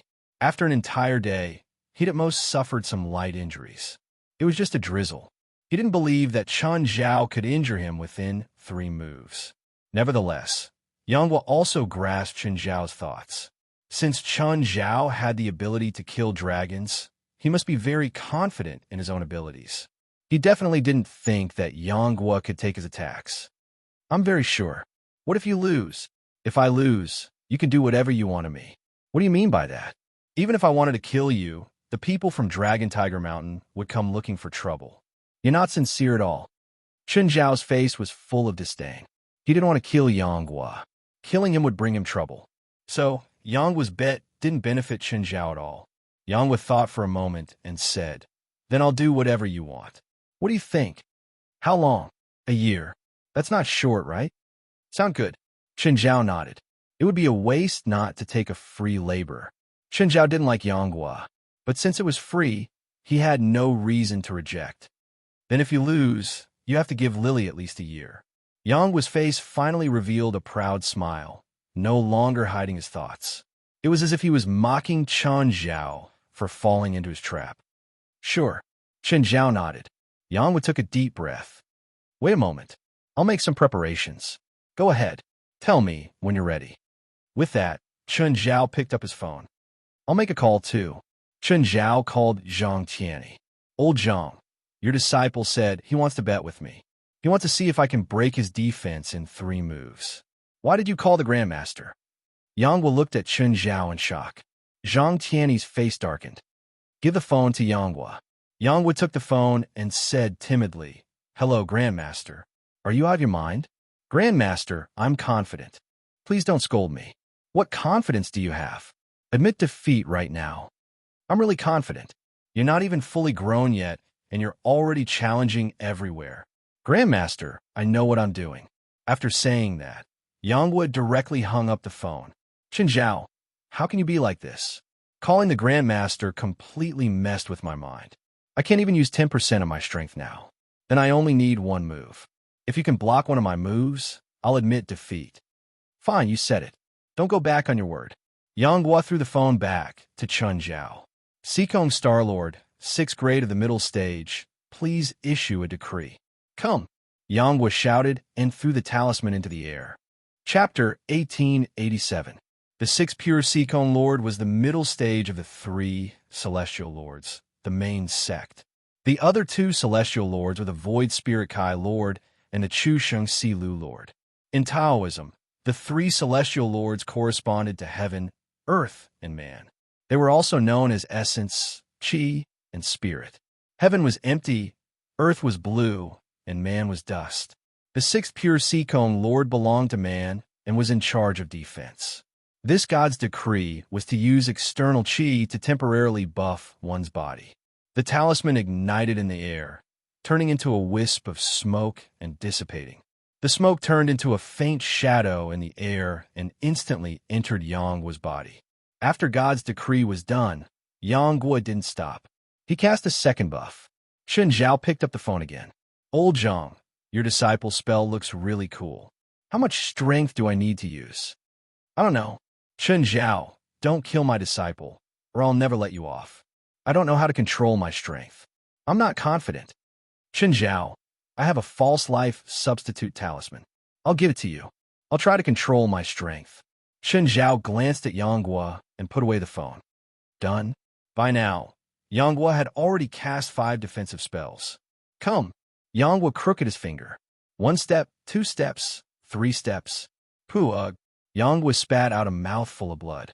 Immediately, a huge force pierced through Yanghua's body. Like a cannonball, Yanghua flew out of the cliff in an arc. It had been a long time since Chen Zhao had touched such solid flesh with his fist. He'd used 30% of his normal strength in that punch. He didn't dare to use too much strength, but it seemed that Yanghua could take at least 50% of his strength.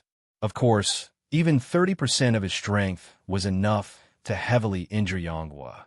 Yanghua flew more than 100 meters in the air. Then he fell into the sea with a splash. Yanghua floated on the surface of the sea just like that. Right now, Yanghua had completely lost consciousness. His body and mind were both injured. Chen Zhao's punch had dazed him. He'd never been injured like this before. No one had been able to break through his defense with 1 punch. Swish, swish, swish, swish. Just then, Yanghua's phone rang. Yanghua took out his phone slowly. Boy, how was it? Did you feel good? Zhang Tianyi's gloating tone gave Yanghua another blow. Grandmaster, you already knew. I warned you long ago, but you didn't listen. Even I don't dare to take a punch from Chen Zhao. Where did you get the courage to fight him? Don't look for excuses. Since you're willing to bet, you have to accept your loss. Whatever you lost to him, you have to fulfill your promise honestly. Zhang Tianyi believed that Chen Zhao would give him face and not make things too difficult for his immature disciple. But with Chen Zhao's bad personality, if he didn't get anything from Yanghua, he probably wouldn't give Yanghua anything good either. Yanghua felt stifled. He now understood what it meant to be a pretentious prick.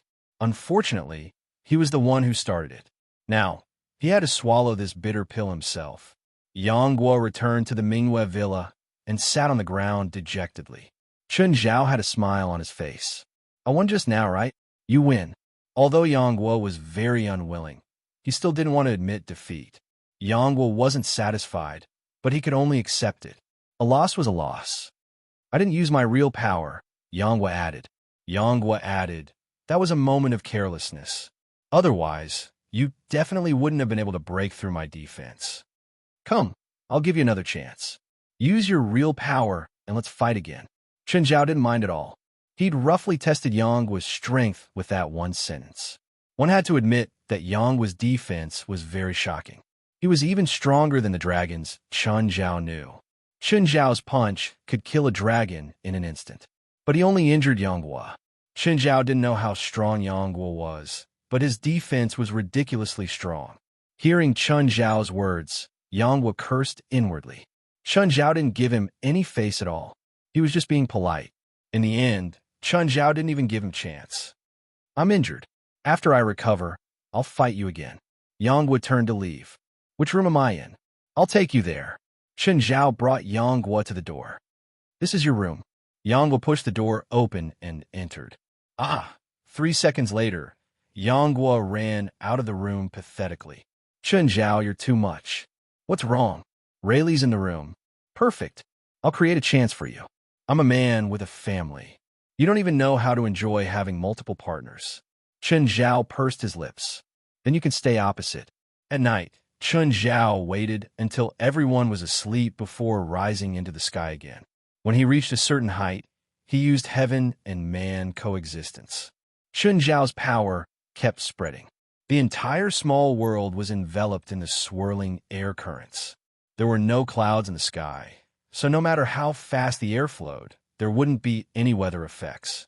The yin-yang fish in Chun Zhao's body kept spinning and growing stronger. However, after forming the yin-yang fish and stabilizing it, his cultivation speed slowed down. Every day, he would cultivate until the sun appeared at the end of the sky. Of course, it was much faster to see the sun from tens of thousands of meters in the sky than on the ground. Chun Zhao returned to the ground and started cultivating, absorbing and converting immortal power. Chun Zhao's cultivation was divided into 2 parts. The first was to absorb cosmic rays and cultivate yin energy. Then, he would absorb the spiritual qi in the world and convert it into immortal power, cultivating yang energy.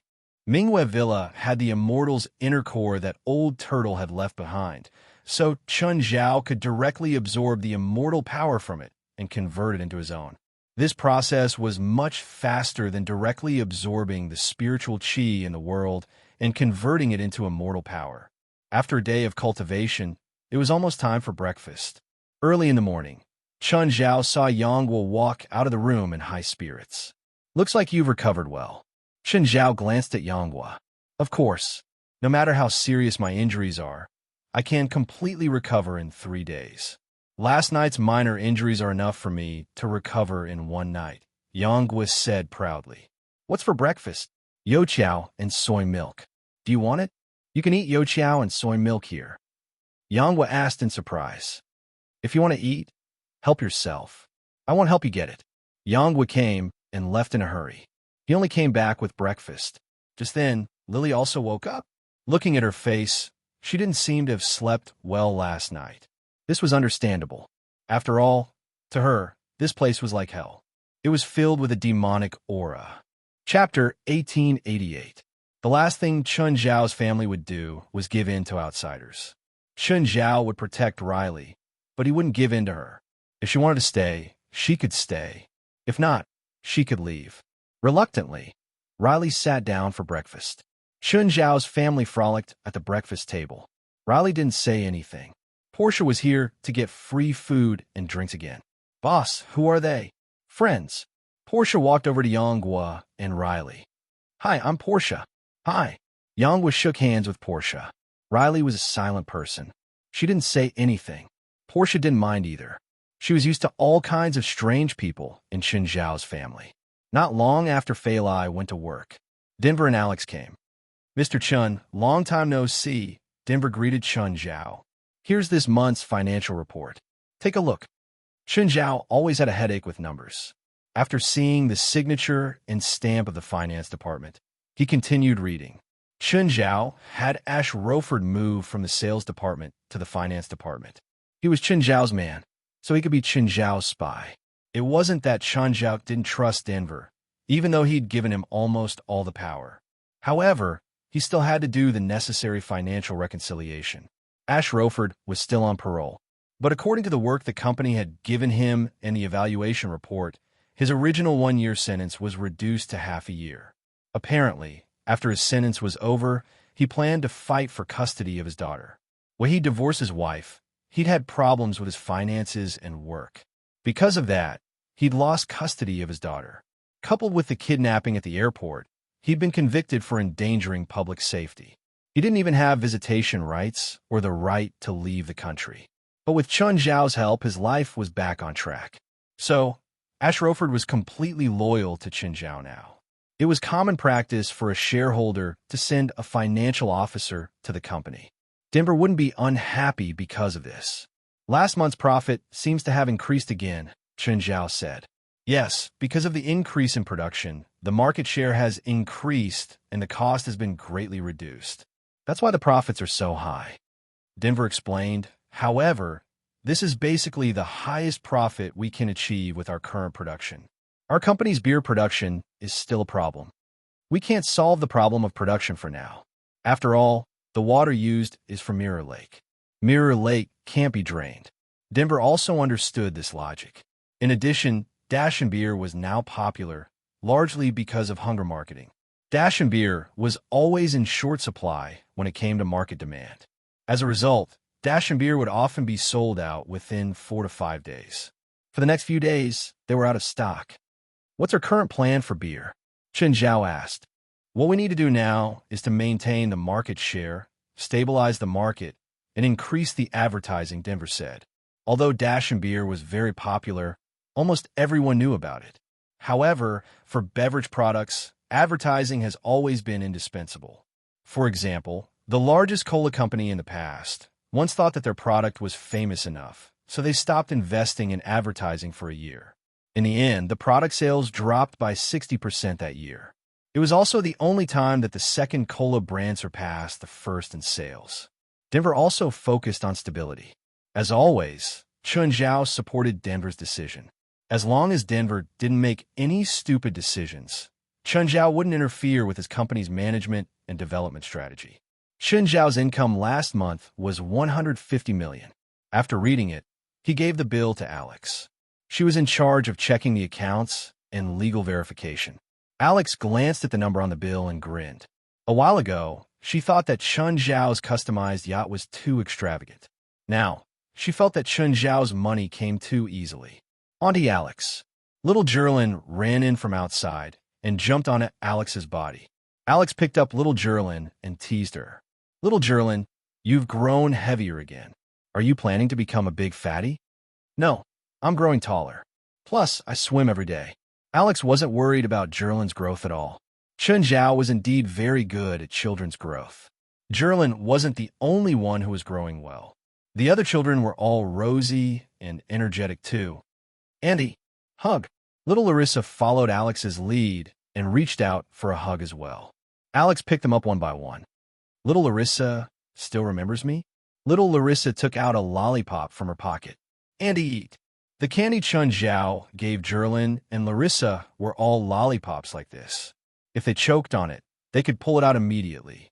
The other children and even the pets could handle it. If it was a regular candy, it would be very troublesome if they choked on it. Children like to eat sweets, mainly because they needed it for growth. As long as they didn't overeat, Chun Zhao wouldn't stop them. Plus, it wasn't like the family didn't have money. Denver was a workaholic, so he went back to the company after checking the accounts. Alex stayed to play with the children. Chun, you said last time that there's a big project next year. As long as I have the money, you'll let me in. Is that true? You have money. Chun Zhao turned his head and looked at Alex. I don't, but you do. Alex looked at Chun Zhao. I'll borrow some money at the bank's interest rate. How much do you want? 500 million, Alex said. Okay. Chen Zhao nodded. To put it simply, the project in Chen Zhao's plan was to share the benefits and share the profits equally.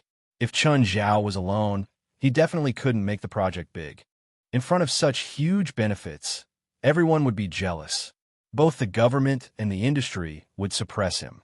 The best choice was to share the benefits equally. There was strength in numbers. Apart from being Chen Zhao's family, Alex also had a huge amount of legal resources. This was also the power Chen Zhao needed. So, Chen Zhao had no reason to reject Alex's participation. It was just borrowing money. Apart from depreciating, it had no other use. So, if the bank could borrow money, he could do it too. Portia was already cursing Chen Zhao's monthly income of more than 100 million. She ate her sandwich hatefully, as if she wanted to make Chen Zhao poor. Chapter 1889. Congratulations, boss. You made a lot of money again. Portia licked her lips as she walked over. He planned to say a few good words and see if he could erase the debt. If you want to borrow money, you can, according to the bank's interest rate. If you want to go back on your word, you can jump into the sea. What do you want to talk to me about? It's fine. Portia decisively turned around and left. Sure enough, he was thinking too much. He was too stupid to talk about money with Chen Zhao. Just then, Portia's phone rang. Portia picked up the phone and handed it to Chen Zhao. Boss, it's a call from Seagate Yachts. Hey, it's Chen Zhao. Chen Zhao took the phone. The person who called was Oliver Lurby.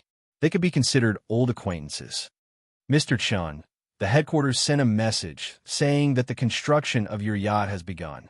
The higher-ups would like to invite you to visit the headquarters and check on the progress of the yacht.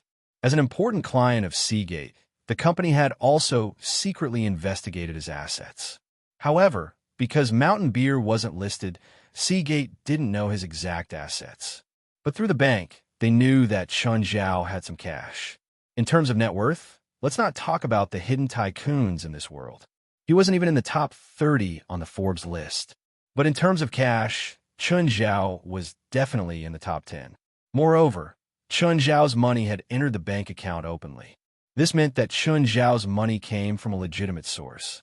If it was that kind of black money or illegal income, it would not be easy for them to find out. Because of this, the executives of Seagate Yachts wanted to get close to Chen Zhao. I don't have time recently, Chen Zhao said. Mr. Chen, you don't have to reject me so quickly. There's still a long time before the yacht is built anyway. Our company headquarters welcomes you at any time. Okay, if I have time, I'll go. Chen Zhao didn't make any promises. Boss, Italy is quite interesting, especially Rome. There are many scenic spots. Do you want to go? If you want to go, then go. Also, help me check the progress of my yacht construction. I think I'll pass. Portia hurriedly refused. Italy could be said to be a major producer of luxury goods. This country didn't have much else, but it had a lot of luxury brands. Portia didn't dare to imagine whether she would lose her mind if she went to Italy. It was a repeat of what had happened in Tokyo, Japan. When she was in Tokyo, Japan, she had already owed a huge sum of money. If he went to Italy again, he would definitely have to file for bankruptcy. If Chen Zhao wanted to go, she could go with him. But if she went alone, she could probably sell herself in Italy. Ignoring the babbling Portia, Chen Zhao changed into his swimming trunks and went to exercise. At the same time, on the outskirts of the Bright Moon Villa, a man holding an optical telescope stood in the forest on a steep slope. There were two other people standing beside this person. They were the man and woman who had attacked Lily and Yonghua last night. How is it, Deuce? No, we can't barge in. That manor is very dangerous. Deuce shook his head. Even if all of us work together, it won't work? No, Dose said with certainty. The master there is very powerful. He is not on the same level as us. The woman who was good at fighting frowned and said, Then use that thing. Deuce shook his head again. The holy spear is still unable to unleash its true power. It won't be of any use against an enemy like that. This won't do, that won't do. What should I do? Deuce suddenly put away the telescope. The other two looked at Deuce in surprise. What's wrong? We've been discovered, Deuce said seriously. Let's go. The other two were doubtful about Deuce. However, they still obeyed his order and left. Deuce, We're at least 5 kilometers from the coastline. How can we be discovered? I don't know. Deuce's expression was serious. That Asian is very powerful. Even from so far away, he is still looking in this direction. Chun Zhao had indeed discovered that someone was watching him. However, he had only discovered the exact direction. The person had reacted quickly. Also, because it was a green mountain and the person was hiding in the forest, Chun Zhao had not been able to capture the person's tracks immediately. Chun Zhao's small world was only 1,000 meters in diameter.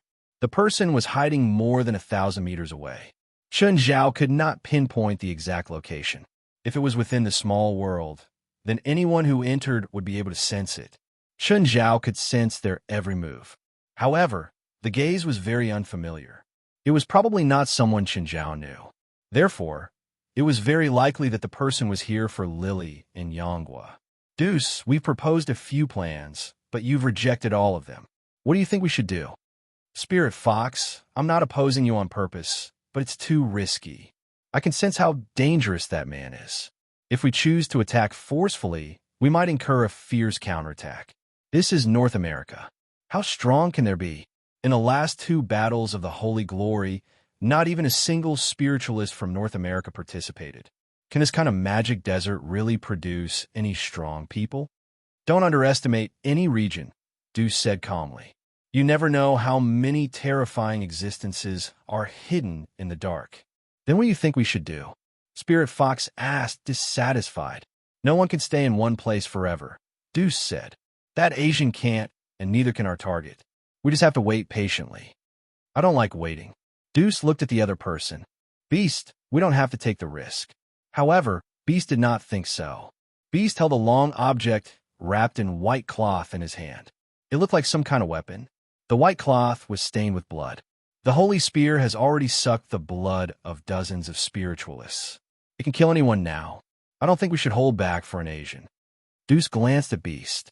If you think I'm wrong, you can try. Beast and Deuce looked at Spirit Fox. Spirit Fox hesitated, but in the end, she still chose to support Beast. She was also more inclined to attack directly instead of holding back and running away. Deuce was somewhat disappointed with the two's choices. However, he clearly did not intend to continue persuading them. I hope you won't regret your choices. Deuce turned and left. Spirit Fox and Beast exchanged glances. Beast really wanted to stab Deuce in the back. Chapter 1890. Deuce stopped in his tracks again. Don't try to do anything behind my back. I can see it. I'm also one of the wielder of the Holy Spear, so the Spear of Longinus is useless against me. Deuce was warning the two of them. The Holy Spear wrapped in white cloth in Beast's hand felt warm. Although the Holy Spear was called the Holy Spear, it was more like a demon's weapon. The more blood it sucked, the stronger it became. You better be careful. This Holy Spear might not be the Spear of Longinus. As for whether it has the ability to kill gods, no one can be sure, Deuce warned. With that, Deuce strode away, no longer caring about his two companions. Beast and Spirit Fox looked at each other. The Spear of Longinus. The legendary Holy Spear. The weapon that had stabbed YS and was stained with the blood of gods. It was a coincidence that Beast and Spirit Fox had obtained this weapon. It was as if a mysterious hand had personally delivered the sacred spear into their hands. This holy spear did not belong to any of them. Instead, it was shared among the three of them. However, if one of them gave it up, they would lose the right to own it. Ever since the holy spear fell into their hands, they started killing. The holy spear would tell them who to kill. With each kill, the holy spear's power would increase slightly.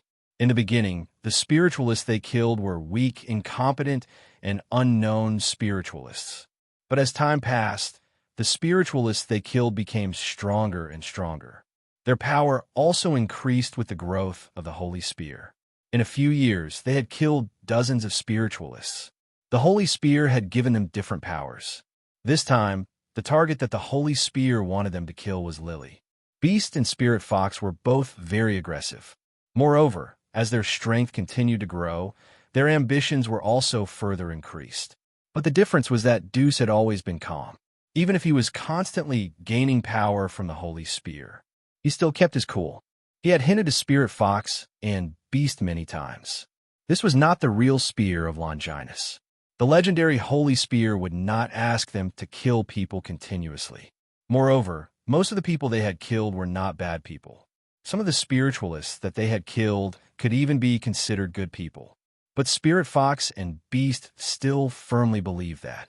The spiritualists that they had killed had sins that outsiders did not know about. Killing them was actually putting them on trial. They represented the will of the sacred spear, the will of God. They were the chosen and chosen apostles of God. Of course, most importantly, they were enjoying the extreme pleasure brought by the sacred spear. That kind of power that could easily make people stronger made them unable to stop. As they watched Dose leave, they all sensed the message transmitted by the sacred spear. Deuce was no longer the wielder of the holy spear. Right now, there were only two wielders of the holy lance, spirit foxes and wild beasts. The power that had been bestowed upon Dose had also been stripped away. This power was divided among the spirit foxes and wild beasts. Once again, the two of them felt an even greater power, although it was one person's power that was split into two. However, after this power fused into their bodies, it made them more than twice as strong as before. The two of them were completely immersed in this power. An irresistible pleasure spread to every corner of their bodies.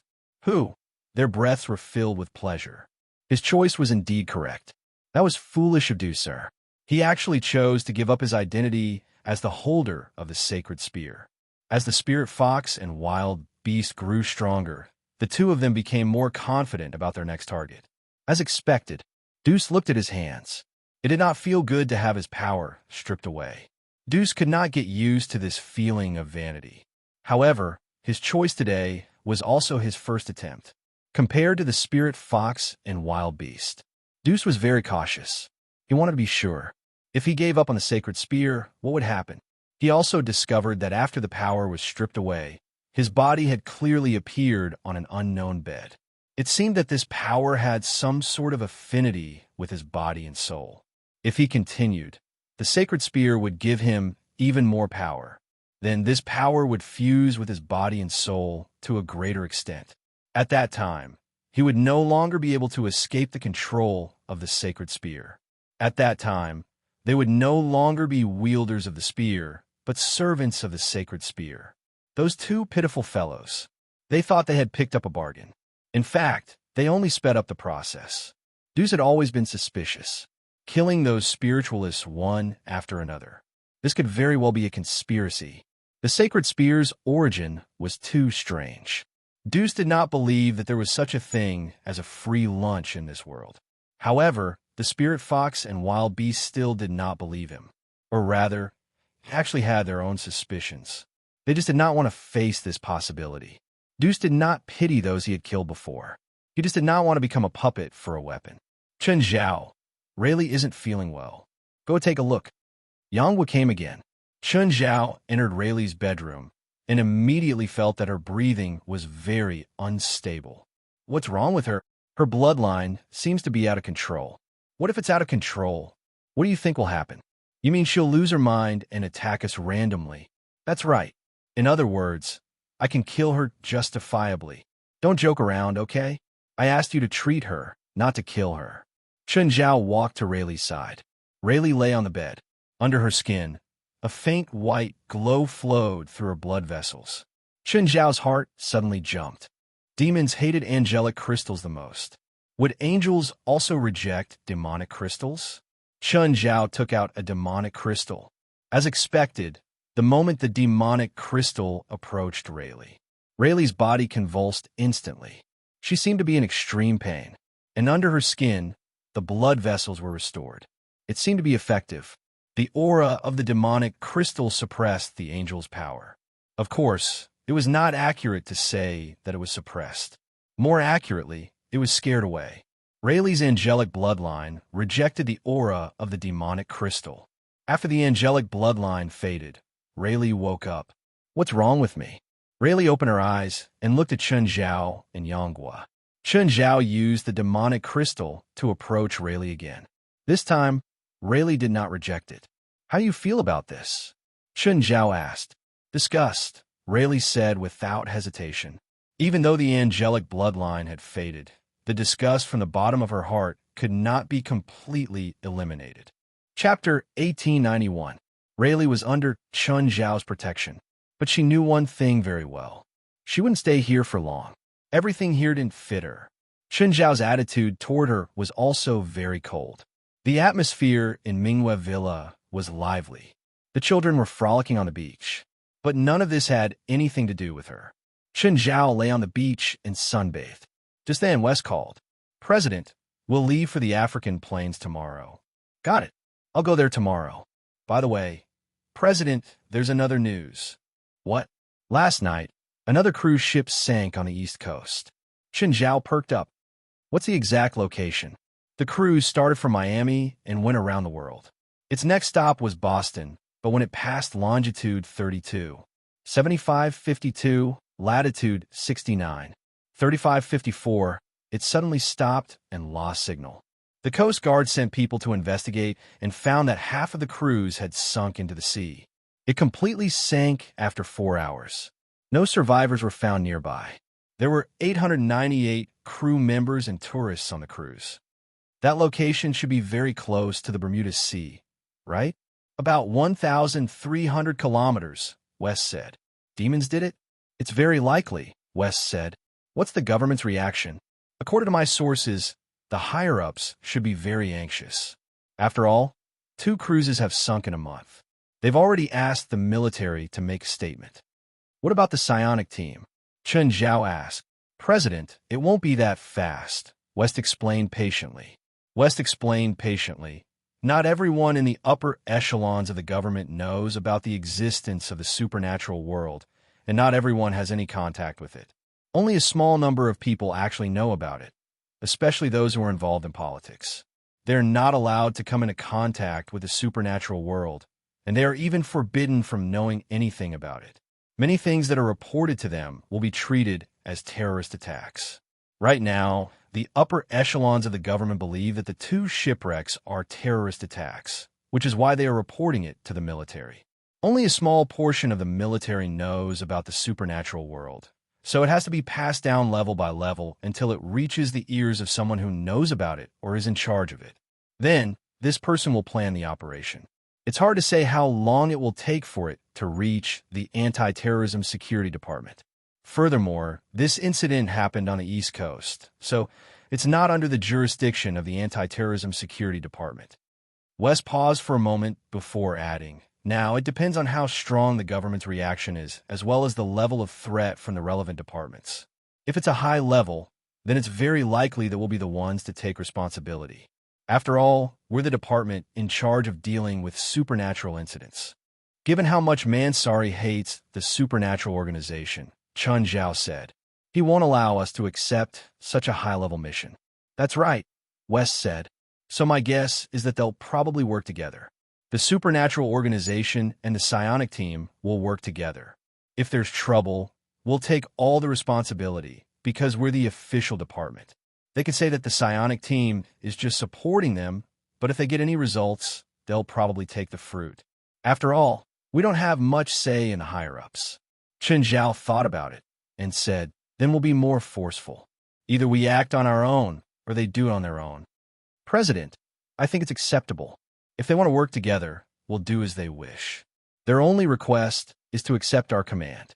If they refuse, we'll have a good reason to refuse." To West, there were always 2 sides to every coin. If they dare to accept our command, their lives will be in our hands. If they refuse our command during the mission, we'll even have the right to punish them. "You guys will go to the African plains tomorrow. I'll be the only one there." If the government's order came during this time, Chun Zhao would have to face it alone. Chun Zhao thought about it and hoped that he could do it during this time. It was much more convenient for him to act alone than for the supernatural organization to work together. Plus, he didn't know anything about the situation in Bermuda. The only situation Chun Zhao knew was that there was a big demon inside. As for how strong it was, Chun Zhao couldn't be sure. From a few times he'd interacted with demons from Bermuda, Chun Zhao guessed that the big demon wasn't weak. Chun Zhao vaguely guessed that the demon wasn't weak. And if that great demon strength was close to his, it might not be good for others to come. He didn't even have time to protect them. Yang, don't you go to work every day? Yang Guo wasn't used to Chun Zhao calling him that. But at least it was better than Guo. Yang Guo was very resistant to being called Guo. Yang Guo was very resistant to being called Guo. In the whole world, only Zhang Tianyi could call him that. It was not because Yang Guo was willing to accept it, but because Zhang Tianyi did not care about his personal feelings at all. I'm from Longhu Mountains, North American resident office. I'm responsible for contacting some people. Nothing will happen in a month. I'm envious of people like you who have nothing to do every day, lying down and receiving your salary. Yang Guo glanced at Chun Zhao. I'm more envious of you. You also lie down every day and earn more than $100 million every month. Do you think I'm happy? What are you unhappy about? No, I'm really happy. Yang Guo rolled his eyes. If you really envy me, then be my henchman. I'll give you twice the salary of Mount Longhu. Then forget it. I'm used to being undisciplined. Even if Yang Guo agreed, Chun Zhao was just asking casually. Chun Zhao didn't even know how to use him. Does your Mount Longhu have any unique techniques? Let me see. Since it's unique, why do you think I can show it to you? Hey, old Zhang, your disciple is disobedient. Can I feed him to the sharks? Seeing that Chun Zhao was going to complain to Zhang Tianyi again, Yang Guo said disapprovingly, the Grandmaster won't agree either. Your Grandmaster wants to talk to you. Chun Zhao handed the phone to Yang Guo. Yang Guo glanced at Chun Zhao and took the phone. Grandmaster, Chun Zhao wants me to show him Mount Longhu's unique technique. I think he wants to learn it secretly. If he wants to see it, then let him. Cut the crap. But he won't understand, Zhang Tianyi said confidently. Chapter 1892. It was just as Zhang Tianyi had said. Chun Zhao couldn't understand it all, because Chun Zhao didn't follow the Taoist cultivation method, unless Yang Guo told Chun Zhao all the methods. Otherwise, Chun Zhao wouldn't be able to learn it just by demonstration. Chun Zhao wasn't a genius who could learn it just by seeing it once. Zhang Tianyi knew this, and so did Chun Zhao. But Chun Zhao didn't want to learn Dragon Tiger Mountain's unique spells. Instead, he wanted to find some cultivation inspiration or enlightenment from their unique magic arts. What Chun Zhao wanted was not a technique, but an epiphany. Yang Guo returned the phone to Chun Zhao, embarrassed. Chun Zhao, what spell do you want to see? How would I know? As long as you don't teach it to others, just show me. I don't know a lot. I mainly cultivate Taoist spells that are derived from the Yin and Yang twin. What's Yin and Yang twin? My spell is a body-refining spell, but I can't achieve Yin and Yang twin. I can only withstand Yin Qi or Yang Qi alone, so I can only use it alone. My normal state is Yang birth, while Yin death will cause me to lose my mind. Every time I use it, it's extremely damaging to my body, so I only use it when the Grandmaster is around, Yang Guo said. Yang Guo said, all of my magic arts are based on the foundation of Yin and Yang. Chun Zhao thought about it. Wasn't this like splitting the God Strike into two parts? Not everyone could cultivate the God Strike. After all, the God Strike used the spiritual qi of heaven and earth and the energy of the universe to temper the body. The magic cultivated from the spiritual qi was Yang Qi, while the energy of the universe was Yin Qi. The Yin-death collision was like absorbing the energy of the universe into the body, but it couldn't achieve Yin and Yang twin. So, the final result was more Yin and less Yang. It was just like the Taoists saying, take what's in excess and make up for what's lacking. It was understandable that the Yin-death state would harm the body. Then I'll cast the spell in the Yang birth state first. Okay, first, I'll ask for God's decree. I've shown it to you before. Yang Guo took out a yellow talisman. Holding it between his fingers, he chanted, God, please issue a decree. After the yellow talisman turned to ash, the surrounding heaven and earth spiritual energy faintly contained a trace of spiritual light that entered Yang Guo's body.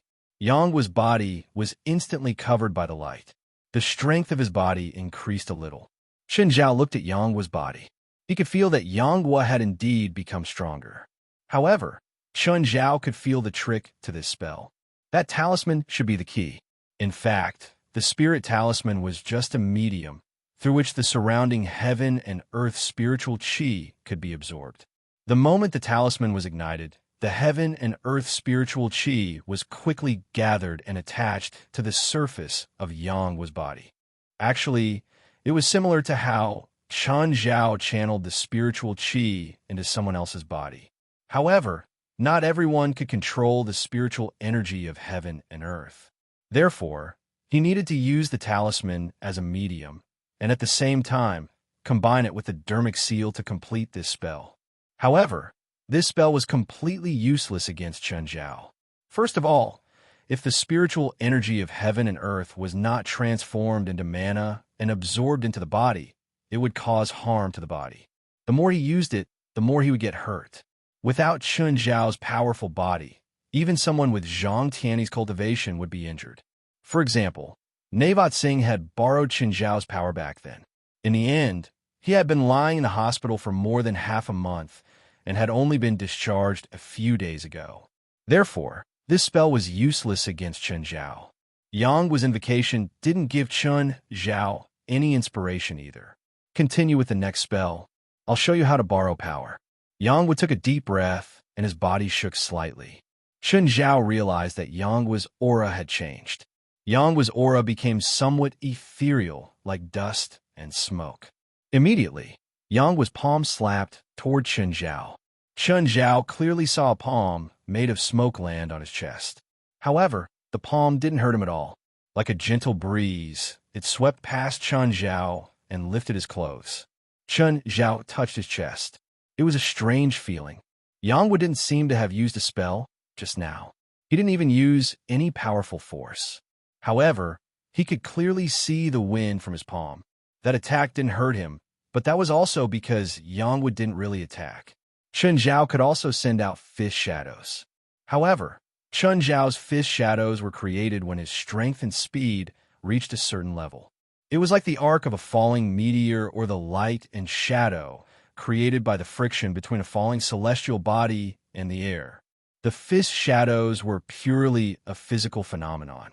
If one didn't have enough strength or speed, they wouldn't be able to get rid of the fist shadows. But Yang's palm wind was so light, yet he could clearly see the palm wind. This confused Chen Zhao. He looked at Yang in confusion. "What's that spell called?" Chen Zhao asked. After a moment of silence, Yang said, "It's called borrowing power. I think you should call it the melancholic palm," Chen Zhao said. "No, definitely not." Yang seemed to have guessed that Chen Zhao would say that. His reaction was extremely agitated and resistant. Puffed. Did someone get this name in the past? Is it that old man Zhang Tiany? Chen Zhao looked at Yang teasingly. Yang face darkened. "I don't want to talk to you. What's the theory behind that?" Chen Zhao asked curiously. "I can't tell you. If you tell me the trick, I'll have our bet last time," Chen Zhao said. Yang hesitated for a moment. He didn't like to listen to others, but he had to abide by the bet. However, he had to abide by the bet. Zhang Tiany had warned him. However, if he could reject the bet legitimately, it would be a chance for him to be free. Yang looked at Chen Zhao. 1 year. I want our bet to be canceled."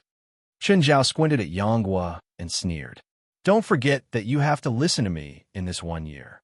Even if I don't promise anything, you have to agree to any of my requests." "That's impossible. Why should I teach you Dragon Tiger Mountain's unique spell? Since you're using it to negotiate with me, it means that it's not a unique spell. Most likely, it was found by that old man Zhang Tiany, just to make you worthy of the name Yanghua. So don't use it to bargain with me. My request, you have to agree to it whether you want to or not. Not to mention, you can't beat me." Yanghua was furious, but he couldn't retort. Just as Chen Zhao had said, this was indeed not a unique spell of Dragon Tiger Mountain. "Okay, just accept my requests, and we'll still be good friends." Chapter 1893. Yang sighed dejectedly. He really wanted to say, "I'll kill you." But considering the serious consequences, Yang still chose the words of the ancients. A man knows when to yield and when to stand tall. Not everyone can learn how to borrow power. Don't worry about whether I can learn it or not. Tell me the trick first. Borrowing power is to borrow the power of everything in the world. Everyone can borrow different things. Some people can borrow the power of wild beasts. Some can borrow the power of mountains, rivers, and sees some can borrow the power of wind and clouds, and some can borrow the power of water and fire. Yang will wave his hand in front of him. A cloud of mist coiled in his palm, gathering and not dispersing. But in the end, he clenched his fist and the mist dissipated. Yang looked up and said, "My power is this ethereal mist. It's tangible but not tangible, tangible but boundless." "What power does your power have?" Chen Zhao really couldn't see the power of his power. "I'm using softness to conquer hardness." "Then show me," Chen Zhao said. Annoyed, Yang Guo yelled, "Are you asking me to teach you the trick, or are you just bickering with me?" "Fine, continue." Chen Zhao shrugged. "To learn how to borrow power, you first have to understand what power is," Yang continued. "Everything in the world has power. Living things have it, dead things have it too." With that, Yang bent down and scooped up the surging seawater. "This handful of water also has power." With that, Yang returned the seawater to the waves. "This wave also has power. This ocean also has power. And this world also has power."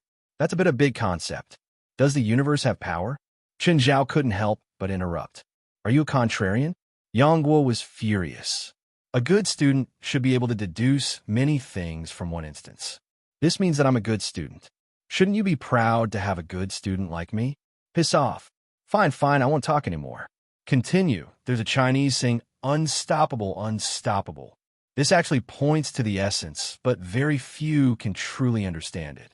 Yang continued, "Force isn't unchanging. Force can change at any time and place. However, the secrets and techniques of force can be summarized in 4 words. Mountain of fire." This sentence is from Japan, right? "Get lost. This is from Sun Tzu's Art of War." Yang scolded angrily. "Swift like the wind, gentle like the forest, aggressive like fire, immovable like a mountain. There are only these 4 types of power in the world." Sun Bin also knows how to practice power. I don't know if Sun Bin has cultivated force, but force was indeed comprehended from Sun Bin's Art of War. "What's the most powerful force?" Chen Zhao asked. "There is no one type of power that is the most powerful. It only depends on how much power you can grasp and use." Yang said, "Swift as the wind. His movements were as fast as a hurricane. Surulin advanced slowly. His troops were as orderly as a dense forest. Invade like fire, invade and disturb, as fierce as raging fire, unstoppable. Immovable like a mountain. Stationing troops to defend is as solid as a mountain, unshakable." You still haven't told me the most important thing. How do I practice power? Not practice, but comprehension. Comprehension, do you understand? Chen Zhao was most afraid of so-called comprehension. In the past, apart from regular training, he'd cultivated. Most of the time, he'd reached where he was today through his own deductions and predictions. This was completely different from Taoism's so-called comprehension. Comprehension was all about sudden inspiration. It was just that he suddenly understood. This was what Chen Zhao was the worst at. In the past, when Chen Zhao, an old turtle, communicated, Chen Zhao hated it the most. What annoyed Chen Zhao the most was that old turtle kept talking to him about the stream of consciousness. What did he mean by "you'll understand in the future," or "you need to figure out yourself"? How did you practice it? Chen Zhao asked again. "Once, I broke the sect rules in the sect and was punished by the Grandmaster. I had to meditate in the Tranquil Heart Hall for 10 days and 10 nights. One night, I saw the smoke rising from the incense in front of the 3 Pure One statues in the Tranquil Heart Hall. Then my understanding of momentum suddenly flashed through my mind. Then I comprehended the momentum of dust and smoke." Yang glanced at Chen Zhao. "But not everyone can comprehend force. It requires a lot of talent. Even on Dragon Tiger Mountain, there aren't many people who can comprehend force. Talent? I'm stronger than you. Isn't that enough to prove my talent? Since you can practice it, I can too. Power doesn't mean everything." "No, it means everything," Chen Zhao said matter-of-factly. With that, Chen Zhao suddenly clenched his fist and swung. A fist shadow tore through the air. The fist shadow landed heavily in the waves more than 20 meters away. There was a huge boom, and a huge wave rose into the sky. This was power? Yang Guo was alarmed. No, the fist shadow looked domineering and powerful. But it didn't feel like power. It wasn't power. It was just a magic attack that looked similar. It's useless to scare me. I said that power doesn't mean everything. There are many seniors on Dragon Tiger Mountain who are stronger than me, but there are only a few who can truly comprehend power. Yang was still insistent on his point.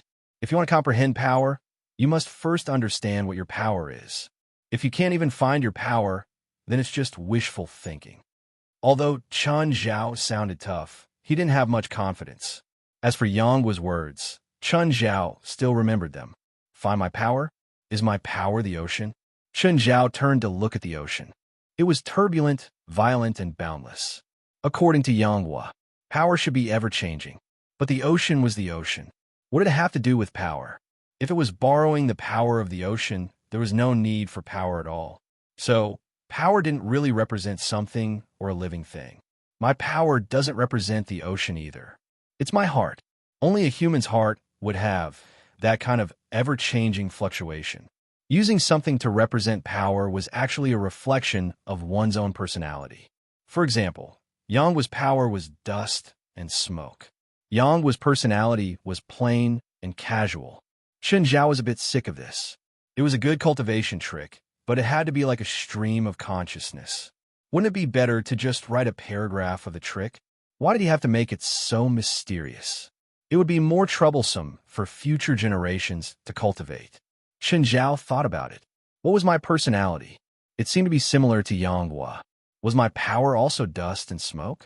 Chen Zhao closed his eyes and imagined the wisp of smoke in front of the statue. I don't feel anything. I don't feel anything at all. Forget it. That feeling was too mysterious.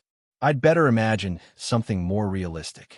Chen Zhao turned to the green mountain behind him. He wanted to see if he could feel the power of the green mountain.